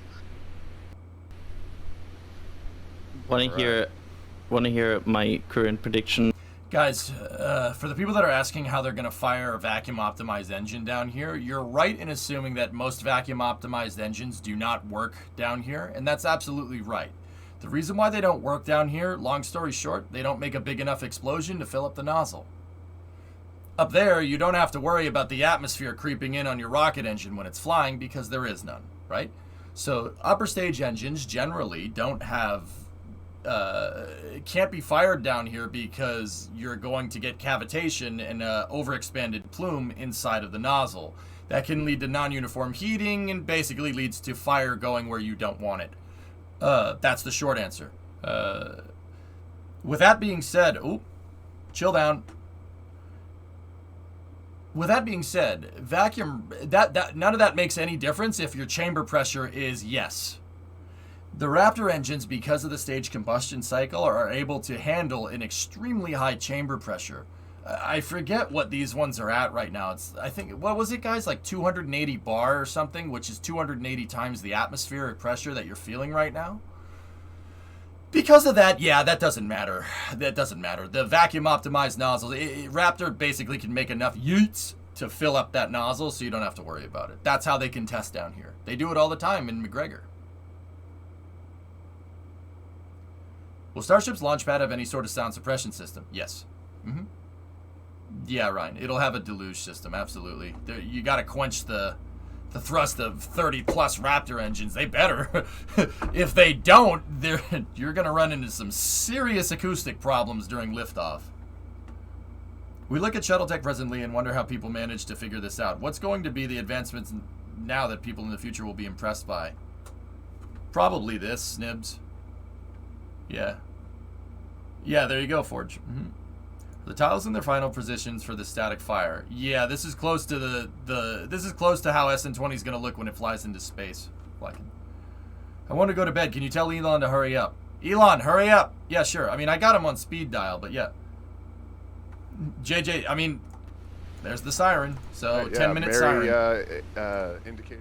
Love the isolated. JJ, I try to keep it simple, man. Rocket science is already complicated enough. I don't need to throw big frigging words in to try and make it more complicated or make it sound any crazier than it already is. It makes enough yeets. So the nozzle, the expansion ratio of the nozzle doesn't matter. Meaning the size of the nozzle, the shape of it doesn't make a difference. 6, I think. I try to throw some big words in there to kind of let people know that don't know me that I know what I'm talking about to an extent, but I'm not an expert by any means. Yeah. Yeah, it's like the yeah. Some of them are hexagonal. Some of them are shaped like siren. Like runs to your the truck big old and hits words. it. Yeah, puts donut down, runs to car. Oh no! No. So we're getting close here. And Something we're gonna, like whenever we get real close, we're gonna try to zip it so we can get some clean audio of the static fire. So let me hit a couple of these super chats and questions, and then we're starting to get down to the last few minutes, and we're gonna nice Hippo. Yeah, that's true. Minimize talking.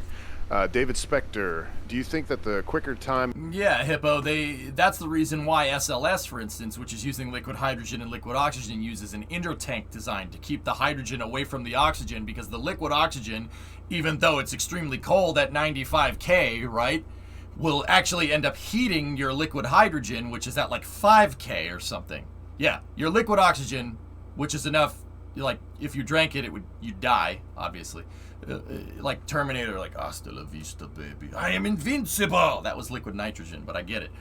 Yeah, you gotta keep them away from each other or else they heat each other. Big pain in the butt. Or you could use stainless steel balloon tanks. That works too. A la Centaur. But, anyway, I am going to shut up. Look at that venting. A lot of venting coming from ship 20 now. Let's see. This should be about a 3-second fire. Kind of luck of the You'll draw know there, when how it that happens. vent goes and how engine firing happens, because it seems to pulse and then dissipate with the wind. So hopefully we get a firing when it's sort of dissipated like it is right now. I think this is one engine. Yeah, I know, Jay. It's complicated. That might have been a pulse. Let's see. Oh yeah, that pulse that pulse changed a bit. Now it went for like 10 minutes with the preburner.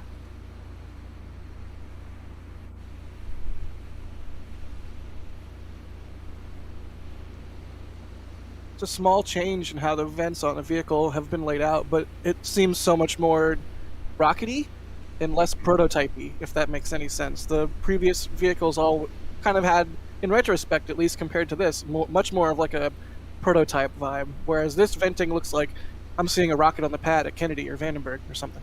Yeah. Agreed. And the tiles really sell it too. It looks beautiful with the tiles. Yeah, those Elvis sideburns, man.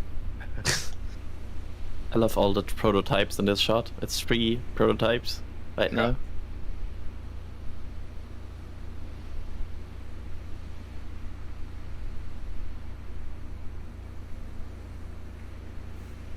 Wait, what's the third prototype? I only see 2.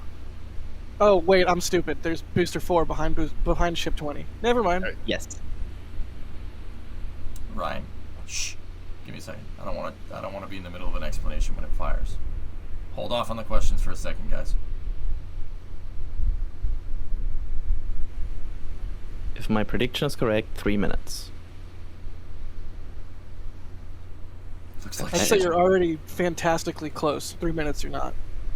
Yeah. What were we going to say about the I venue? really like to get into the seconds. You will by the time Ship 21 comes around. Yeah. But that vent is really pulsing. Yeah, we're close. Yeah, we saw something similar with the pre-burner test. This is an interesting new behavior that hopefully we can gather some context on as we get more data points and Adrian refines his spreadsheet. Yeah. Absolutely. Looking forward to that.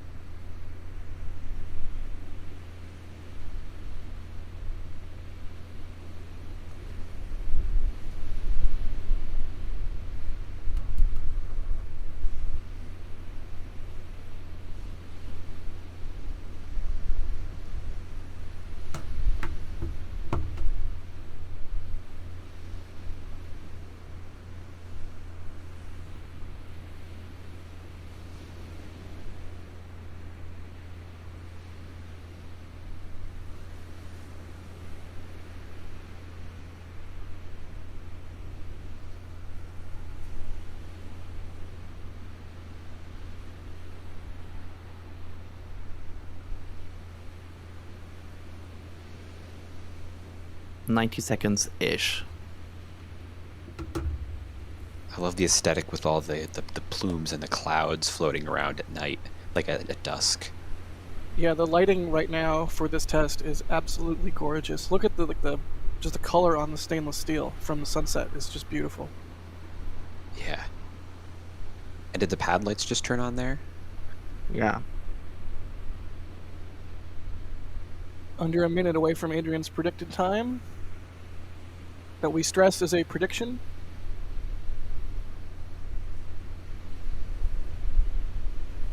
I'm kind of surprised we don't see frost. Or am I just not seeing it?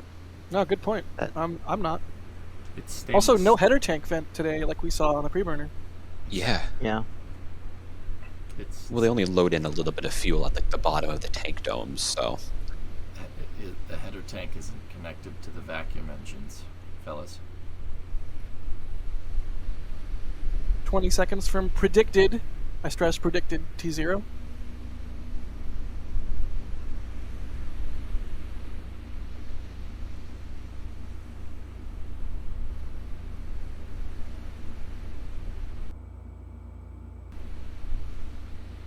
Don't you dare. Alright. Should be right around now, guys. Ah, man. I mean, prediction. It's your second prediction for an orbital class starship. Anytime in the next 5 minutes, I would say you've done an excellent job. I mean, plus or minus 5 minutes from your second prediction for an orbital class starship, I think is a pretty good starting benchmark. I know you like to get really accurate, and you have gotten insanely accurate, but that's why we stress it's a prediction, and a lot of behaviors of the vehicle have changed, and we're still figuring this out alongside everybody watching, but yeah, agreed. Still could be moments away. It'd be funny if it happened at your initial prediction. Wasn't your initial prediction 7:17? Yeah, initial was 7:17. But based on the siren and based on all the indicators, we should be really close. Serious, don't do that, please. Discovery, go at throttle up. Siren was at 5:06. I know. Or sorry, 7:06 roughly. So somewhere around 7:16. If the siren was at 10 minutes, which we have said before, it fluctuates, but either way, any moment now.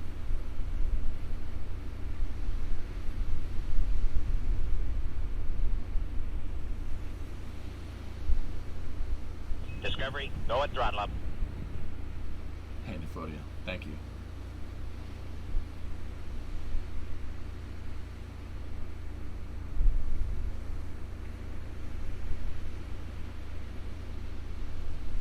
Hold me.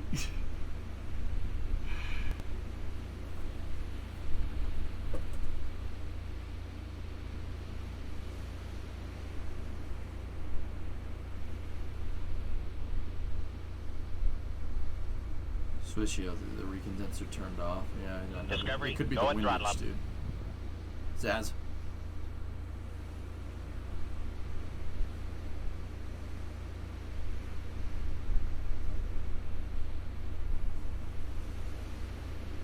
Sound suppressor is on. See the sound suppressor? What is that coming from the base of Pad B? Do you guys see Sound that? suppression water. Aha. Very close.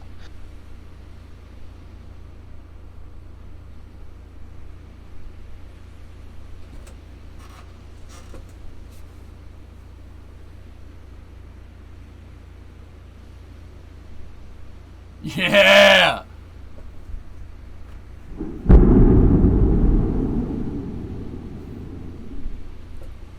Boom, baby. That was sick. Awesome. There we go. All right. That was beautiful. Just a 3-second burn, Yes. guys. They were just That looked testing good. the engines. Still cool to see, though. Discovery, go at throttle Yeah, up. yeah. Anybody try to count the seconds there? Seemed like about 3, maybe 4 seconds. Somewhere around You there. see Felt tiles like fall forever. off? But yeah, I think Yeah. about 3 seconds sounds right to me. All right. Any any guesses on how many engines that was? I am watching a I think that replay was a right now. It single looks like engine. just one engine. Which engine? I'm Yeah. not sure. That was the first ever Raptor vacuum But it was start a on big Starship. plume, so it might have been the Raptor vac. Cool. It is a Watching nice myself picture, right? here. Yeah, that Looks looks good, like dudes. one. Yeah, because you can actually see. Oh, I don't know what the first bit that comes out. Like you could see. Is that the pre-burner? I want to see if tiles fall I off. guess so, yeah. Oh, some tiles fell off of it during the fire. Oh boy. Oh no. At least one I could visibly see falling. Got it, Gold. I'll check it in a second. At least Sounded it was deeper not than the Raptor. Christmas tree that some people expected that just loses all needles. Yeah, okay, yeah, 2 fell off at least.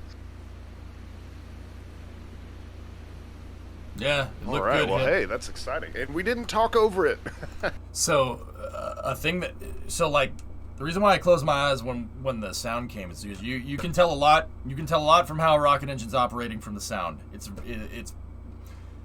I've heard rocket engines fire in real life. I've heard rocket engines fire up close in real life. I've heard audio from rockets that are malfunctioning. It's pretty easy to spot. It's like a car. You know if a car engine ain't running right, right? You can tell just by the sound for people that know about that stuff. The rocket engine, basically, you're looking for a nice, basically uniform sound, I guess, if that makes any sense. Just like that. Yeah, yes, it makes a noise just like that. You heard it, right? You want a nice uniform sound. You don't want stuff like that. No, but that sounded actually really good. It sounded right.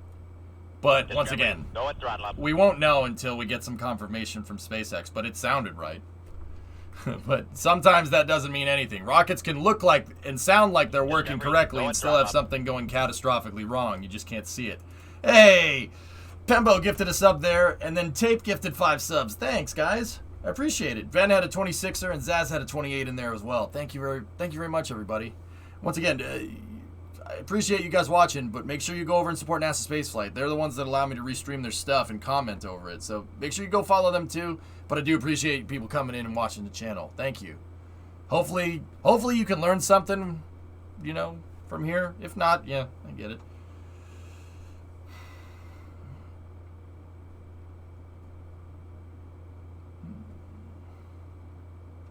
But yeah, thanks for the gifted subs, dudes.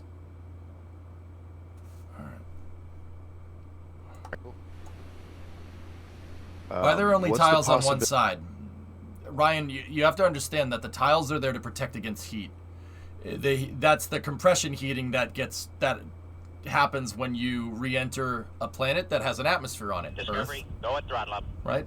That's important. What you asking, like, why are the tiles on one side is like asking why a boat only has a hull on one side. The tiles are on one side because that's the side that's going to be going face first, or what's called the windward side, when the thing comes back in for re-entry. It's a directional heat shield, just like the space shuttle or an Apollo capsule with the heat shield on one side. That's whatever side is going to go face first. That's the side that's going to get the hottest. Oh, deep pressure. To be fair, there are boats that have hulls on both sides. Thank you for making this analogy more complicated, Synerd. I appreciate that. Indicator that we might be going for a second test tonight. Deluge system. Thanks for that new indicator, SpaceX, by the way. Right. We had that before, but it was never this visible. Great visibility on the deluge system Maybe we'll here. try a sea level static fire And too. that's Yeah, a great maybe. indicator to see if it's close. So, yeah, I really I saw like some of that. the tiles pop off. Mm-hmm. So to explain it here for people who maybe are not familiar with this, there is some sort of water suppression. For the newer people here, I give Synerd crap all the time, and he gives me crap. That's why it's like, dude, whoa, where did that come from? Yeah, we if you're the channel, my regular viewers, I dish it out, they dish it right back. Standard chat streamer interactions here. That's kind of par for the course on this stream. So, just in case anybody was like, "What? Why?"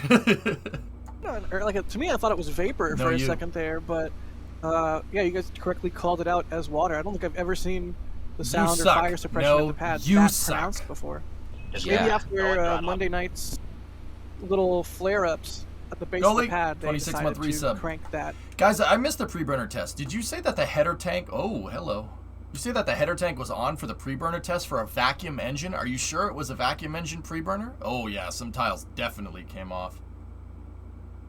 That could be kicked up dirt, though. Interesting. Takes one to know one, freaky. Wait, what?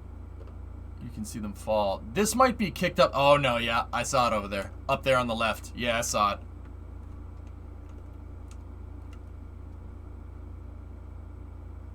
Just imagine all those turtle lovers out there. oh, dude, I thought I was bad, dude. Jesus Christ.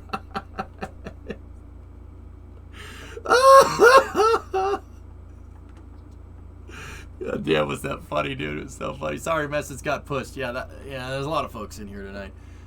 Question, wouldn't this be a problem when air moves around the other side of a cylinder? Wouldn't this happen on Starship? At subsonic speeds, yeah. At hypersonic, no. Said header vent. Let me see it, Thomas. Interesting. Awesome coverage. Keep up the great work. Thanks, York. Yorkshire Gamer. Thank you very much, mate. That's not an accent for that place. Yeah, I know. Sorry. I mess it up on purpose. You're welcome. And Yorkshire's now hitting the unsubscribe button. No. It's like, okay. It'll be hypersonic on re-entry. Hypersonic is anything above Mach 5, Flecken. So, oh yeah. She's gonna come in. She's gonna get real hot. Yeah. Looking at the moment when the engine fires, I think it was a late combustion. It seems a blast of non-ignited fuel. Discovery, It's go at oxidizer. They basically flood the engine before the torch igniter goes on, Hippo. Yeah. They flood the engine. Pre-valves in the Rocket Guy, correct me if I'm wrong. Pre-valves in the pre-burner system allow propellants to flow into the combustion chamber before combustion occurs. It's basically priming the engine. I know what you're talking about. You're talking about the plume. plume of locks that came out the bottom right before engine ignition. Yeah, I'm pretty sure that's what that is. Behind the flaps, leading edge. Just show them the Raptor vacuum test. Yeah, Hippo, look at Forge's link too. PC Tech gifted a sub to Warhawk. Right on.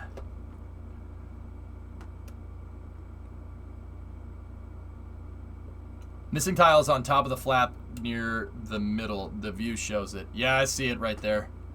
So that flap is at the very top of the methane tank. If I can see right there, there's the methane tank access hatch. The LOX one is down over here somewhere. See that one right there? That's an inward opening hatch. The reason, so if you depressurize the tank, and Swishio, to answer your question as well, usually nitrogen, unless they need to get in the tank, they can bring it down to ambient. But you want inert gases in there because they're non-reactive. It's literally called inerting the tanks. But if they needed to get inside of one of these tanks for some whatever maintenance reason, right, the hatch opens inward, right? So this is the outside of the ship. The hatch opens this way. The reason they do an inward opening hatch for the tank inspection areas is because when the tank is pressurized and under pressure, it's pushing the hatch up against the sidewall, and it keeps it pressurized. Not that one. There's another one on the nose flap up there. I'll bring you back down to ambient. Yeah. This is the angle I'm talking about in my last.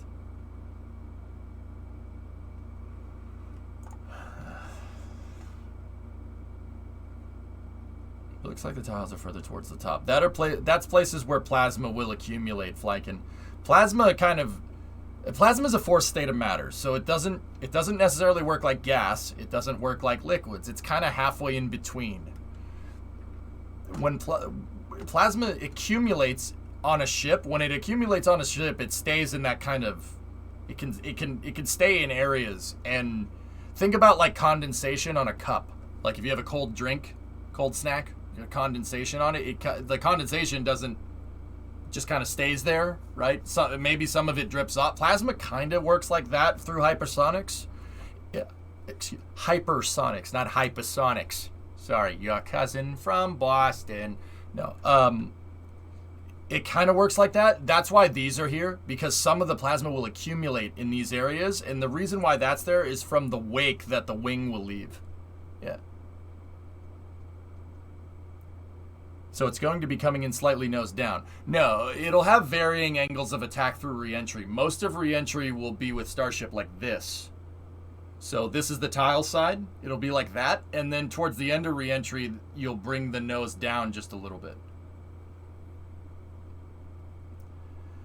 Yeah, plasma, it's weird. It's like halfway between liquid and gas, but it does kind of accumulate in places on the spacecraft. You can tell where it accumulates on the space shuttle by looking at the thermal protection system on the belly of the space shuttle. You can see where it accumulates. It's the tiles that are grayed out. Yeah. Plasma accumulation is, in hypersonic reentry trajectory, is very interesting stuff. For the people that don't understand what the hell that just meant, coming in and hitting the atmosphere going Mach 25. Yeah. Physics starts doing some weird things when you hit air going 25,000 miles an hour. Yeah. Physics starts to get a little confused.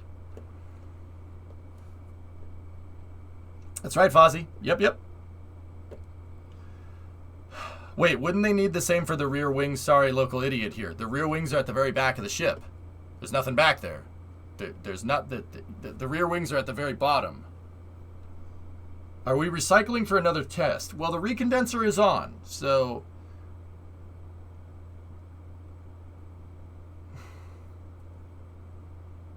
maybe we'll get another one here.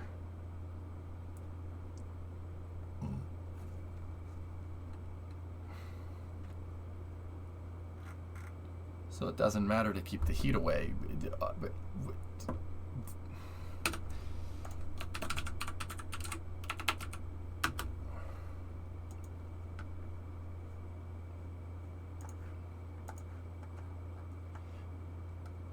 The thing you're talking about is behind the front wing. There's the tiles that kind of go up the sides, right?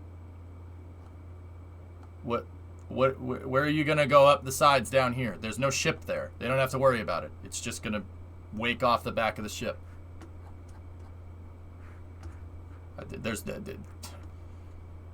What type of test did we see? 3-second vacuum Raptor engine fire. They might be going for a second one here, so I'm just going to kind of stick with it.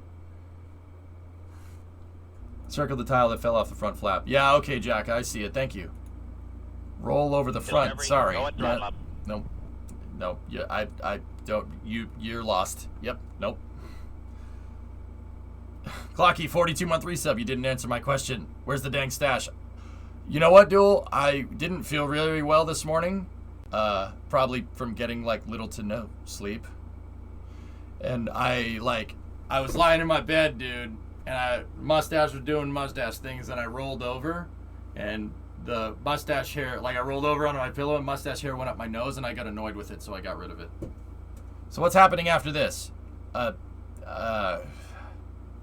Things. Yeah, I got annoyed with it, so I got rid of it. That's the honest truth.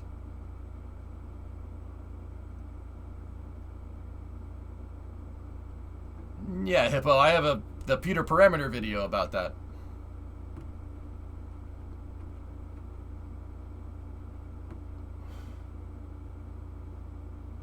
Yeah, Goalie, I saw it. Mm-hmm. Did I miss the static fire? You did, Lunprod. Just get a goatee next time. That won't solve no. Okay. Oh, I didn't notice that EJ murdered the caterpillar and it stopped. Sorry. I'm sorry, serious. The Moon 2 Typhers thing makes it sound like you're talking like this. So stupid. God, that emote's legendary. It makes me laugh every time, dude. You sound like my ex talking about dumping you. Oof. One hop, one look at thing.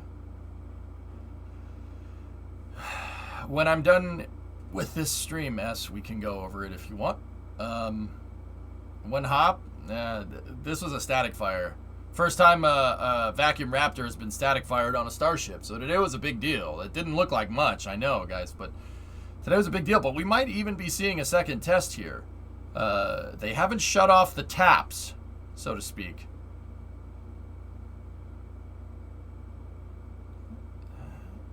It's supposed to be sarcastic, not goofy. Sorry, that's just the voice that's inside. The voice that emote makes inside my head, man. Scarface, why does Samson think Mr. Nice Guy is Jamaican? I don't know, man. That's just kind of how I pictured it inside my head, B. You should bring back your aviators. All right. Is it just me or does the booster look shorter? It's booster 3 on the left, S-Master. And they cut the top off of it, so it is a little bit shorter.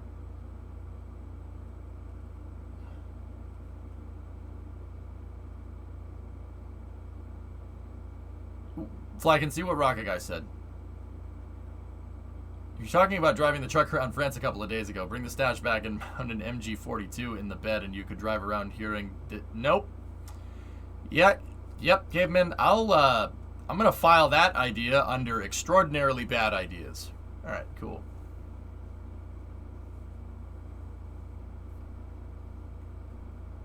That's right, Hippo. Yep. Is that a drone? No, it's a bird, Warhawk. Don't be stupid.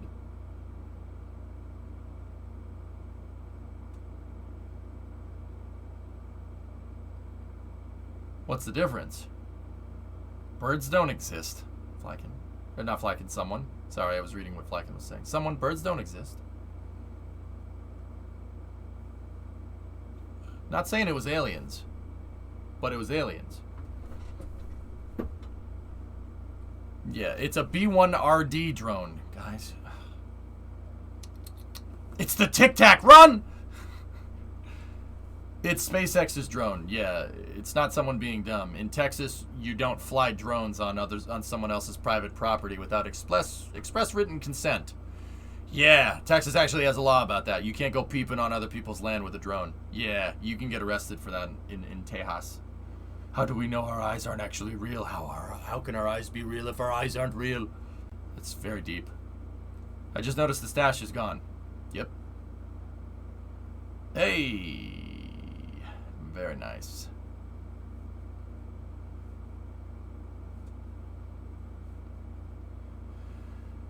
It's interesting that the recondenser is still on.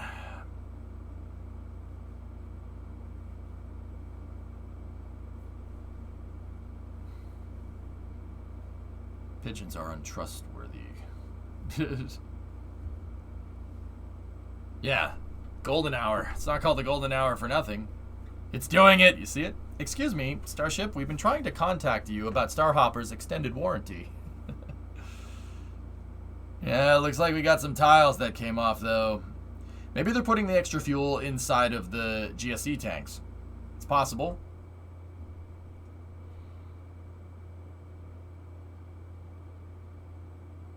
The chopsticks are installed, Flava Sava? Yeah, the chopsticks are installed and they're free floating. They unhooked the crane from it. They're sitting there. Yeah, they're sitting there on the skates.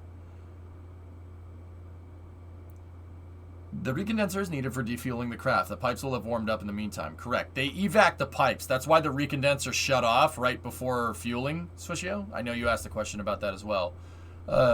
Yeah, they get the fuel out of the pipes. You basically want to isolate the fuel source on the rocket, and that's it. Was the second static fire planned? Not sure. You will know here in a second, because... So, okay, it's very peculiar, guys.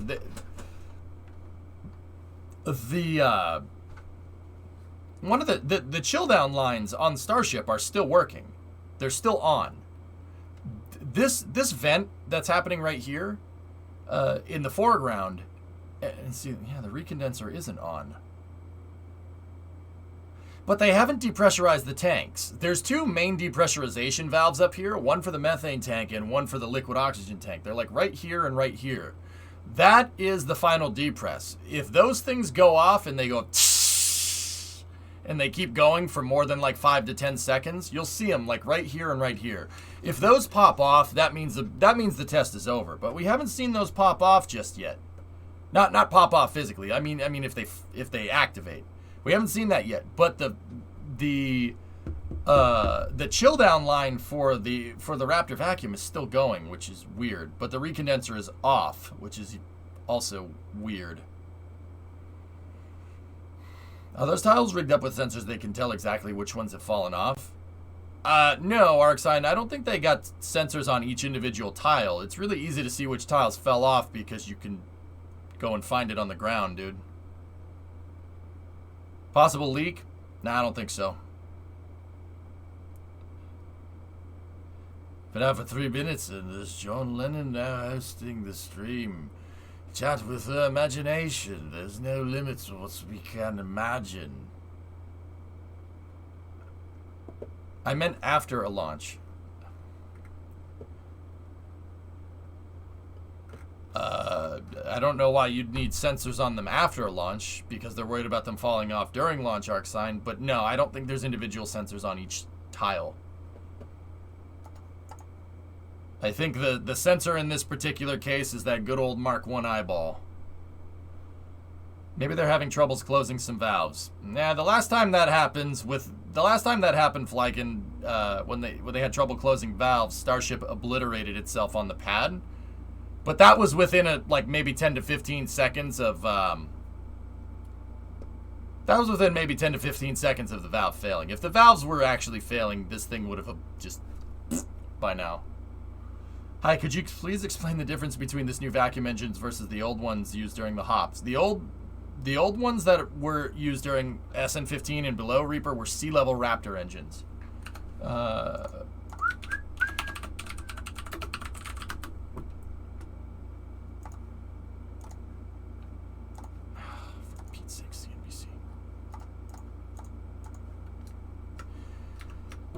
This one was used. Engines like this were used for all the previous hops. So SN8, SN9, SN10, SN11, SN15. This is what they just fired. One of these bad boys. This is a vacuum optimized one.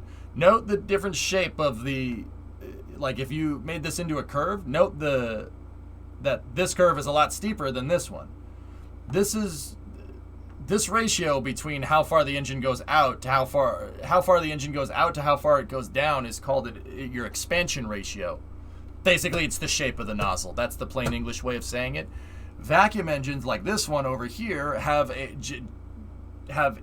well, on top of the curve being a little bit different, it's a little bit less steep, right? They have a much higher expansion ratio, so a bigger nozzle. The reason is because up there in vacuum, there's no atmospheric gases to keep the gases coming out of the rocket in a column. When gases are expelled from a rocket engine when it's turning on, down here in the atmosphere is what keeps it in a nice column. Up there, the gases, as you get higher and your ambient pressure drops, the gases get bigger and bigger and bigger and bigger and bigger and bigger and bigger. Long story short, you're going to need a bigger nozzle to make sure that the gases go in the direction that you want. That's the very plain, simple way of saying it.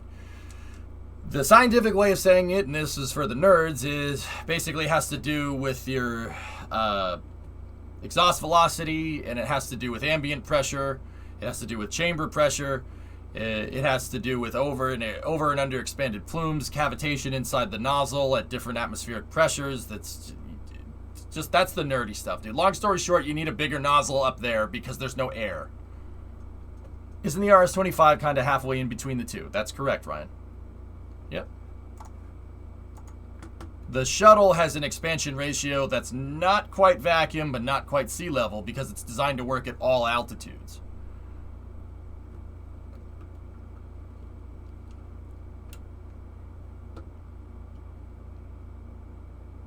My girlfriend just told me that there were Atlas rockets which were basically unstable when the tanks were empty, and their second stage basically blew up after every launch in orbit because the tanks exploded when the leftover fuel vaporized on orbit. Dang, that's what I call a bad idea. That's some of the early Centaur stages, Hippo. Dr. Hippo, ask if she's talking about Centaur 1s. I'm pretty sure that's what that means. I'm waiting. Yeah, underexpanded versus overexpanded. It's the reverse of what you think it is. Did it fire? It did, Neo. Yeah, it did.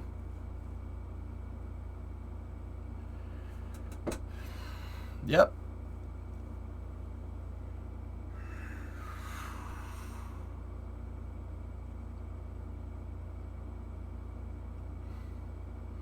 I'm pretty sure S-Master, he said his girlfriend is a rocket scientist.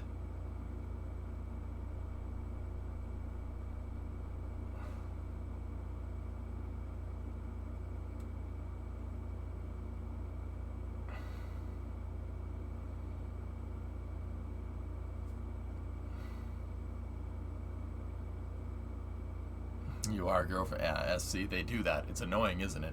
It's annoying. My ex-wife knows everything. Underrated comment, App State. That was good.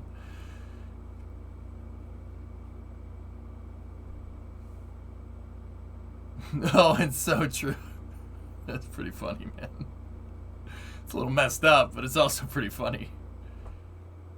Dual App State, your ex and my ex should get together and go bowling.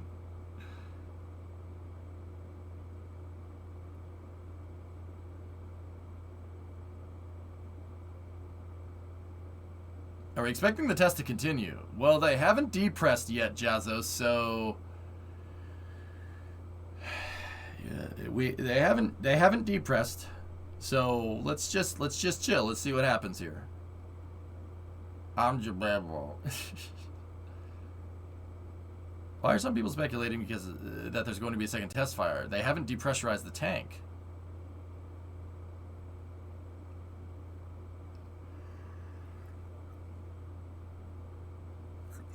There you go, Canadian. Right on. Long weekend time.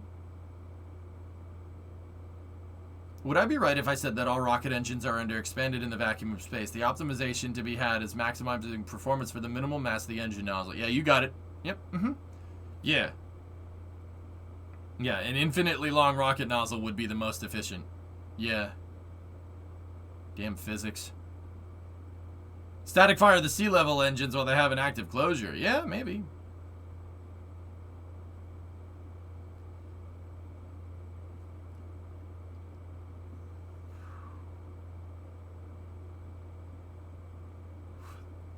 So with the Merlin vacuum, they had to take the nozzle off, right? To test fire it down here, T-Man, yes, they have to take the nozzle off of the Merlin vacuum.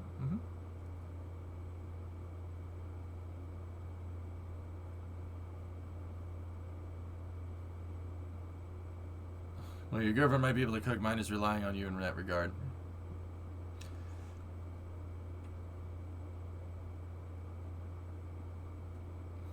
Yeah, Hippo. But it's like the give a man a fish, teach a man to fish. You know, you should cook for your girlfriend. That's pretty cool. At least that's the feedback that I've gotten. But also, the 5-head move is teaching your girlfriend how to cook as well.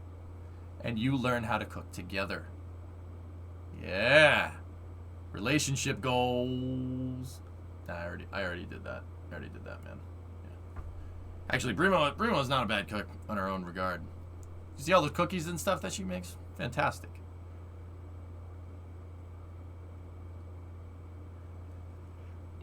Yeah, baby Kuro. Yep. Is this a Hello Fresh ad? No, it's a Hello Rotten ad, Bettel. Jeez.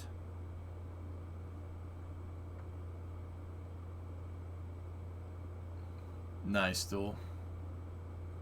Plus, when she leaves, you can still eat.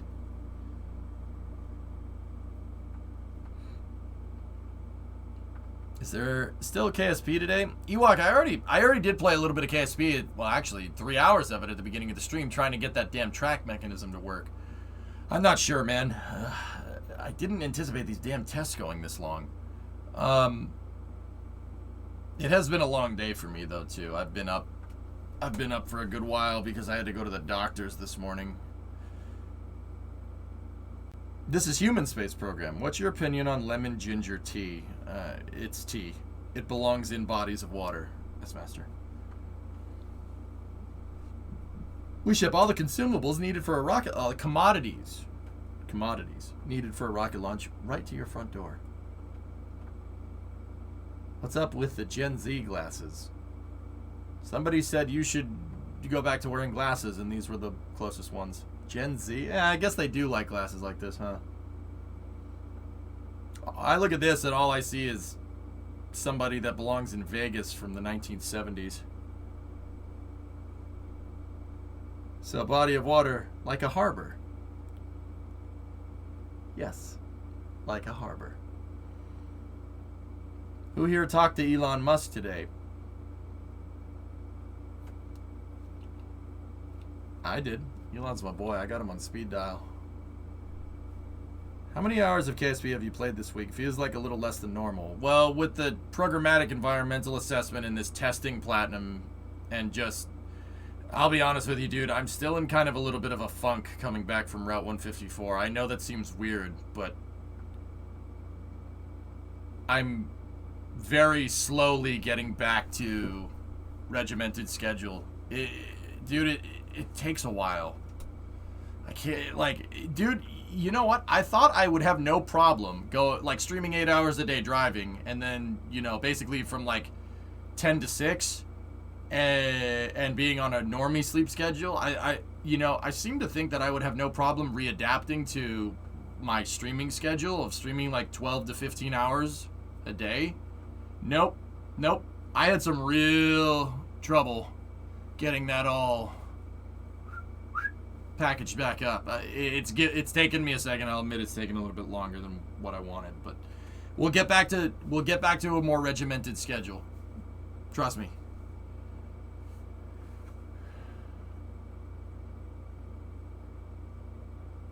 It's not going back to normal, it's just my regular streaming schedule and the Route 154 stuff is just so different. It's just so ridiculously different. It's like, it would be like being a landscaper, right? And like going around driving to people's houses and mowing the lawns and stuff. Oh.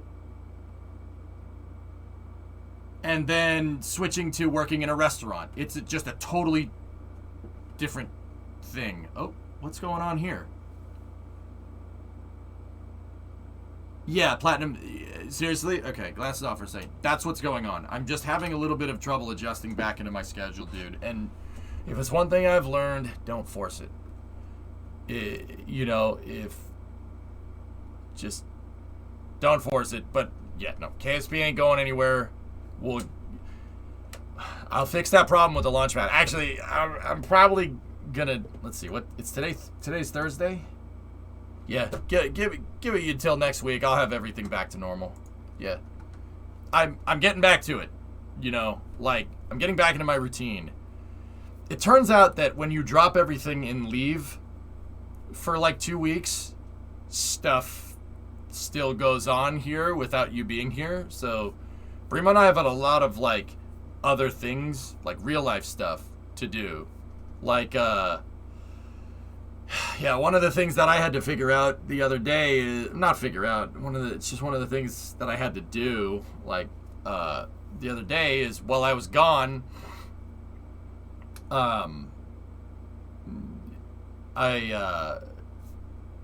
was a little bit late on one of my car insurance payments because I was not here. And yeah, I get it. I could pay it on my phone. I didn't put two and two together because, you know, I'm not going to pay my car insurance on my phone in the middle of a Route 154 stream, okay? I'm sorry, it didn't cross my mind. I was busy making sure the truck, got us home in one piece. Or two. Tire going down the road. So I had to, go deal with the insurance company and call them. That's just a pain in the butt. But yeah, there's a bunch of things like that I had to kind of get back, that I had to do on top of trying to adapt back to my stream schedule, man. Trust me, that's what's going on. I assure you, I have no reason to not tell you exactly what's happening. Trust me, the SSTO, our goals for the SSTO, we talked about it the other day. I want to get that big SSTO up and running.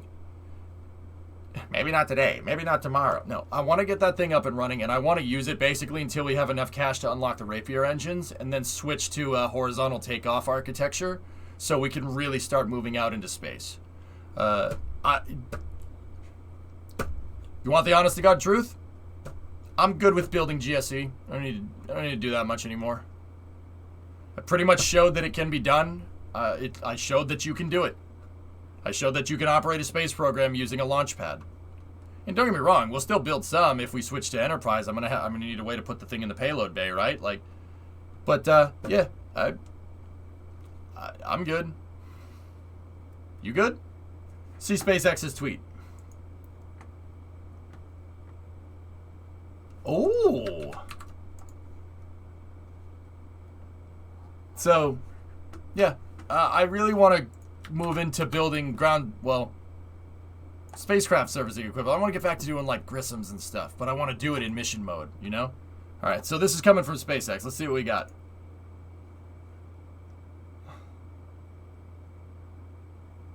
No sound? Oh, a little bit of fire there. Cool.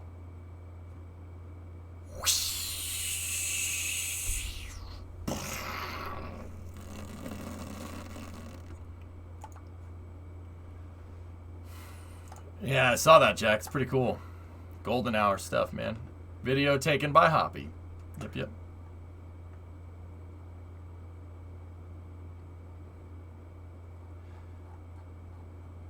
From here, the tiles look okay. Yeah. Oh, tile fell off right there. Right where my mouse pointer is. Oh, yeah. Some of the tiles did come off. It's interesting to try and see where they came off, though. That'll give you a little bit of a clue about why they came off, right? That one came off right there. I seem to see a lot of tiles popping off right around the top of the methane bulkhead. Why would tiles pop off right there? Well, tiles would pop off up there because you have a temperature differential between the pressurized segment, which is where the methane is, and the unpressurized segment. There's a thermal differential there. Pretty sure that coupled with the sound suppression system can make the tiles pop right off. Are you going to go to the moon at least to start? Yes. Up top you can see a tile that fell off. Yep. I want to see the SSDO work. That's really the only reason I'm being so on top of your case. No, you're not the only one, dude, and it's rightly so. But yeah, the other thing that I've been doing is, and I guess this is like not a bad problem to have, I've been playing Car Shuffle like crazy. I'm scrambling to try and find a place to put Tough Enough and the Coronet that isn't outside, so they don't have to be outside in the winter, especially tough enough, because it's a California truck. It has no rust on it. I don't want it outside in the winter. So I've been scrambling trying to do that. It's tough, dude. Yeah, Chihuahua. Yeah, Harp, it fired. Yep. They only tested one engine, Pop. Yep, iterative testing, just one at a time. We'll probably see another static fire soon with 2 or 3 engines.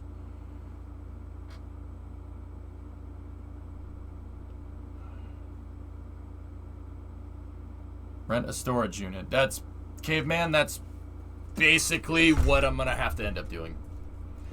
But God knows how frigging expensive that is. I've gotten a couple of quotes around from different places. Storing it for the winter is...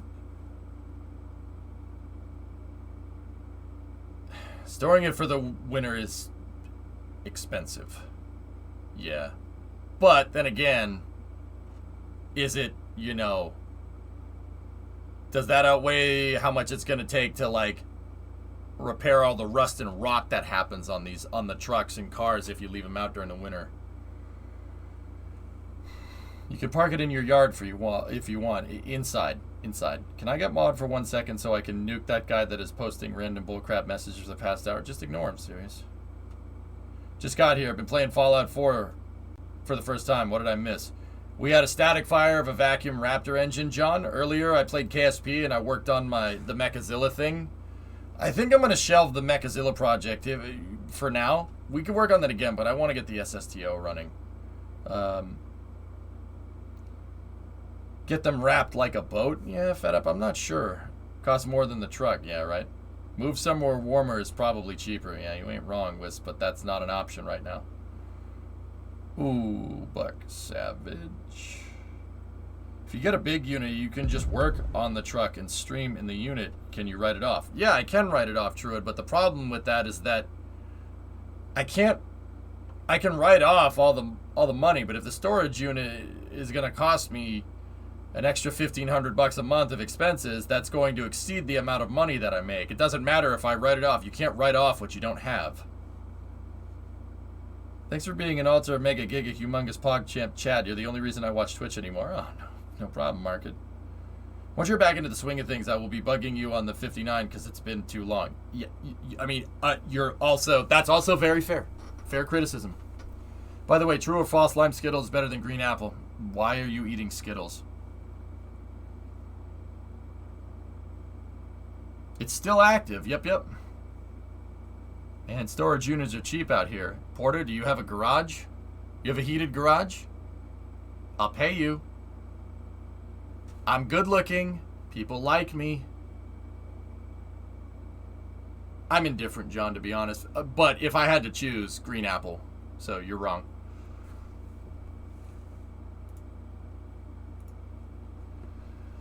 Yeah, storage units in Boston make me very unhappy. Ooh, what is that? The outdoor car capsule, the original storage bubble. Oh, look at that. It's a little bouncy castle inflatable that you can put your car into. I like that. Can you tarp it and wrap it up tight? I mean, I don't know how a tarp is going to prevent condensation from happening. You know, like... Do you think they're testing some of the tanks for how they're going to perform during orbit? Well, if they're testing a vacuum engine Vegas, yeah, I'd probably say that's a pretty good presumption. Yeah, that sounds right. Oh yeah, they use those for storing classic cars, People G. What about vacuum storing a car? Oh, storing it in vacuum would be fantastic, Hippo. A vacuum storage chamber for a car would be great. It would never rust.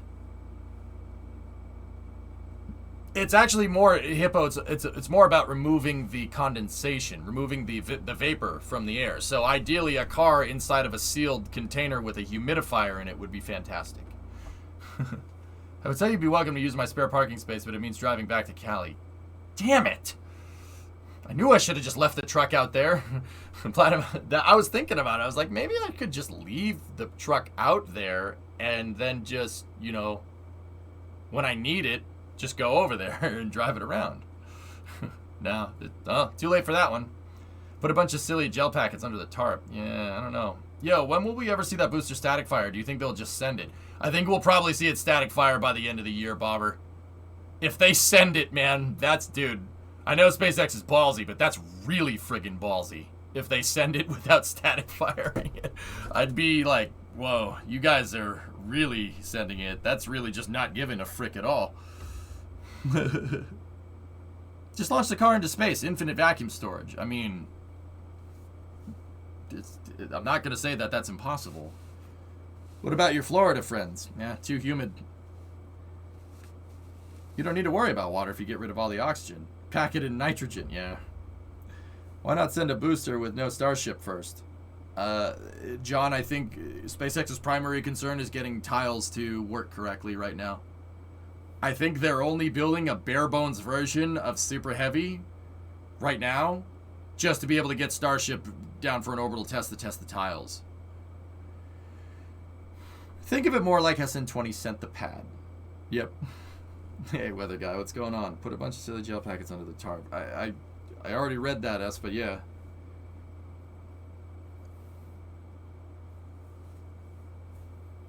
How much do those sealed container Twinkie-looking things cost? That'd be awesome. What's that, goalie? Yeah, okay. In the firing, why is there a double puff before firing the engine? They're priming it, dude. They're putting propellants through the engine through the pre-burner pre-valves. It's about $800. Well, I mean, that's almost kind of worth it, dude. Yeah, but I've been playing car shuffle games too. That's the other thing, Platinum. I've been playing car shuffle. I'm trying to figure out places to put all the stuff. Because the 59 I'm not really worried about. That's in my folks' garage, and the garage is attached to the house, so that's no problem. Coronet's outside, and the Coronet is starting to rust. It's been outside for a good number of winters now. Like 3 or 4. And it is starting to rust. Like, it's starting... The rocker panels are starting to rot out more than they already were. I'm not happy about that. I gotta find a place to put these things that are inside. What, did they already static fire it? Yeah, dude. Yeah. Oh, yeah. No, they did. Here, I'll go back and I'll show you. Show you the replay.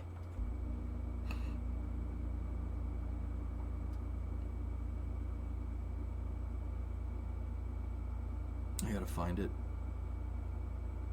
I gotta find it in the thumbnail.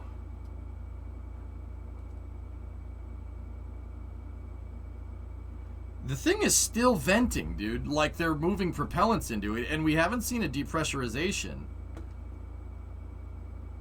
Here. This is from the NSF replay. Take a look. This is one vacuum Raptor engine. It worked, and some tiles did fall off, Bobber.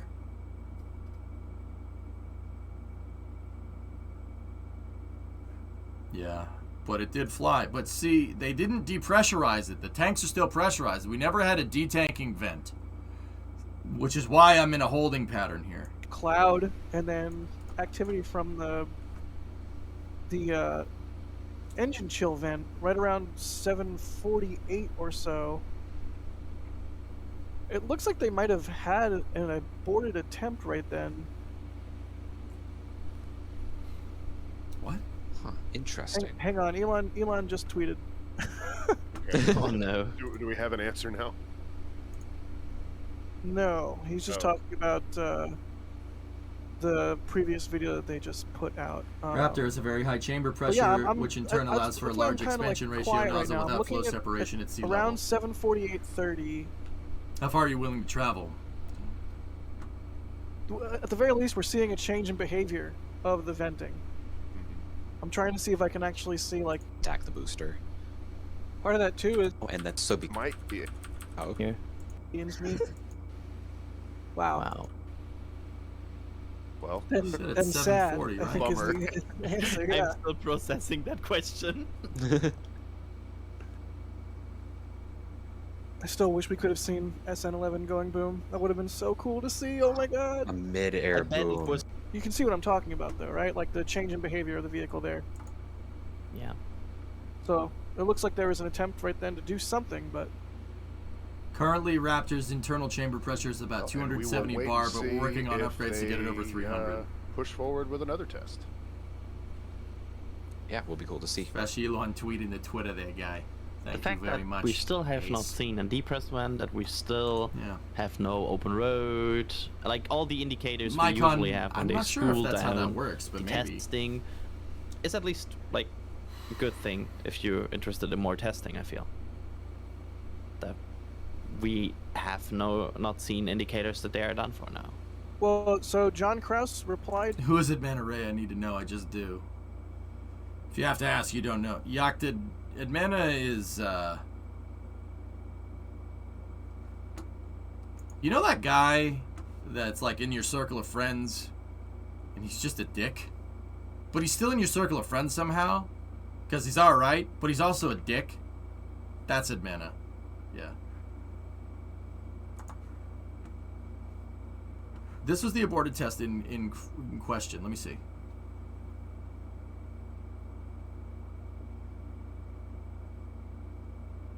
Oh. Oh, here, I'll bring that up on the main screen. Main screen, turn on.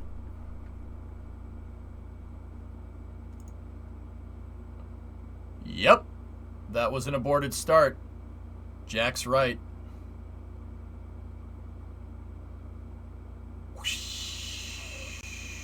No ignition.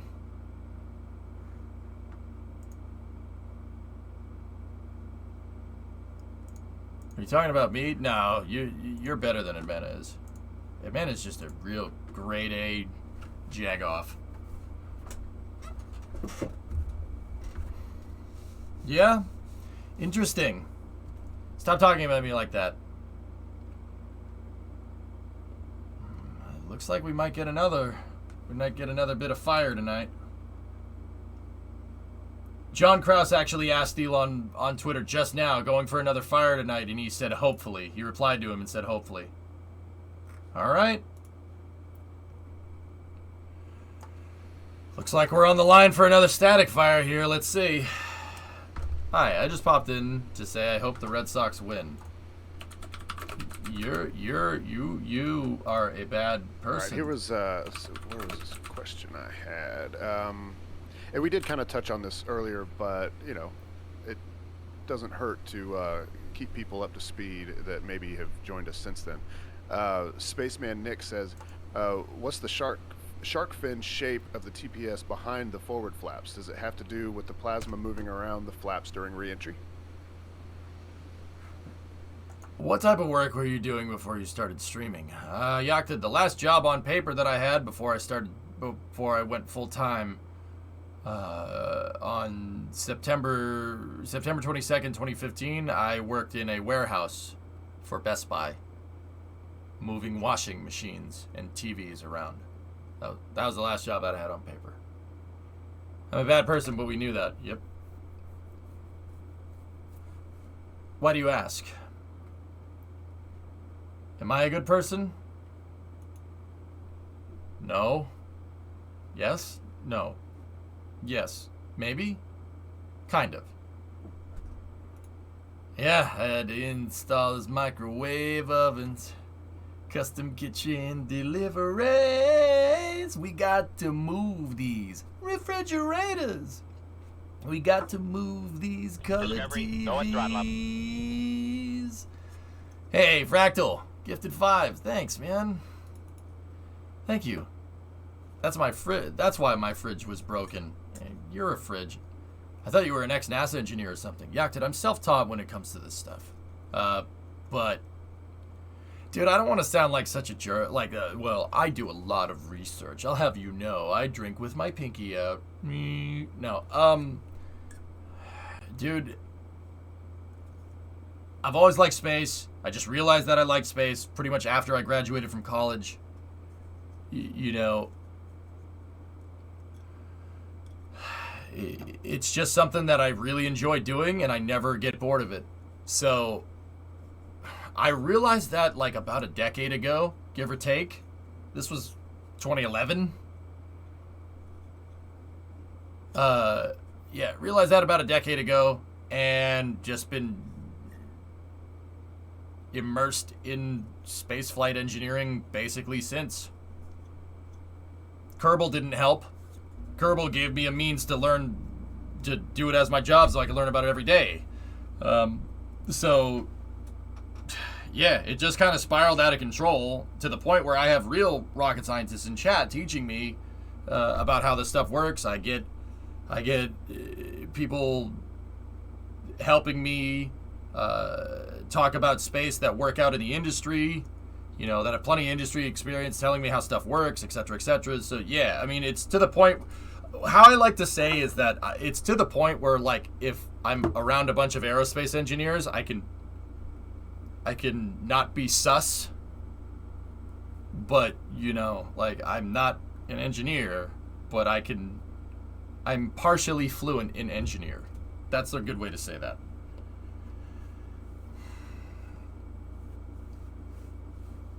Yeah, John. Pretty much. Given the chance to work at NASA or SpaceX, would you? I am indifferent Ewok. I would work for either one.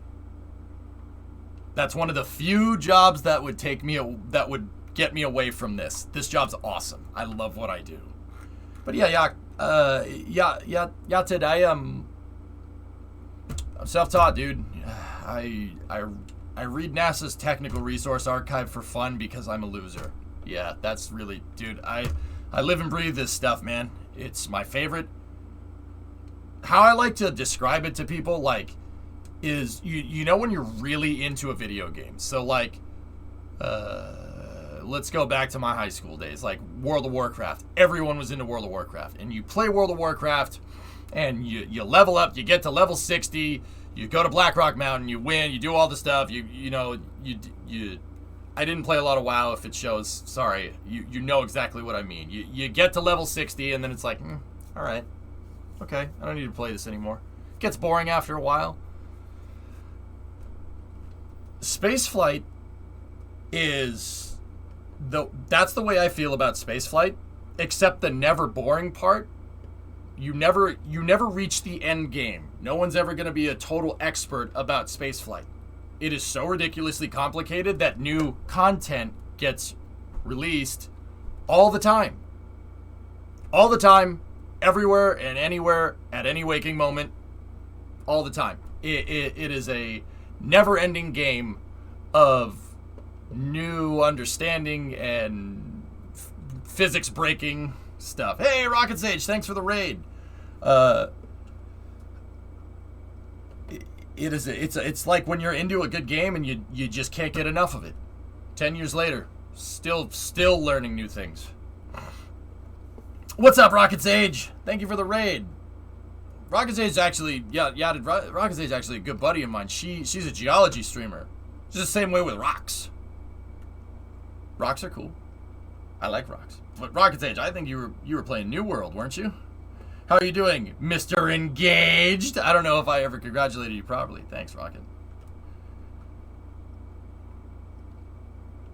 Yep. What test is this? They static fired a vacuum raptor. Kademlia. They static fired a vacuum raptor, and they're, per Elon Musk on Twitter a second ago, they're going to pump it again. I am a geologist. Yes. Actually, yeah, Rocket Sage, real quick. I don't want to get too far away from that, but here.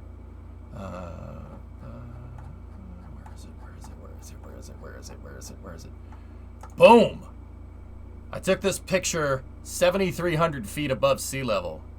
Rocket Sage, what can you tell me about this rock? This was in Flagstaff.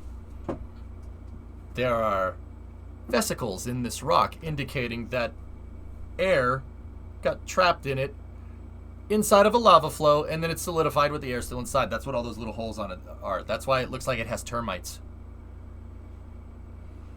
It's igneous, and you actually see there's different types of rock in there. Yep, you got it right. Your boy though.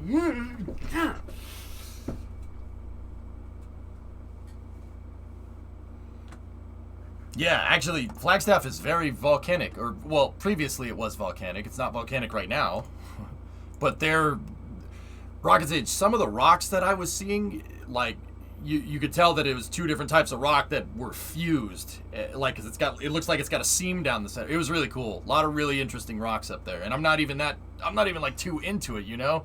But I'm like, oh my gosh, look at all these. These are great. Yeah, it's pretty cool. What's up, Bobber? I will say, after I found the NASA patch a little stale, but after the SpaceX patch came along, it really put the game into a hot streak of great content. Yeah, Bobber, yeah, I know what you mean. Yeah. I know what you mean. I'm not going to say that SpaceX isn't, you know, helping keeping my boat afloat, you know what I'm saying? But they absolutely are. Yeah, anyway, you guys want to learn about rocks. Actually super interesting. It's a lot more complicated than just, oh yes, this is a solid thing on the ground. Okay. How rocks actually formed is very super interesting stuff.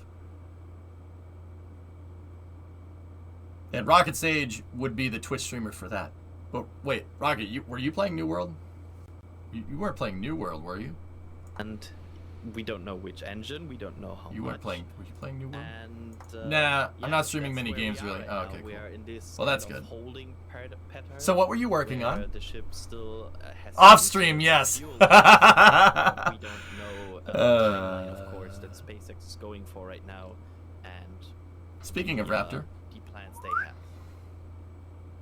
But Yeah, and actually that Raptor 2 engine factory construction in McGregor. Oh, just going over erupting volcanoes in the California gold rush today. Cool. Yeah, and it was I forget if you mentioned it or not, Adrian, but it was a static fire of the Raptor. Nothing, Kamer. Or oh my god, the Raptor vacuum engine. That's cool. Raptors, stupid. But it was Ideal. it Do was you the play New hard World? vac No. That static fire. No. Also confirmed by Elon on Twitter. That's awesome. Yeah, gold rush. Cool. All right, well, I don't blame you. There's a lot. Yeah, no, it's one of those things that I'm like, I have enough on my plate. That looks very appetizing, but I have enough on my plate. This damn spaceflight game, dude, it just keeps going. Like, just the second you think you got a good hold on how all this works, it's like, no, but you forgot about this. It's like, oh, that's great. What'd I say? What'd I say? You'd be in here regurgitating Gordon Wood, but you forgot about Vickers. Nope. I just read Vickers, so I'm up on inherited wealth hunting. We have Daito Mashis here. Oh, I don't know what that is, Knight, but that's cool. Last, please. What's up? What's up? Can we nerf Raptor? It seems a little OP. No. Don't nerf it. Buff it. Buff it. Just buff it. Applesauce, fool. What's up, Flank? Repost off topic, but still cool. Boron printer? The upper stage. Oh. With the wow, look at that thing go. That's neat. Cool.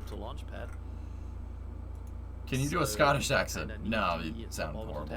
I'm here to support our FFA overlords. The upper stage. So I expect these will most likely fire launch pads all the time. When you doing a Resident Evil 4 VR play? Yeah, that's probably not happening. And Mike Smith saying it's weird. Past a 3D printer, it's not a product you can buy pre-built. It's most of it is 3D printed. Nice. Booga booga! Woo! Was that person real? Was that a real person? I'd be here to watch a scary VR game. Honestly, Rocket Sage. The vibes of like a. There's not much that like. I don't scare easy in real life. No, there's not much about real life that really kind of freaks me out. Like, don't get me wrong. Like, I'm lost in the woods or something. Yeah, I'd be like, I don't like this. But you have it open games. On the Oh, stream. Hey!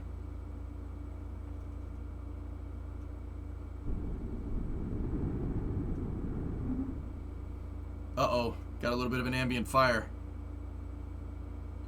Whoa. Games scare the crap out of me for whatever reason. Small fire looks burning with no real indication that it was coming. Wow. Oh man, yeah. I hope I didn't talk over it. No, I think yeah. I'm a scared little wimp when it comes to video games. I'm dead serious. Strangest thing. It's just video games though. Like in real life. Okay. It could just be that So what was that flame? That was a static fire. SpaceX is testing their new vacuum optimized engines on Starship SN20 right here. And there was no indication. I was watching it. There was no indication that the guys on NASA spaceflight had that right. I didn't think it was going to pop again that quick. But it's hard to tell because, like, the recondenser isn't on and stuff. That test was a little bit different. Let me back it up.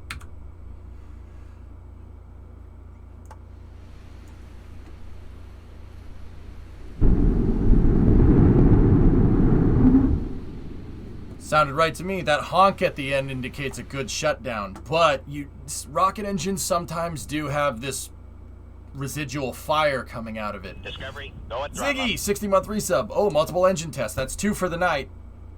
Yeah, no, Ghost One. I'm good.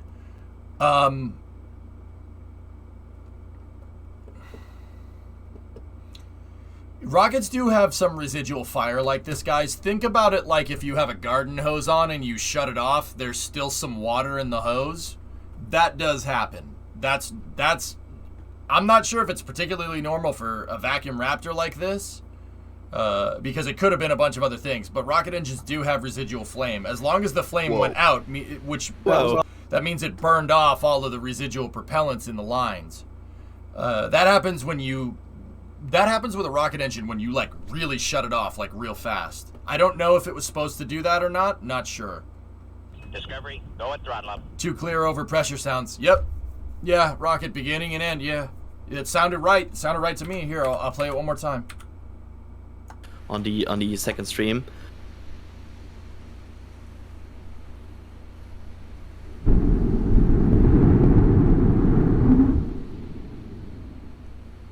Yeah. No, I mean 2 engines at the same time. Oh. Let me listen again. When I watch the especially the 24-hour stream, and you have have it open on the second stream.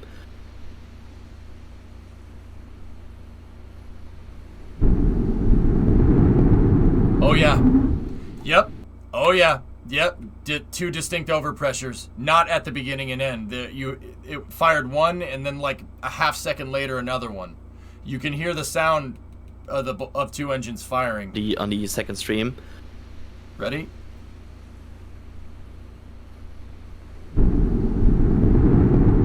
Oh yeah, that was multiple engines. Cool. And then you've got another one, another vent. That's the main pressure vent.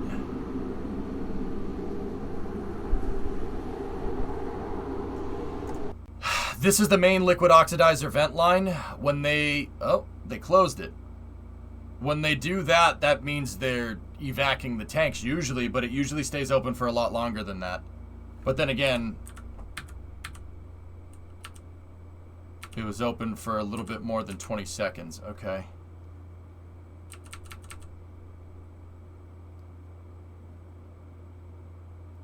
Interesting. Methane on the top, tactical. Yep. It could be Gox build-up apocalypsis. Yep. That was a short depress, and they didn't depress the methane tank, so they might be good to go again. Let's see.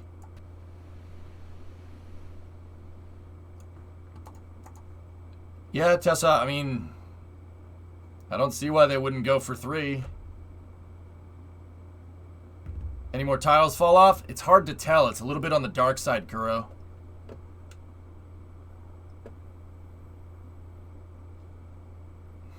Why not, Tactical? Anyway, Rocket's Age, thank you for popping in. I really appreciate it. Love your work.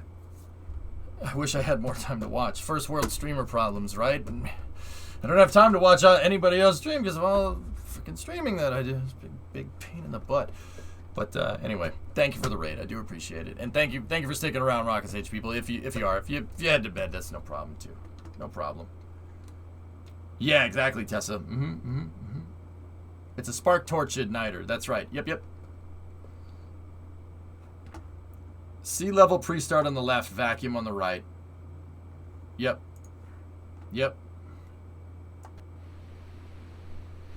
Why is that gas rising? See, that I'm not 100% sure about, O-Force. I don't know why it's going up like that. That is an engine. A little bit of sustained an engine fire chill down underneath after line. that. So Yeah, but it looked like it came. This stuff here, guys, is an engine chill down line. So, and also coming out the bottom. What these are is basically making sure that the pipes that lead to the engine and the rocket engine itself is brought down to temperature when they try to flow cold cryogenic propellants through it.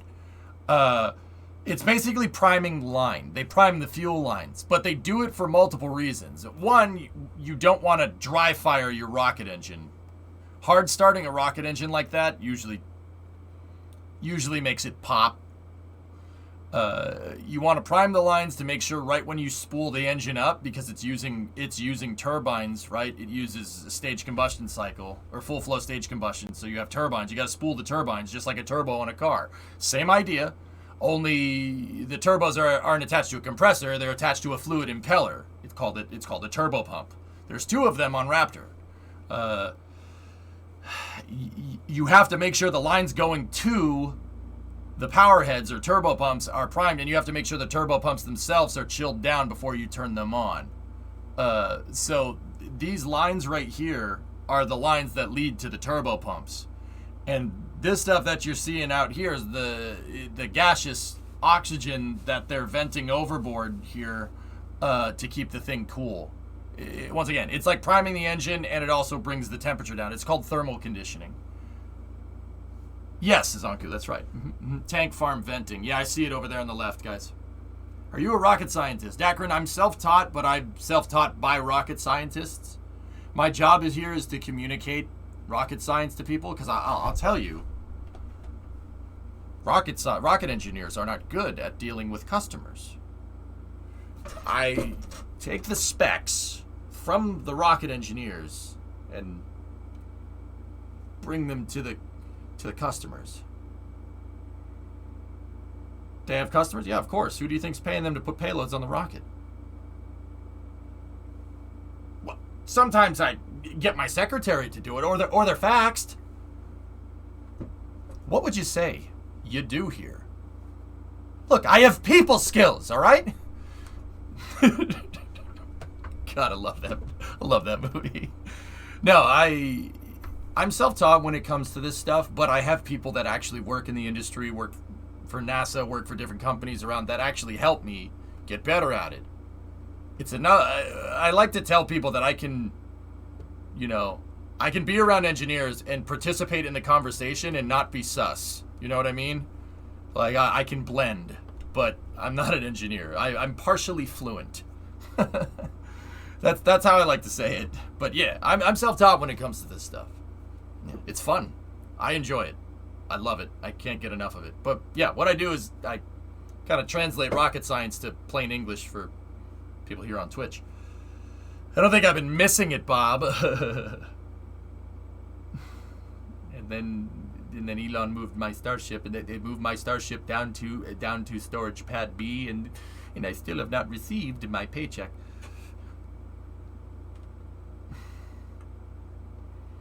The vented gas rising could be due to the heat from the pad causing thermals drawing the vent up with it. Yeah, I would go with that. Did you fix the pad for the big one? No, I've been working on the Starship pad. Found this on SpaceX Master. Okay, that's a little weird. Well, it looks like Das is there. Yep. Yeah, well, we fixed the glitch. Okay, so you won't be receiving a paycheck anymore, so it'll just work itself out. I have a PhD in rocket surgery. No, not the O face, Scro. It's the O ring. O ring, O ring. Get. That was a bad joke. Cool. It's the squirrels and they were married. It's one of my favorite movies. Office Space gets better every time you watch it. Oh boy. But like, I have worked with NASA in the past. I hosted. I've worked with NASA at panels at TwitchCon and stuff. So like, it's not like your boy is just going over here. It's just rockets this, rockets that. Like, I've worked with NASA. I hosted panels at TwitchCon with them. I know a tremendous amount of people that work there at this point. NASA has endorsed this stream publicly in chat before. They gave me the NASA Twitch channel gave me a shout out in my chat. Like they're like, "We see you, EJ. Keep doing what you're doing. We love it." I'm like, "Ah." So I mean, that tells me I'm back on the right track. How much flare are you wearing? Well, I have 1, 2, 3, 4 pieces of flare. They gave you a shout out on NASA TV. Yeah, that also is a good thing. Yeah. Well, see, that other Twitch channel there has 37 emotes. You only have 3 emotes. We want you to chat. I want you to express yourself. And if you think posting 3 emotes in the chat is expressing yourself, so be it. 2 ignitions. Yeah. Liam. And you've been front page on Twitch a couple of times too. Yeah. This might sound like a weird question, but when you're describing engines, parts, etc., do you see them in your head like an exploded view diagram? It depends on what it is, weather guy, but yeah, sometimes. Yeah.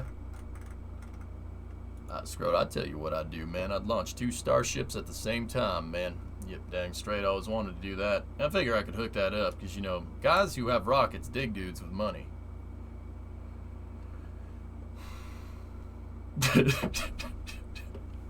That's okay, yeah, I got it. Hey, Peter, man! Check out NASA's space flight! Check out this rocket! Damn it, Lawrence, can you at least pretend like you can't hear me through the wall? Oh, sorry, man! Jeff Bezos over there or something? Sorry, that was messed up. Frickin' A, man.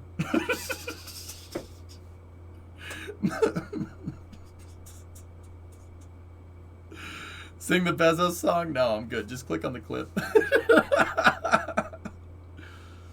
You should do an Office SpaceX version. Office SpaceX version. I love it, man. That's awesome. They moved my rocket down to pad B, and I still have not received my paycheck. Oh boy, Elon, must be time to launch your Tesla in space today.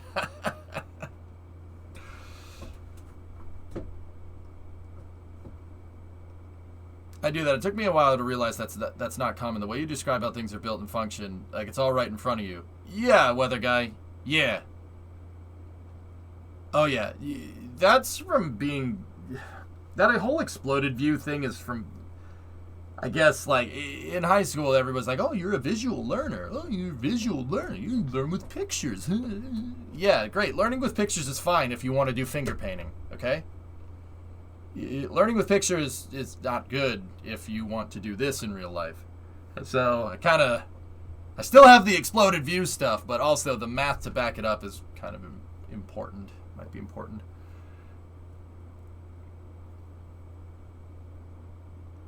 Tessa, thank you. I appreciate that. My rocket at pad B still have not received FAA clearance to launch, and then they moved my rocket over to pad B, and I could see the turtles, and they were married. Maybe you should have come in on Saturday to get those EIRs done. Did you get the facts about those thermal protection system reports? Did you get that memo? I'll tell you what. Bob. I have 8 different bosses coming to tell me about it. 8. You know. That's my only motivation is to not be hassled. That and losing my job. But you know what, Bob? That'll only motivate somebody so much to not get fired.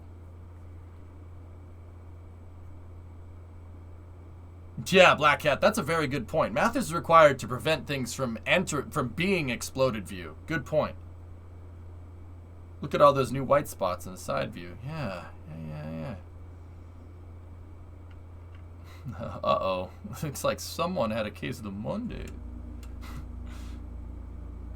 Corporate accounts payable hypersonic speaking. Just a moment. Okay, so frost accumulation on the oxidizer tank right here, guys. because this is made out of stainless steel, that's indicative of a depressurization event, which is what we saw. All right, like, okay, so Office Space quotes aside, we got a little bit of frost on it. That means that they went for a depress, which does make sense because they did depressurize the tanks a little bit ago. There could be residual propellant in here, and we did see a tank farm vent. I'm not sure if they're going to go for it again. We kind of got to wait and see if the recondenser turns on. We'll go a little bit longer with this and we'll see what's up. But I hope you're enjoying it. I hope you're enjoying the movie quotes and the rocket science and stuff. I like to have fun. We have fun here, okay? We have fun. We express ourselves with flair in the form of emotes in the chat. Hey, good luck with your firings. I hope your layoffs go really well.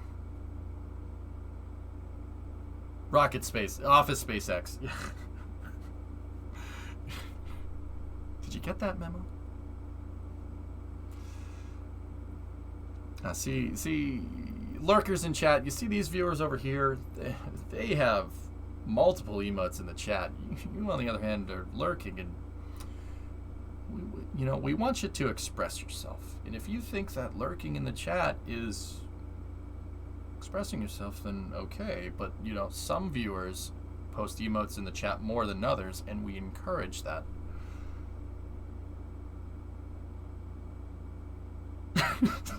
Damn way to call us out. I tell you what, that guy's a straight shooter with upper management written all over him. Ooh, yeah.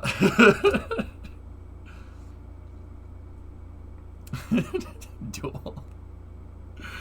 Liam, I'm glad you like it. Oh God, Jam, no. Oh, jeez, what did I just do? You did this to yourself.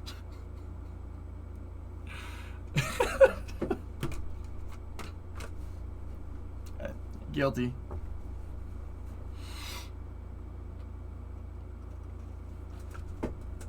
Samir, not gonna work here anymore. Gone.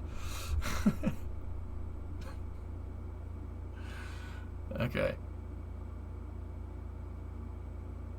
All right. Chat has expressed itself sufficiently.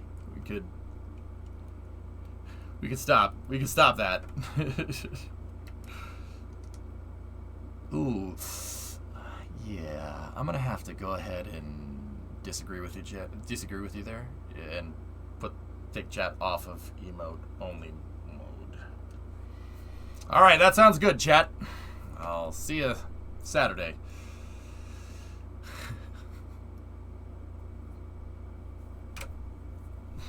What's the PC load letter of SpaceX?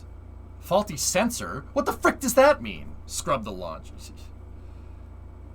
Yeah, Clanker crush it. Yeah, indeed. Oh, man. For science!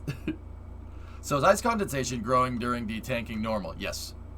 Jax, it's hard to tell. Like, you don't see a lot of condensation and ice accumulating on the outside of this when it's tanked.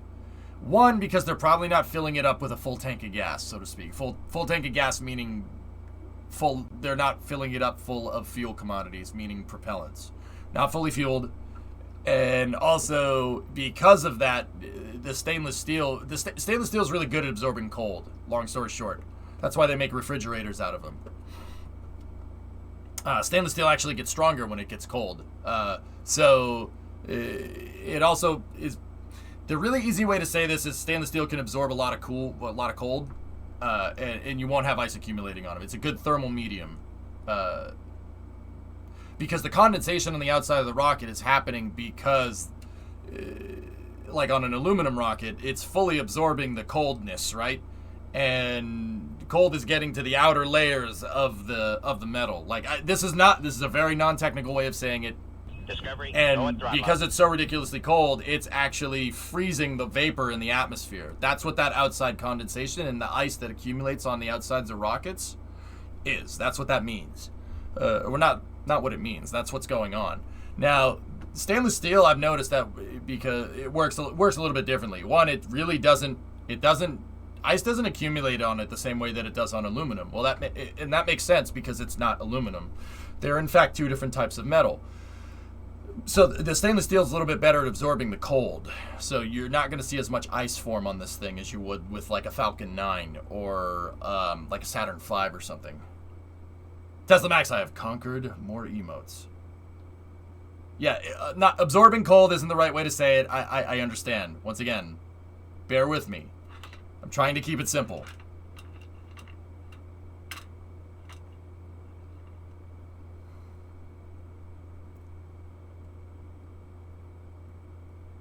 Yeah, you walk. Stainless steel isn't magnetics. You can't see the fridge anymore. But Jax, because they depressurize the tanks, you ever have a CO2 depressurize a CO2 canister really fast, or you have like keyboard cleaner that's what happens if you just hold that down? You depressurize the gases in it extremely fast. What does it do? It gets cold. For the real layman's, there's this thing called the ideal gas law. It basically says when stuff gets cold, it contracts. Gases contract. When gases get warm, they expand. Okay? That ideal gas law is huge in weather guy, like meteorology. That's a real big deal. It's really a big deal with rocket science, too. PV equals nRT. That's right. And if you pressurize something really fast, it gets really hot. If you depress something really quick, it gets really cold. Yep. What's up with the rocket? Hey, Desert Eagle, what's up, brother? They fired a single engine, one of the vacuum optimized engines, and then they went back and tag team another test and had a center engine, which is a sea level engine, fire, and then a vacuum Raptor fire at the same time. I tell you what I'd do, man. I'd fire 2 rocket engines at the same time, man. Yeah, dang straight, I always wanted to do that. Teacher, can I go? My brain is full. Defrag your hard drive. Let's go. They're still using Raptor version 1 engines. When will they start using Raptor 2s? I think this is like Raptor 1.5 or something, Scroat, to be honest with you. Have you seen Real Geniuses? Yeah, I'm traumatized by popcorn now. Yeah, of course, man. All the classics, dude. I'm a movie buff, guys. I don't know if you can tell by the Office Space stuff. Any of the classic movies, I'm pretty much in on. Like, from Blues Brothers to Tropic Thunder, any of the classic movies in there, like, yeah, I've seen it. Probably can recite most of the movie because I'm a freaking weird person. 4 stones, 4 crates.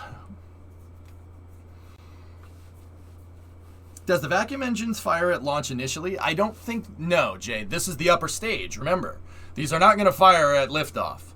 The engines that are attached to this thing, this tall boy in the background, yeah, those will fire at liftoff. Weekend at Bernie's?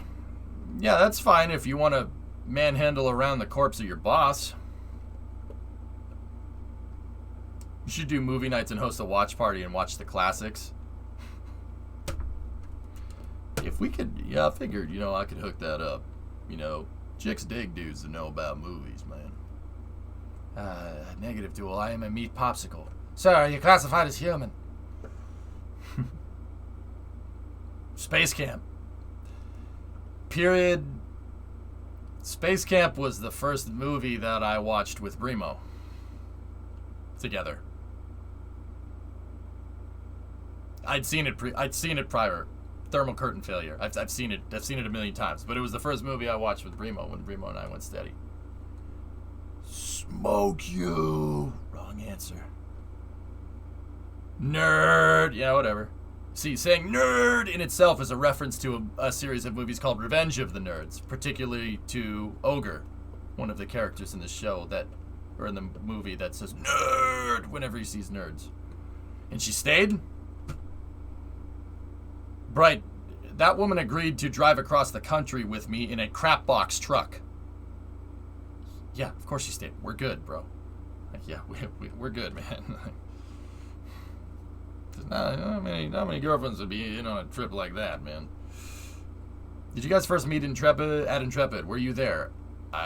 Yes, S-Master. It was in a hotel room in New York City. Yes, that's where we watched Space Camp for the first time.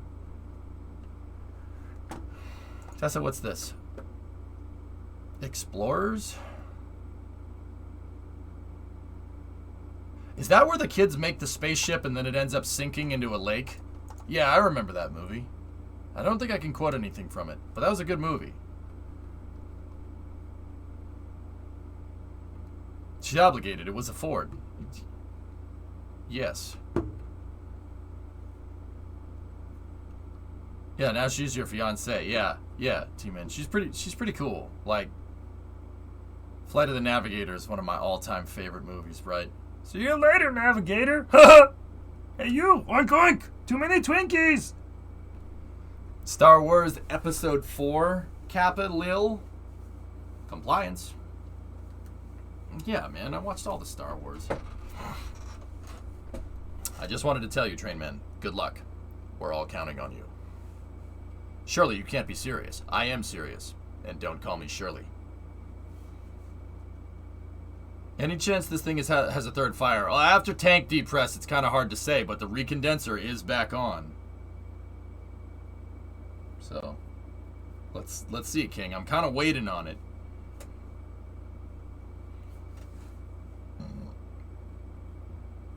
I still need to show Flight of the Navigator to my girlfriend. She hasn't seen it. Flight of the Navigator is amazing. Have you watched any MASH? Only once and a long time ago, Train Man. Can't recite any lines from it. I should probably go give it another watch. I know, it's one of the best shows around, dude. I enjoyed it. Cloudy with a chance of thermal tiles. Oh, that's good. I picked a hell of a week to stop drinking.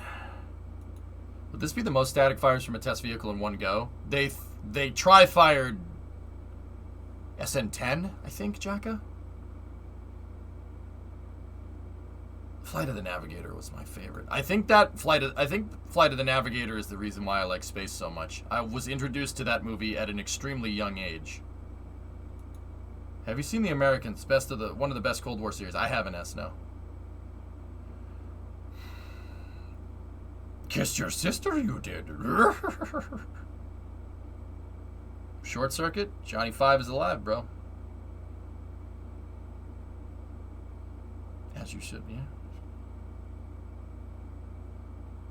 Still one of my favorite scenes in any movie is where David is getting Max to try and tune in to different FM frequencies, and he's like, no, change it quick, and then it switches to the Beach Boys, and he's just blasting around in his spaceship with just listening to the Beach Boys. Yeah, that's cool. It's one of my favorite parts. My favorite show is A-Team. Oh, nice. What is the orbital flight? Naloth, they're going to conduct a orbital flight test that kind of demonstrates their experimental heat shield. That should happen sometime in January, I think. No, I haven't, Chaka.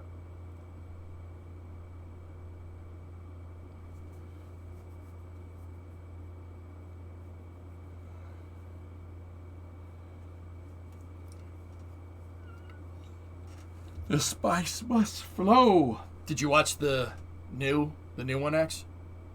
It's a pretty good movie in its own right. I think Flight of the Navigator is great. But the thing about Flight of the Navigator, and this, I'm not the first one to say this. I'm not the first one to notice this. Like, the whole first and second act of Flight of the Navigator are amazing. Like, it's a really mysterious plot line. You're not really sure what's going on. It's throwing a lot of curveballs at you. David's trying to figure out what the heck's going on, and then literally the third act is what a 12-year-old would do if they were cruising around in their own Trimaxian drone ship. It goes full Disney movie, but you know what? It's all right. If a tile falls off, will it make it back with it off? Depends on where it is, Klein. It really, really matters where the tile is. Now, some of those tiles that fell off up there on the belly, nope. Especially ones that are close to a bulkhead. See, we have a lot of tiles that seem to have popped off right around the bulkheads between the tanks. Particularly between the bulkhead of the methane tank and the unpressurized segment where the payload bay will end up being. The reason why is because, well, this is a lot colder than that is, because this is unpressurized and that's pressurized with cryogenic propellants. You're definitely seeing a lot of tiles pop off in that area. And I'm guessing because of the temperature differential is causing the tiles to deform at different rates. Or the stainless steel, which is holding the tiles on. They depressed a little bit, not a full tank depress though, Gaffleg, which is strange. You're depressurized. I'm not though.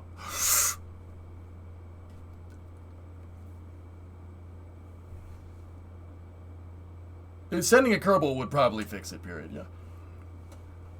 I think the new one is better than the... I think the new one is so much better than the OG. Just hope WB does... Okay, alright, I see it. Thoughts on Buckaroo Banzai? I don't know what that is, to be honest with you.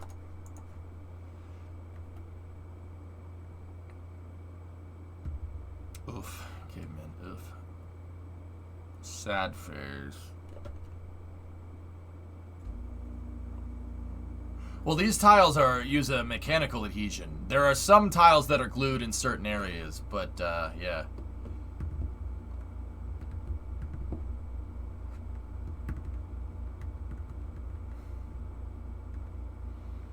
Stainless steel is pretty durable. Stainless steel with heat, though, Daz, is kind of... You're gonna need those tiles, man. Not just Elon building vertical, I got the Arkansas and the Arizona here.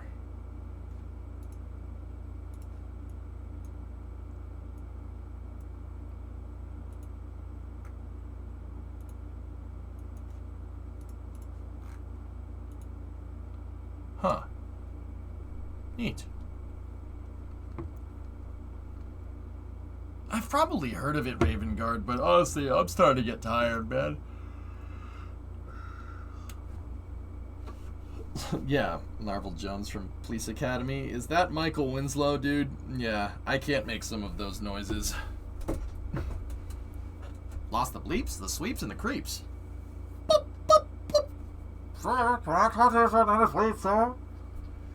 But I'll tell you, for the newer viewers, if you like Futurama, you know, there are some impressions I can't do from that show. But I tell you what, there are some impressions that I can do. Why not Zoidberg, for instance? Yes, he's the best character on the show anyway, so I might as well be able to, you know, just talk like him.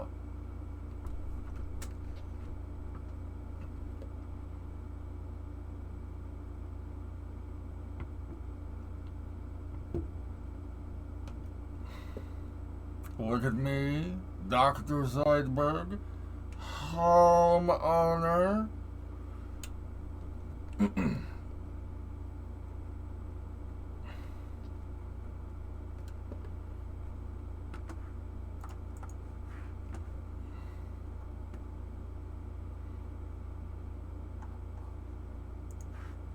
This just raises further questions.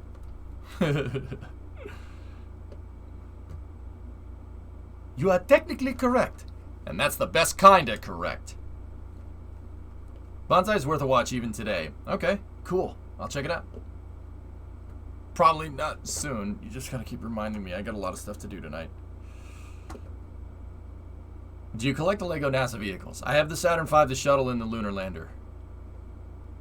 So, I mean, yes. Yeah.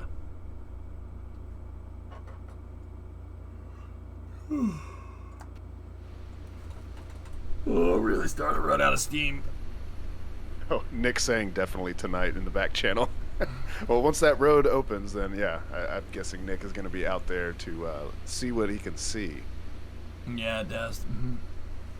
No, I wish, Tessa. No ISS? What? And no, I Austin don't have the DeSisto, a friend of ours actually, saying thanks to Nick and Mary out in the field and you guys on console. Meanwhile, I'll keep searching for Hoppy photos to figure out which cam that was. Oh, I think I know which one it is. I'll see if I can tweet a photo. It's going to take me a minute to find it, but yeah. Okay. It's really cool, like, to have people here in the call, like you two that were in Boca. Like, for me as a European, that's a big trip, and to imagine standing there, it's just cool. And one day it definitely helps with perspective when you've seen it on stream. You know, I had seen several tests and things on stream, but actually going there and seeing the layout and everything and just the scale of everything with your own eyes, it really helps to, I don't know, just kind of know what you're looking at when you're seeing these streams. Yep, 100%. I can't wait till you get to go, Adrian. I know you're gonna be like a kid Fridays in a and candy store. Saturdays, Jay. Oh yeah. Yeah, I just plan to have like a chair, sit there somewhere in the grass and look at everything for like hours and drink something. Like that's my plan. Just sit there, enjoy everything, and yeah. Nice. Yeah. That's my first day. There's so much to see at all times, everywhere you look. You know, I've talked about how I've been there to help out with the daily videos, and every day, you know, it's like, I really hope there's something, you know, something interesting, you know, sort of like a selling point for the daily videos, and Starbase never fails. There's always something interesting going on, you know. I mean, everything is interesting out there, but there's like every day there's even like there's something like, oh hey everybody, check this out, this happened. Yep. It's pretty crazy, the pace of things out there. Can confirm. Yeah, one day I'm gonna see it. You gots to. I haven't been in like 2 months, and I feel like my teeth are starting to itch. Like Yeah, I know the feeling. Friendly, remember that if you're a person like me who can't go right now, you always have the opportunity to watch the 24/7 stream Starbase Live. Right. To enjoy every single second. Yeah, I love Starbase Live for that. It's really great. It's been so nice to Yeah. have. I just have another screen next to my 2 monitors that's just constantly has Starbase Live on. I love it. Yeah. Shoutouts to the people who help operate it on a daily basis. Cool team. Yeah, absolutely. Yes. Yeah, Starbase Live and Fleet Cam. I use Fleet Cam all the time to check it, you know, because I'm only about 10 or 15 minutes from the port, but I can check Fleet Cam anytime and see if there's anything going on. It was good. And also, Bruno. Fleet Cam just celebrated its 1 year birthday. Wow. Yeah. That's Has cool. it really been a year of Fleet Cam already? Uh-huh. Wow. Now I'm like, are my teeth itchy? Time flies when you're chasing rockets. Yeah.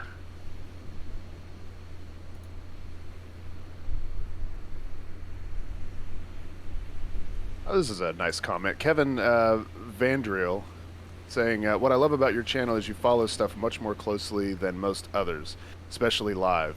Great work, and Ad Astra. Well, thank you for that donation and the nice comment there. Guys, I'm not 100% sure we're gonna see any more action tonight. Go Astros. Discovery, go at throttle. No, not go Astros. No. Okay, here's Tom Murphy saying, No. maybe I'm wrong, but I thought I saw an idea that SpaceX was going to use a tower top mounted crane That to would be lift awesome, ships Tesla Max. on Yeah. top of boosters That's for a stacking. really good book. I think that was in the original renders of the Hey, interplanetary transport system. Well, it's 24 months. Thanks, man. Yeah, 2 years. Yeah, Ilya, I know character, right? Hey, Astros.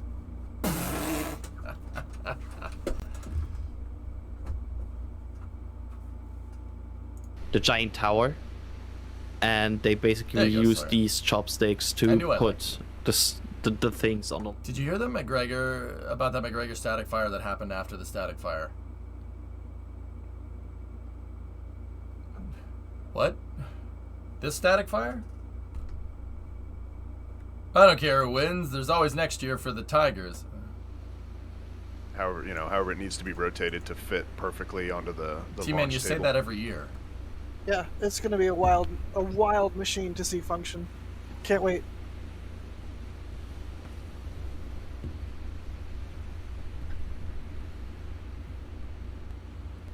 Try being an Indians fan. No. So we're just waiting for I that don't think final I will. depress on the road to open, but they do have what? Your streamer from Boston. To be fair, Tigers are getting Verlander next year. Did the Stros trade him back to Detroit? This was news for me, Panda Man. Sauce me, baby. No, so, really? No one likes Boston anyway. I'm sorry. I'm sorry you don't like winning teams. I like winning teams, and I won't apologize for it. The worst thing would be to end the stream early and then SpaceX decides to, hey, we want to do another test again. Speaking of the straws, I still believe they bang trash cans. Yeah, and we can always start the stream back up again if that actually happens, but we never like to do that. I don't know if they're cheating, man. They're a good team. They're pretty good. They're a pretty good ball club. And if the Red Sox played if the Red Sox play the way they played in Game 4 and Game 5, man, we're freaking screwed. Because we played like a good team, but man, yeah, I don't know. Yeah, I saw what he meant, but I think that was just a weird reflection. I support Musical sports ball. Wolves asking Sports about ball is tile fun. loss due to depress events. I like watching sports ball events and supporting my favorite No, they sports lost ball too many team. tiles. So depressed fan. I think We're not talking about sports ball XPZ. We're talking about stick ball differences. And then there's puck stick, and then there's hand egg. applied for an internship at Maston Space Systems and knowing the set of and knowing the sort of Sox folks who haven't been work the there, same since surely at least Sam one of them is Malone watching. retired. Hi. Well, good luck there, Tim Gore. What? Jared Smith, thanks for the support. Cole Logan, thank you for the support. They say my youngest son, 2 years old, tried to blow out the fire. What a meathead. Nice. Yeah. Kid's gonna be a firefighter. Uncultured, thank you cheers. for the support. I didn't watch that show, Tessa. I don't need a show to tell me where everybody knows my name, alright? I lived it. Okay. I'm pretty sure that's a Goonies reference. That's like the name of the guy who, the legend of the I don't even. It's been a while since I've watched Goonies. Let's see. Pretty sure that's a Chester Copperpot. Why does that name sound familiar? What is that? Chester Copperpot! Don't you guys remember? From the attic! The news article! He's the only guy that went in, but he never came back out, but that was back in 1935! Chester Copperpot! Reclusive Scavenger claims, I have the key to One-Eyed Willie. God, bloody amateurs. Yes, Chester Copperpot was Goonies, yes. Excellent. Goonies never say die. Louis Andre Bergeron, thank you for the support. And say, do you think Elon watches the stream sometimes and laughs at everyone trying to guess the timing? It's not implausible. He has commented on the stream before on Twitter, although it's been a while. So not. I've never seen the Goonies. Oh, you're missing knows? out on a cult, a 1985 cult classic. Support. Where's DOS? DOS fan club. Although you're misspelling DOS's name, it's DAS. He's not an operating system. Well, Right. First, you're gonna do the kind of an truffle operating shuffle, system. Tessa. Yeah, Do it. He's kind of a machine. Do so- it! But no, it's DAS. what does the D in DOS stand for the operating system? Digital or disk or? Disk I don't operating actually know. system. Yeah, I don't know. I don't remember. Disk. We're hearing in the background. It's disk. Thank you, DOS. Yes, I'm familiar. I remember using DOS back in the day, and yeah, like it was not like Windows of today where you can see everything on your screen and you kind of know where to click and stuff. There was no clicking. It was all typing. You had to know your commands off the top of your head to be able to function in DOS. Yeah, no WYSIWYG for you. Yeah. Let's see. Dylan Foxay, thank you for the support. They say, do you think it will take, or how long do you think it will take to install the chopsticks winch cable? Complicated because of the height of the tower. I don't think it'll take them very long. It's not like a suspension bridge or anything, right? Yeah, and probably no more complicated than running the cables on a crane, right? Yeah. Because they have to, when they like extend the crane or shorten it or whatever, they have to run those cables again. Right, Peg? Probably a known problem. They know exactly how it's done. It might take a minute. I don't know how long it would take, but definitely a known thing.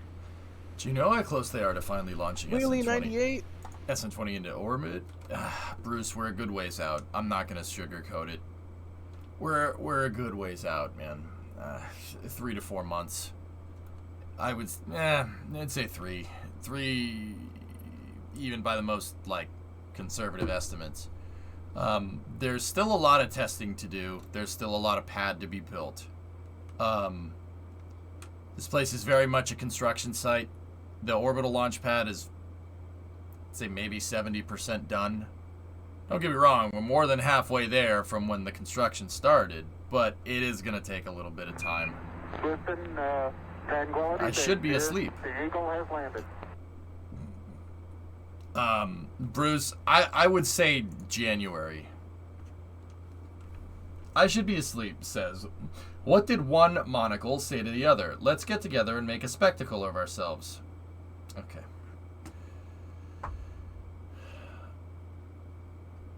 Yeah, that's right, Bruce. Yeah. Mm-hmm. Night as well. And Yeah, also, they need to. Yeah, the FAA people need to approve the programmatic environmental assessment. That's what yesterday's long stream was about. I bought it and I can't wait for it to arrive. Same.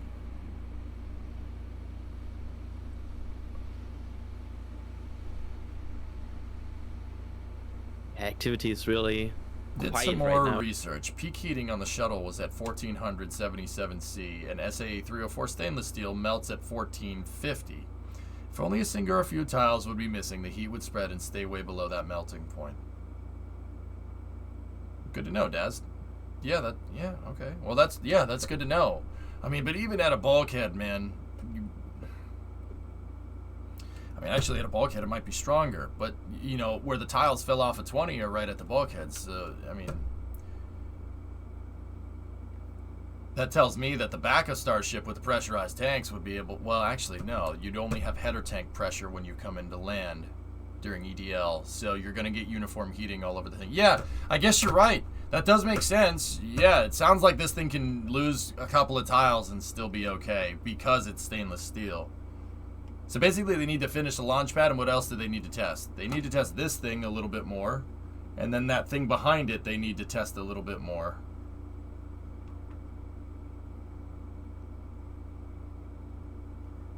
But with that being said, you know, the idea is to not lose tiles, pretty sure. How much weight do the landing legs even add to the rockets?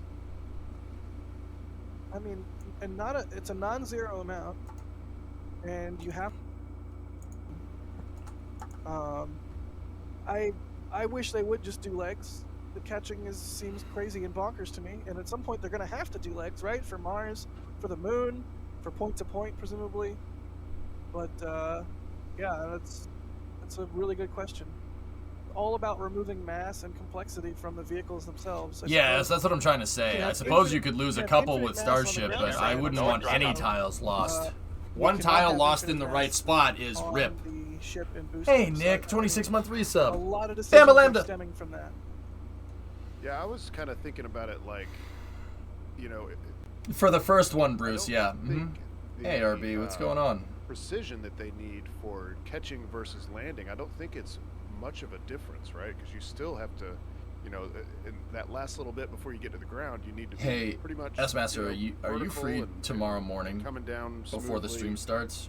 Or And actually, let me so rephrase that. When's your next if free you're gonna time? be landing precisely I'm on starting a to get really location tired, on the dude. ground, then it's probably not. Okay, so I guess that the goal big for of the a first difference orbital launch is to more have about it testing the happen heat shield than next anything to the else. tower. That is exactly correct, Bruce. It's about testing the tiles, making sure the tiles are working correctly. Yes, that'd be great. I'm pretty tired too. Good to know. All right, I'll try to wake up tomorrow morning if I can. We'll see what we can do. Yeah, and we'll go over what footage we have thus far and see if we can combine more. Hey, Chronic, long time no see, man. 22-month resub. Bruce, the way I like to describe it to people is that if you're making anything that's reusable, capsule, space shuttle, doesn't matter. What's the first thing that you test?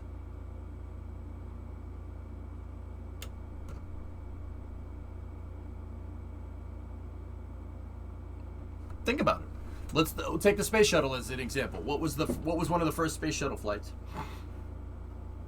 The disco ball. Well, yeah, of course. Yeah. Landing, Pembo. That's right. The first test that they did with the space shuttle was to make sure they could land the thing on the runway by lopping Enterprise off the back of the shuttle carrier, right? That was one of the first tests that they did. Right? They did the approach and landing tests. Now with a capsule, what's one of the first things that they test? Parachute testing. Parachute testing. Some of the most intensive testing that's done with capsules is all the parachute testing that they do. SpaceX has the most parachute testing out of anything. Out of all the things that they tested on Dragon, they tested those parachutes the most, right? The point is, Bruce, is that if you're making anything that's coming back from space, doesn't matter if it's a capsule, doesn't matter if it's a space shuttle, doesn't matter if it's a Starship. You start at the end of the mission and you work your way back.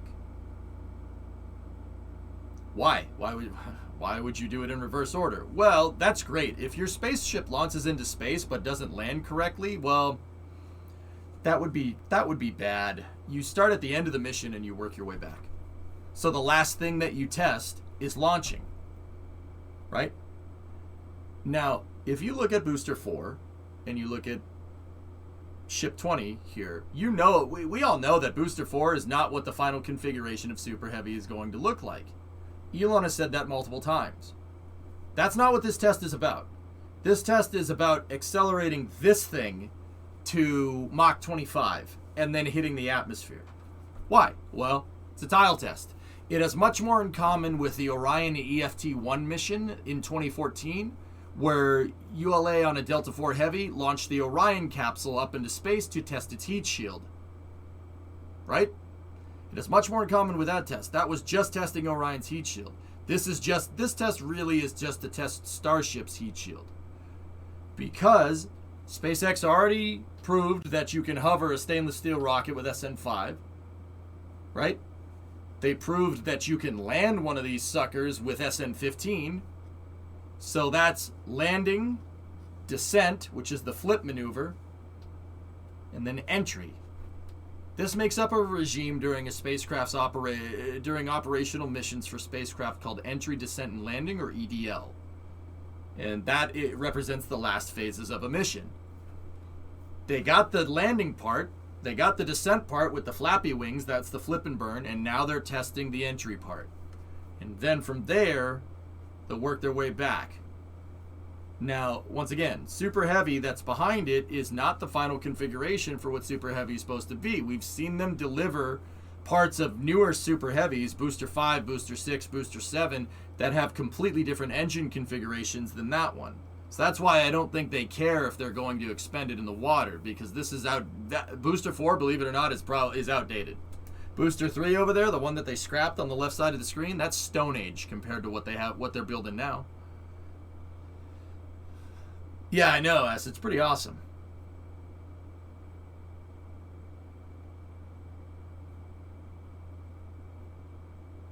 That's cool, tech guy. Nice. Because yeah, you have to test from the end to the beginning, not beginning to end. Because that's great. If the thing makes it into space, that's wonderful. Good job. That's fantastic. You did great. If you don't get it back, who cares? Imagine how much STS-1 would have sucked if they got the space shuttle, John Young and Crip put that thing right down onto the runway right at Edwards, and one of the landing gear just collapsed and the thing bellied into the sand. How much would that have sucked? Like, that would have completely made STS-1 useless. Like, that would have been a useless mission, you know? That being said, I'm going to go to bed. All right, S. Have a good night, buddy. Hey, look. Look. What do we have here? Like 29 engine static fire. Was that going a second ago, or did I just... Here is we don't... The static fire. Concern place data tap they lose the not No, okay, that's been on. Never mind. False alarm. One half and then the other half, or something like that. So we don't know at this point, sadly. 2 static fires tonight, Corsi. 3 attempts. I bet they did all at once at some point. The first attempt was Yeah. The first attempt was a vacuum Raptor. The first time a vacuum Raptor had been fired on a Starship ever. The second attempt had a sea level and a vacuum engine ignite. The second successful attempt, I should say. What currency do astronauts use? Starbucks. Hey, what do we got? Depress vents. That looks like a depress if it stays active and starts to peter out after a while.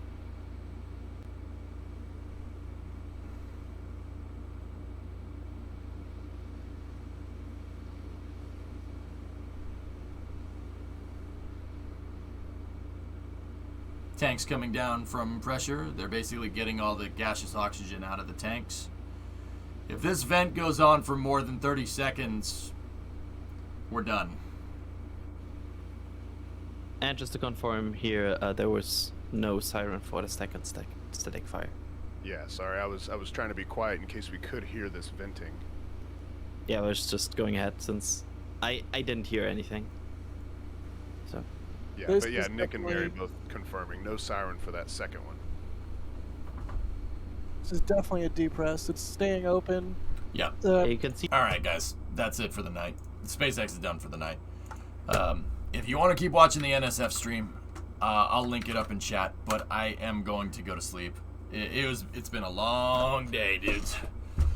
I've been going. I had a doctor's appointment really early in the morning. Brima and I go to the same doctor, and you know, I have to get like monthly checkups because of thyroid stuff. So we do it when, you know, before Brimo starts to work. So I've been going for a long time today. So I'm going to go and get some sleep. Let's see who we can raid. I hope you guys enjoyed it. It's fun covering rockets. Even if it's just rockets firing the engines and then stopping. It is fun.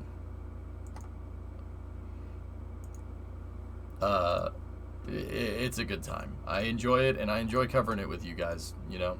I haven't covered stuff in a little while, you know. So, let's go see who is out and about here. Once again, I posted the link in chat if you guys want to, I posted the link in chat if you guys want to go keep watching NSF, but I'm pretty sure we're done for the day.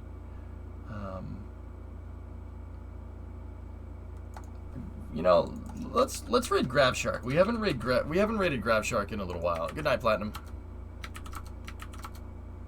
You ever dream about space? Almost every night, tech guy.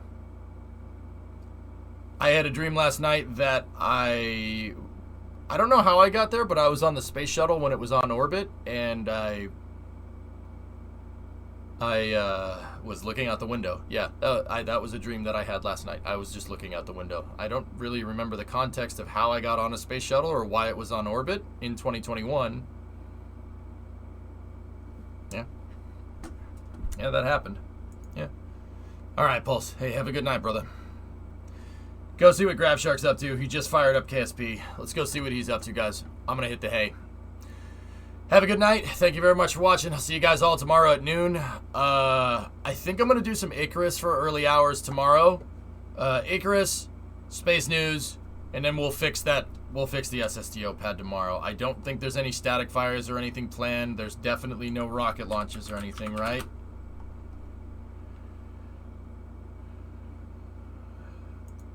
Yep, there is. Ariane 5 with SES-17 is scheduled to launch out of French Guiana at 9 tomorrow. All right, well, that'll leave some time for KSP, so that's good. We could probably double box that. And then it's Friday, so we have Friday Night Racing after that.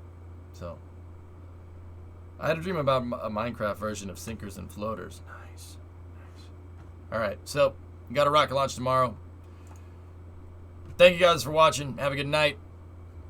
I'll see everybody in the morning. Good night, and thank you.